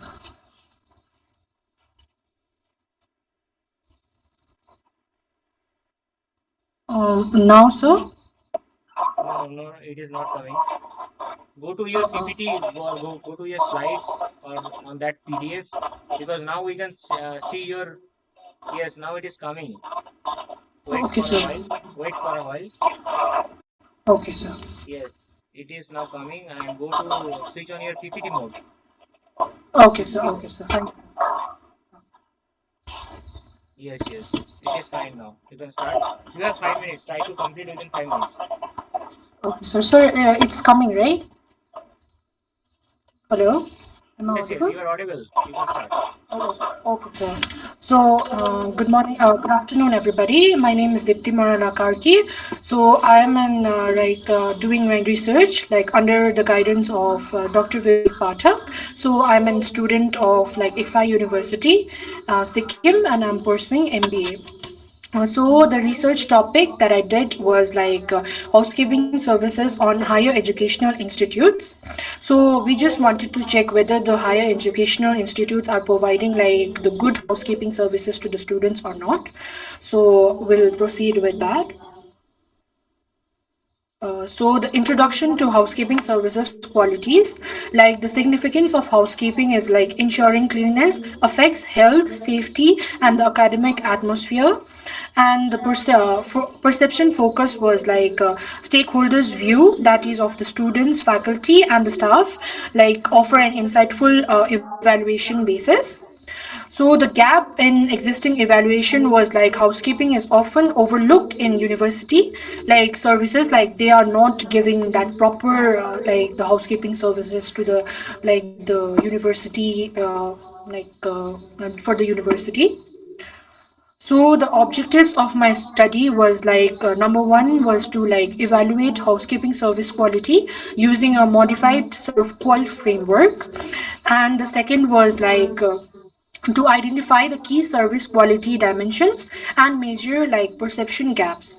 And number three was analyze factors influencing overall uh, I'm sorry, sir. And number three objective was like analyze factors influencing overall satisfaction. And number four was to prioritize service components by gray relational analysis. And number five was to see the to get the recommendation improvements for university housekeeping services. Moving forward, so the key findings of my research was the high perception scores, the students were asking for the visible cleanliness and all, and the consistent service delivery, and also responsiveness, like the responsiveness from the people who are doing all these things. And the last one was like empathy, to see like staff attentiveness in hostels and also washrooms. So, moving forward, the factors influencing service quality, like service satisfaction, service quality. Number one was like operational efficiency. So, it was like effectiveness and timeliness of housekeeping processes. And number two was facility cleanliness, that is like cleanliness, quality of physical spaces and equipment. And number three was to see the staff behavior and attitude, that is professionalism and courtesy shown by housekeeping personnel. And number four was like responsiveness to complaints, whether the staff are checking it or not. So, moving forward to like the analysis and the prioritization of improvement areas, what we got as a result was number one that we did was like relational analysis. So it was applied to to rank service quality elements for targeted action. And number two was like facility in cleanliness priority. Number three was like responsiveness and empathy focus, as I said before. And number four was like strategic resource allocation. So, moving forward, for the conclusion of my research, is that first one is like adequate tangibility and reliability. So, the visible cleanliness and the consistent service delivery are fairly like maintained, and it is also required in some places, in some of the universities of like Sikkim. And critical gaps in responsiveness, like it delays and lack of attention in complaint resolution and empathetical engagement is required. And moving forward, so recommendation for the universities to improve their housekeeping services was like to conduct regular staff training that will enhance skills and responsiveness and empathy and service consistency. And number two is like integrate a digital feedback system, and that will implement in real time monitoring and complaint tracking for platforms. And number three is like engage stakeholders in audits, like to empower students, faculty, and staff to participate in cleanliness assessment. So this was the wind up of my presentation. So thank you so much. Uh, okay, thank you very much, Ms. Dipti Parki. Uh, Housekeeping is another important topic in context of India, because there is a huge market of housekeeping services in India, and there is a huge Yes. inequality in housekeeping services across the regions of India. Because if you look into the data of the developed countries, then the scenario is different. But in context of India and across regions, the scenario is very much different. So you have rightly pointed out some important issues about the housekeeping services quality specifically. And thank you very much for your very nice enriching presentations. We will get back to you later. Next, we are going to the next presenter, which is Dr. Sasidhar Raju. Dr. Sasidhar Raju, are you there? Dr. Tukaram Paule, are you there? Okay, next presenter is Dr. Libby Casey. Libby Casey, are you there? Sir, I am here. I am here. Okay, okay. So try to share your presentation first. PPT first. Share your PPT. Okay.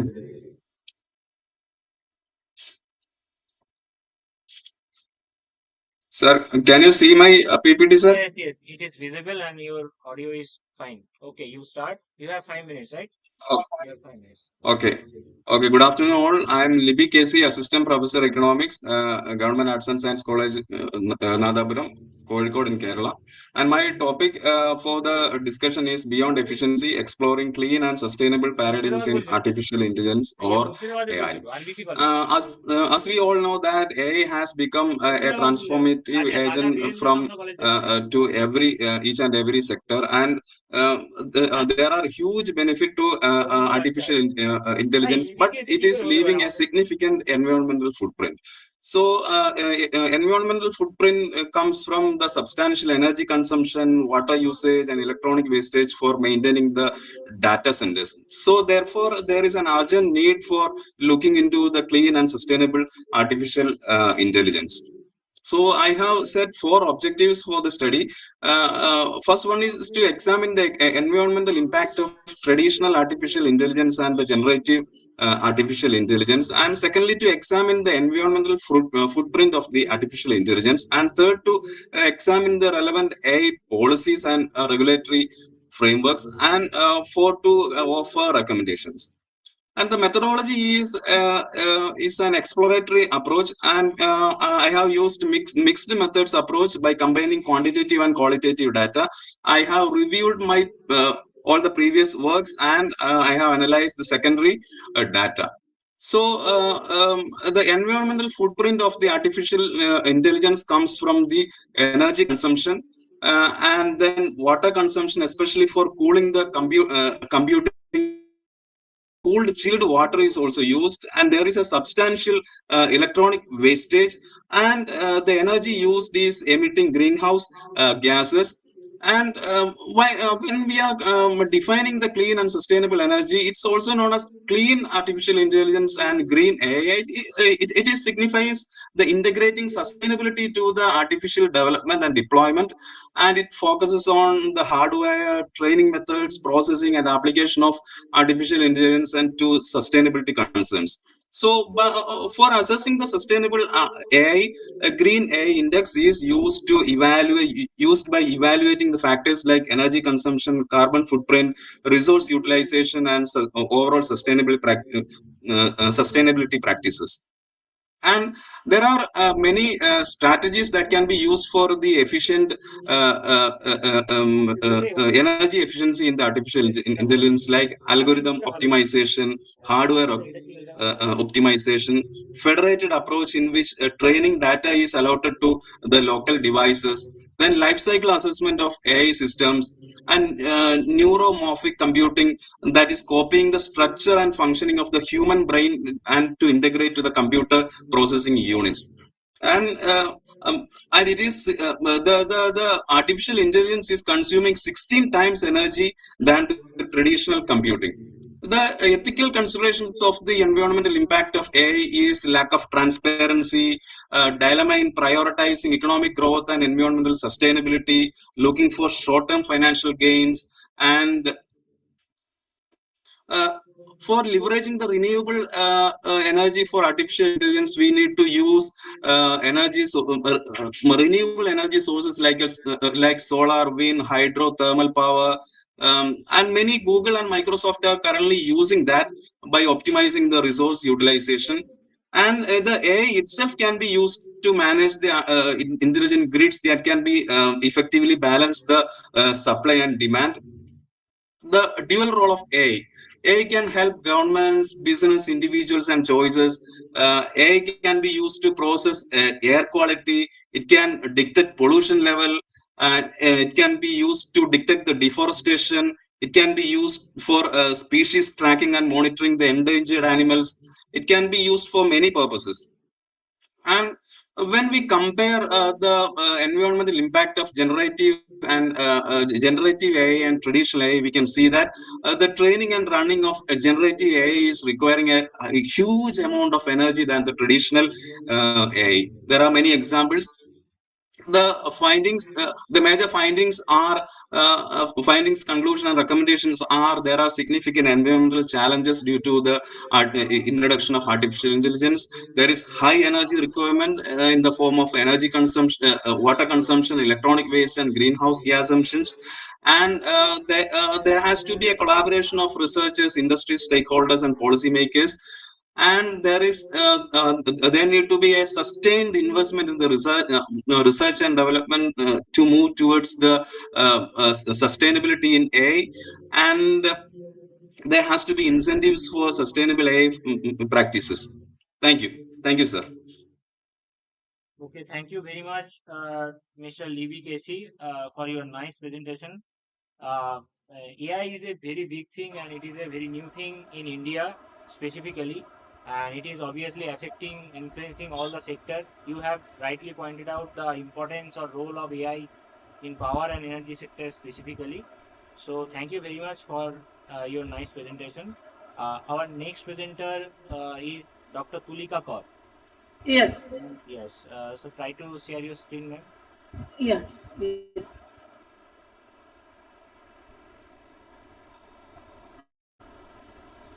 Try to share your screen first.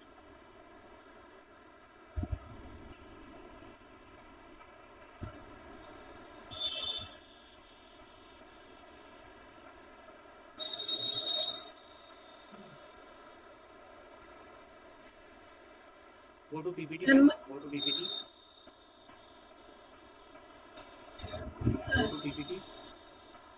Yes. Can my screen is Your screen is visible? visible, yes, but open the PPT. No, open the PPT. Your screen is Yes. visible. Open the PPT.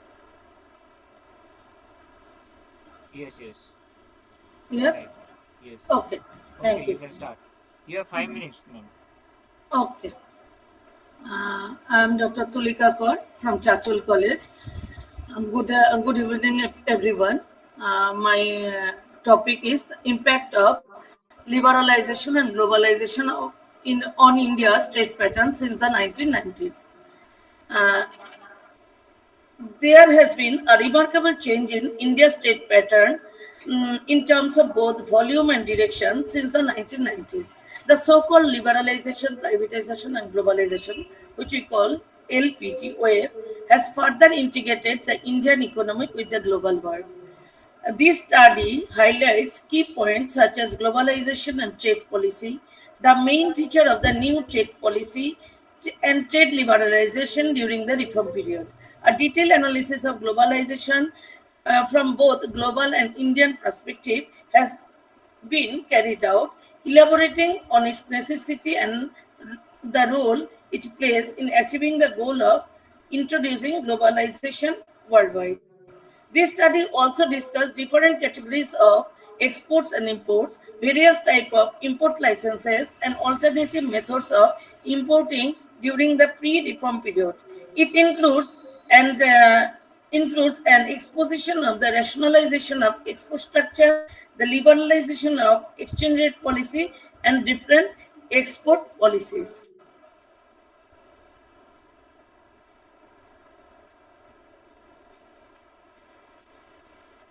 Now, what are the objectives and methodology of the study? The main objective of the study is to investigate India's overall trade performance, and all aspects of trade related matters will be analyzed in detail. Imports position will also be investigated. Data shows that import grew at a faster rate than during 1990s. Import grew 10.1% while the export grew of 9.3% annually during 1990s. What are the causes of such situation? What will be the impact of imports on balance of payment position? Which steps has been taken to improve export-import cover? This problem, along with so many related problems, should be investigated thoroughly. An important aspect of foreign trade, that is the welfare effect of trade, should be taken into due consideration. Secondary data from journals like International Financial Statistics, IMF, World Bank, and others were used, and simple statistical methods such as percentage, arithmetic mean, and standard deviation are also applied to draw conclusion. Now, trade liberalization and these are the findings. I just switch over to findings and conclusion. Now, trade liberalization and economic reform since 1990. The well-being of a nation depends much on foreign trade. Indian economy witnessed a remarkable improvement since 1991 July, when it started liberalizing its trade and other aspects of the economy through the adoption of new economic reform. The main elements were, in short, to liberalize the economy, privatize government-owned industry, and open India to become competitive in the global market. The International Monetary Fund and World Bank persuade India to change its static view of trade. That is only to adopt export promotion and import substitution trade policies that had been adopted since the beginning of independence. Since 1991, India has moved forward with the traditional macroeconomic tools to handle balance of payment, deficit, and inflation. Import tariff has been slashed in phases, losing government control on trade and business through dismantling the licensing system. Due to this remarkable achievement have taken place in accelerating the development of information technology, and its export have covered a wide range in the agricultural and industrial sector, as also engineering goods, oats and minerals, chemicals and related products, gems and jewelry, and petroleum products. India's import has also increased because of abolition of quantitative restrictions since 2001. Most of our import consists items like petroleum and crude product, fertilizer, precious and semi-precious stones for export production, and capital goods, raw material, consumers, and intermediates for industrial production and technological upgradation.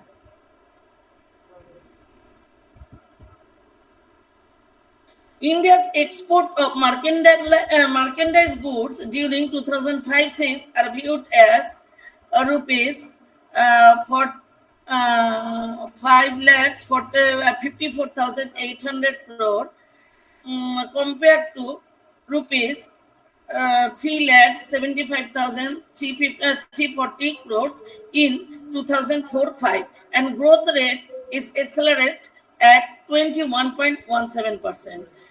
This has also been achieved in spite of demand for capital goods, raw materials, and intermediate goods. As a result of maintaining a consistent high growth rate of 20% during 10th five-year plan, India for the first time has been able to improve its share in world export from 0.66% in 2002 to 0.9% in 2005.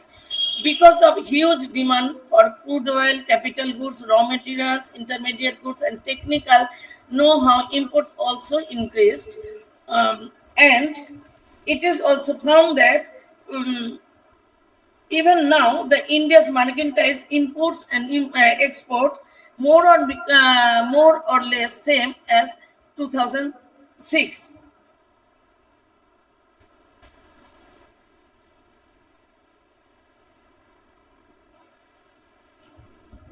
India's export have become accentuate, especially since 2004 with the announcement of free trade policy 2004. The new policy has set a target of doubling its share in world trade by 2009. The policy aimed at stimulating greater economic activities through creation of ample employment opportunities. To increase export cover, Special Economic Zone Act 2005 has been passed, a trigger a large flow of investment, infrastructure, and produce a productive capacity, setting up foreign trade zone, lifting of remaining trade restriction, promoting export of garments, leather, gems, and jewelry, and auto component, catering to market needs.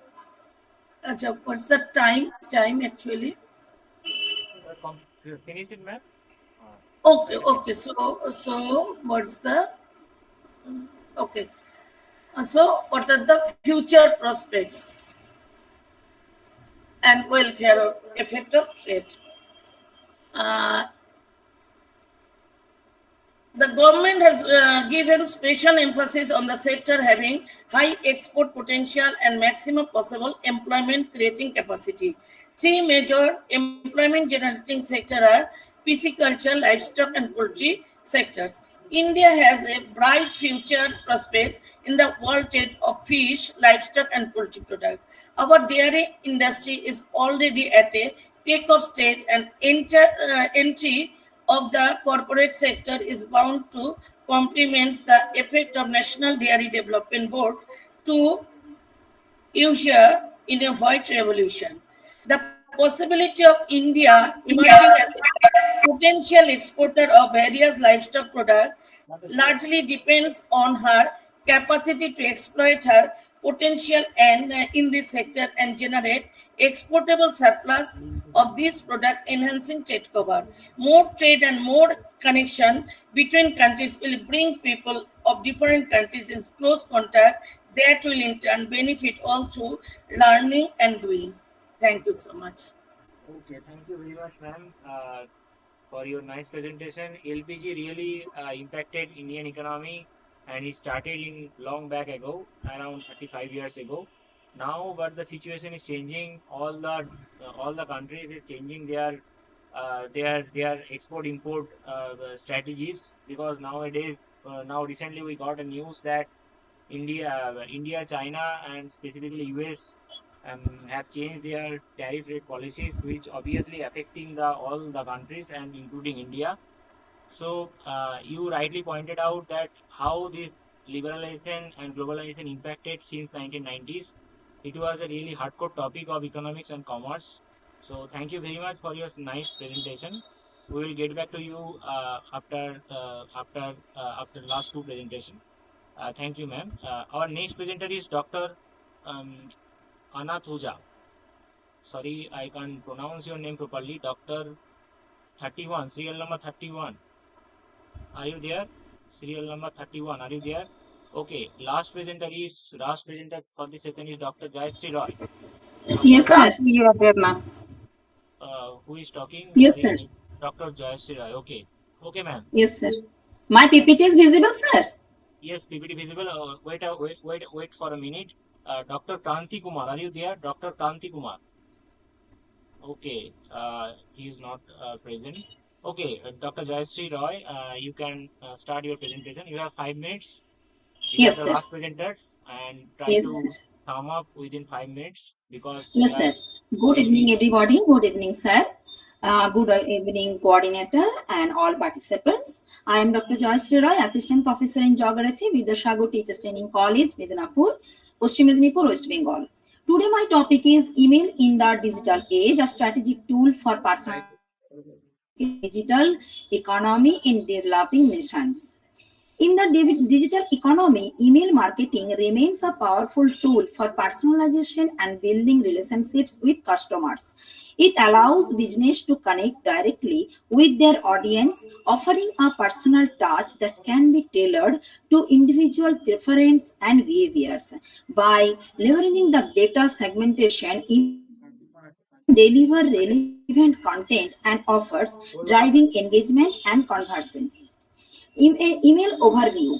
There are the rapid digital adoption, internet and smartphone on penetration is accelerating even in the rural areas. Entrepreneurship and growth, e-governance, financial inclusion, digital inequality. Personalized communication. Email marketing allows business to send tailored messages to individual customers based on their preference, purchase history, and online behavior. This creates a more relevant and engaging experience in the customer. Segmentation of target audience. Segmenting the email list allows business to target specific groups for customers with relevant messages and increasing the effectiveness of the campaigns.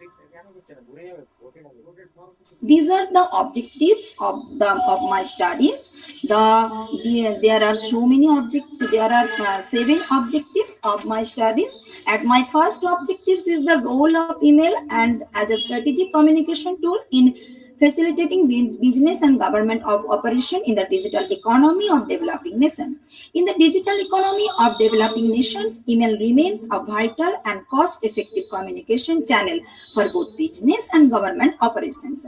Its accessibility, formal structure, and ability to deliver targeted messages make it a strategic tool for coordinating internal activities, reaching external stakeholders, and maintaining records of communication. For business, email enables personalized marketing, customer service, and collaboration with partners across geographical boundaries. It supports e-commerce growth by providing a reliable means of transaction confirmations, promotional messaging, and client interaction. Governments also rely on email for public service delivery, policy communication, and engaging with the citizens through digital governance initiatives. Despite the rise of newer platforms, email continues to offer unmatched security and personalizing the making cornerstones of digital infrastructure in regions working toward inclusive economic development. Email communication enhances user engagement and builds trust amongst stakeholders. Personalized email communication significantly boosts user engagement by delivering content that is relevant, timely, and tailored to the recipient's needs or behavior. In digital platforms, this approach makes stakeholders, whether customers, partners, or citizens, feel recognized and valued, fostering a sense of connection and loyalty. For business, personalized email increase open and click through rates and leading to higher conversions and customer retention. for governments addressing citizens by name and providing customized information like local updates or services enhances transparency and credibility. Among partners, personalized updates or progress reports can strengthen professional relationship and collaboration. By making communication feel human and purposeful, personalized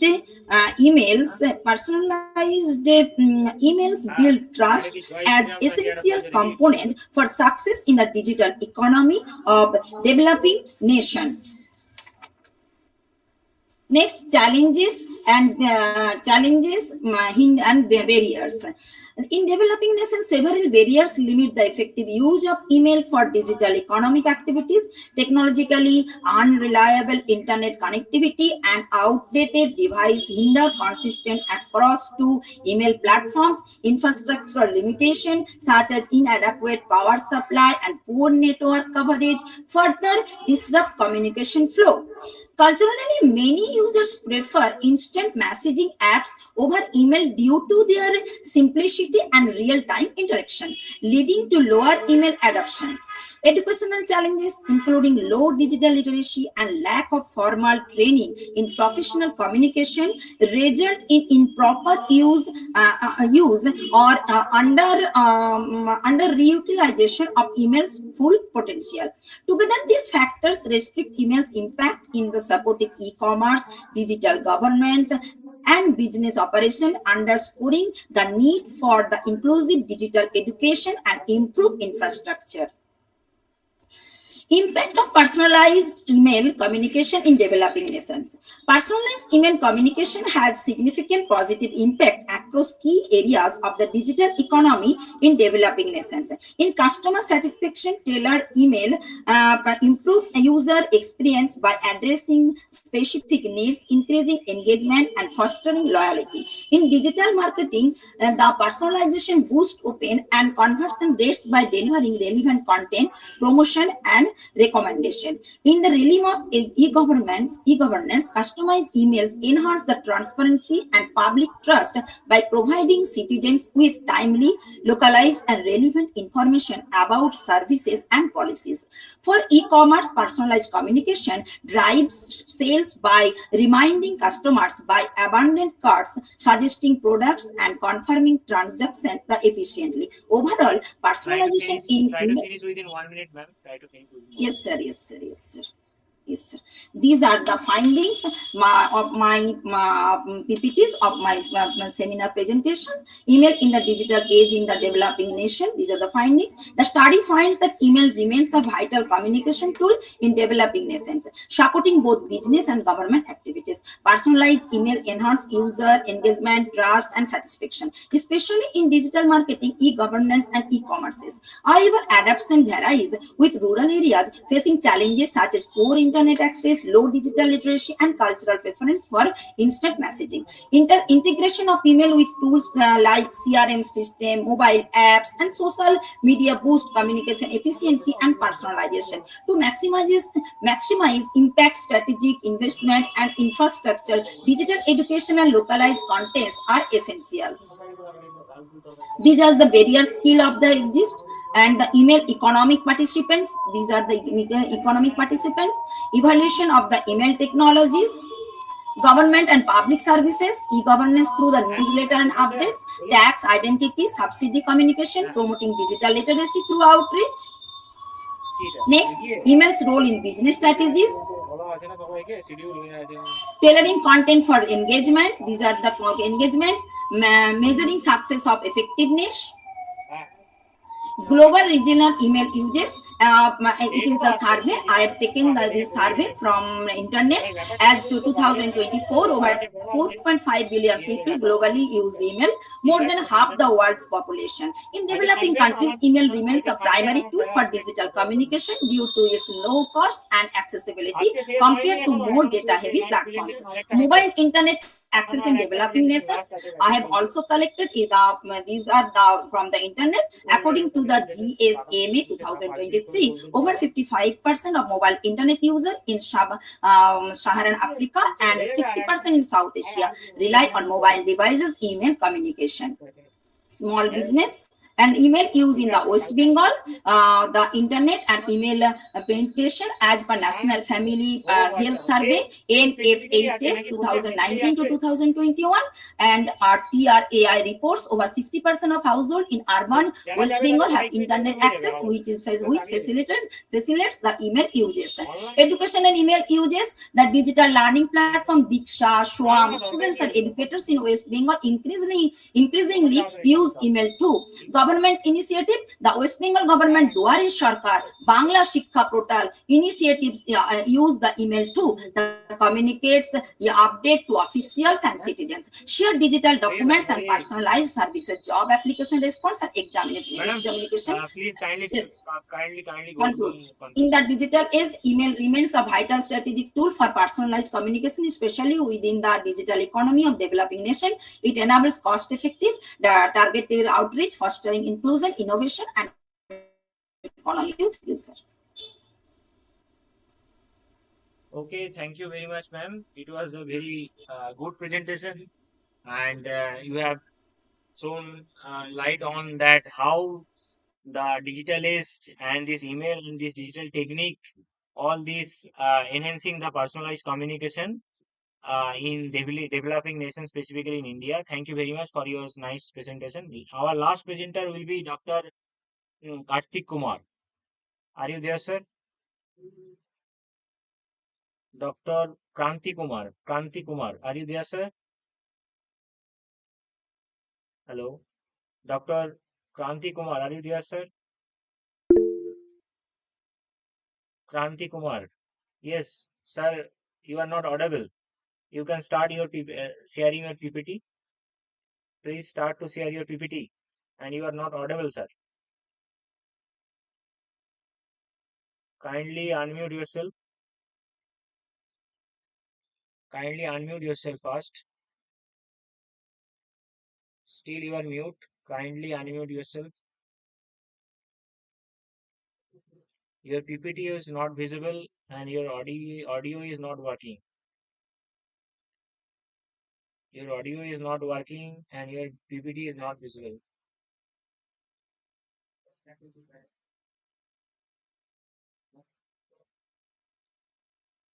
Call message. বন্ধ করে দেবো আচ্ছা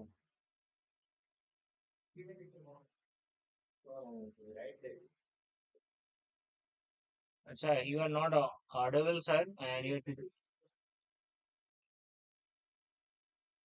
Okay, I think there is a technical issues.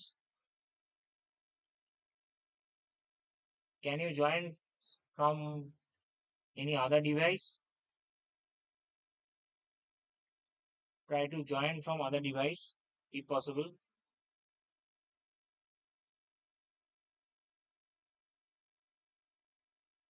Is it possible? You can write in message. In text box, you can write. Do you have any other device? Okay, join. We are giving you 1 minute. Try to join within 1 minute because we don't have much time. It's really too late.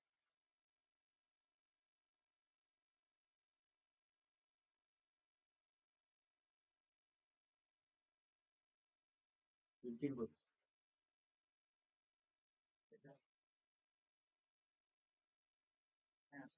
So there are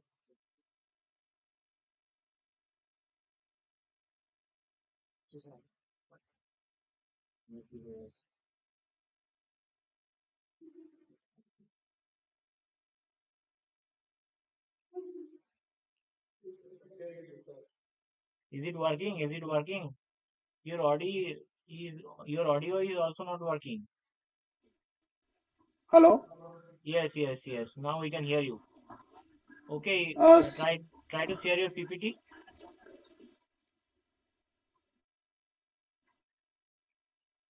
Try to share your PPT.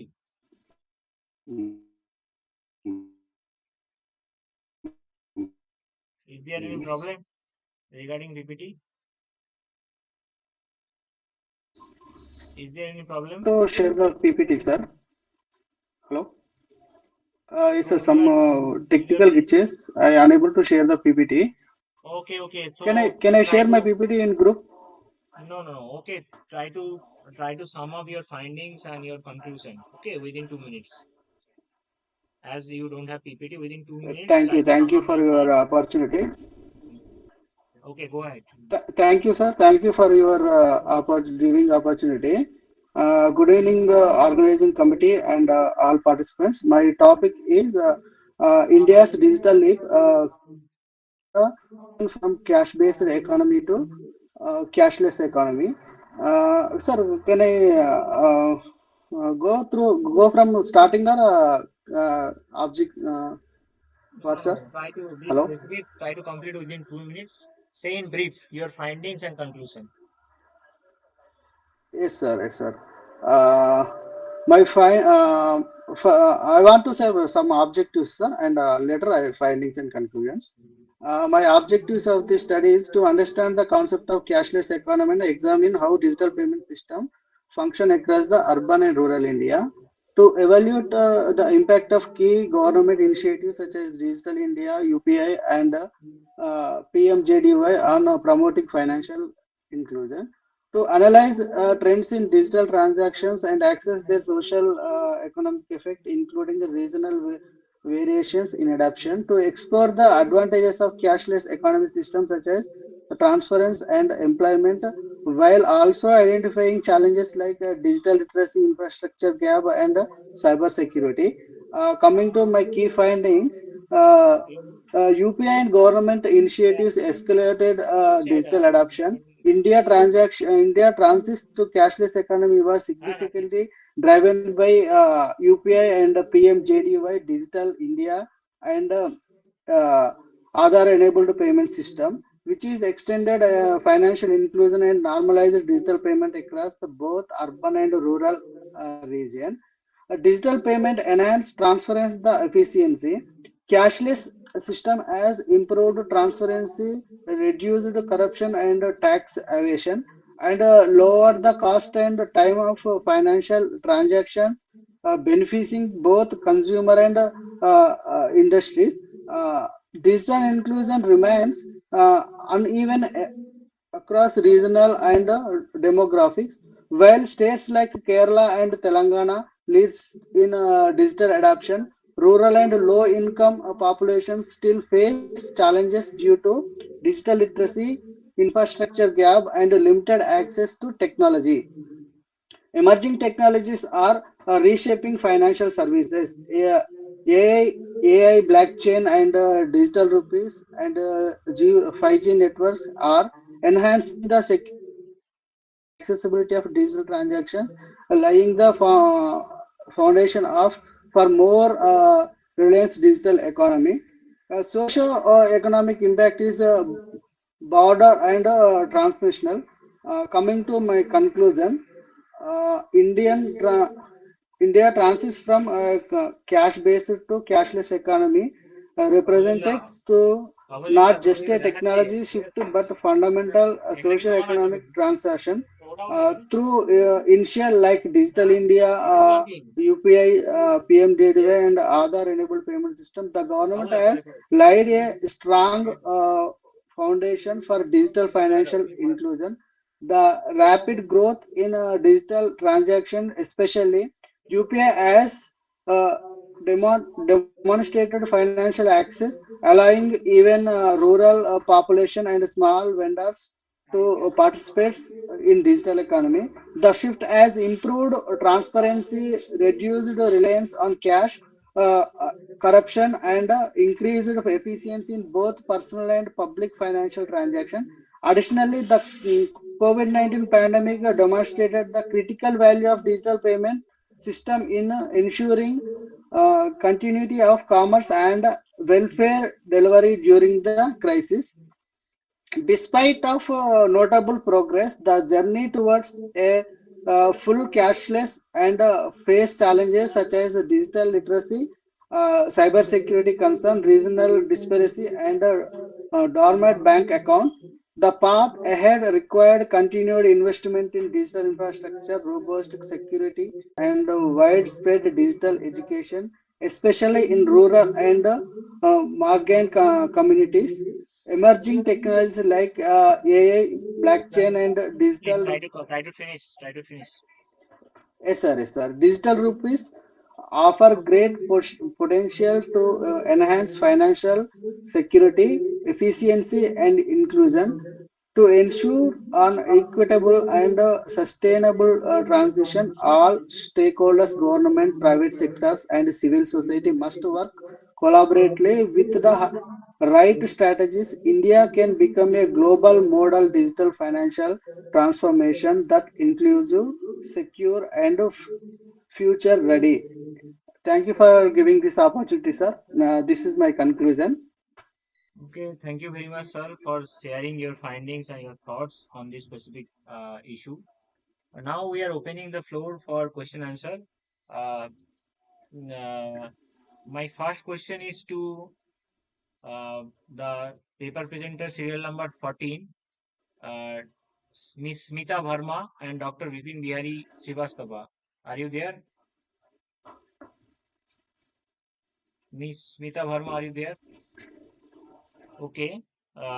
Next is Dr. Miss Srisana S. Miss Srisana S. Are you there? Or Miss Barsini S. Are you there?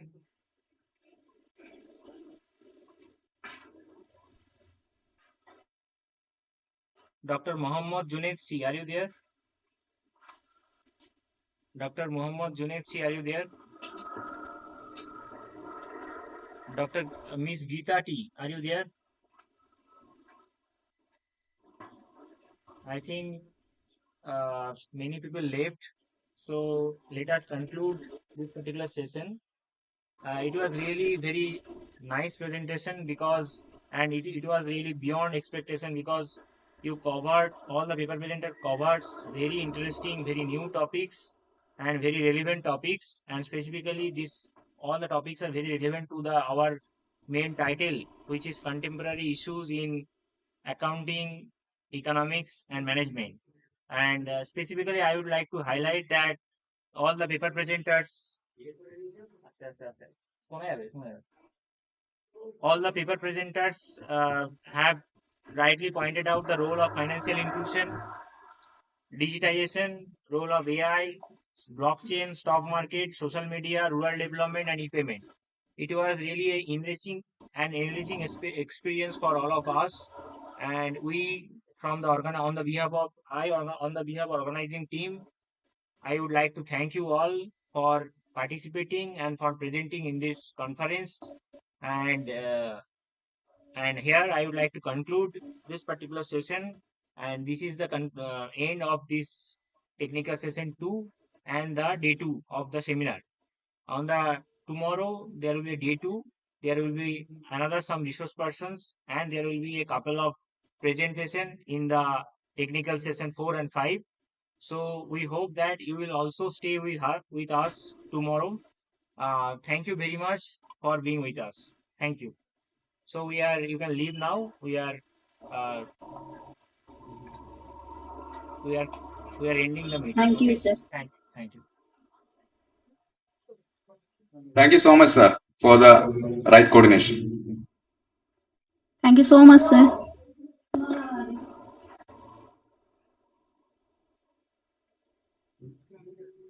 Now I would like to thank Dr. Akash Dondopat for his expertise and giving us his valuable time. So we are concluding our today's session. Now we will see tomorrow. So be with us. Thank you. Have a good day. Thank you.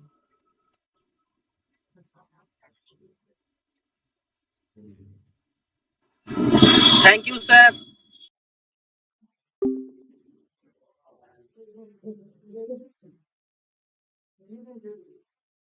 Okay, so thank you. Thank you. Thank you.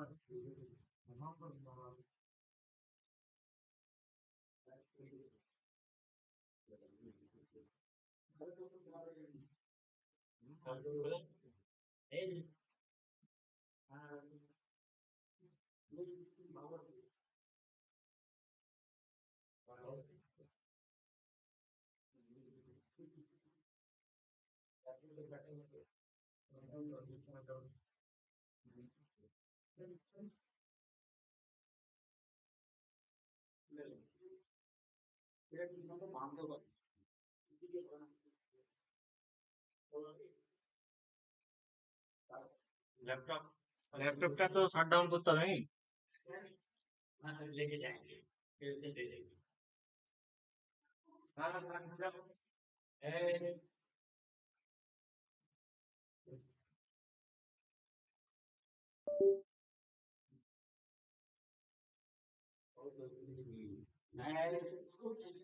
ওবিএসটা কি করবো? ওবিএসটা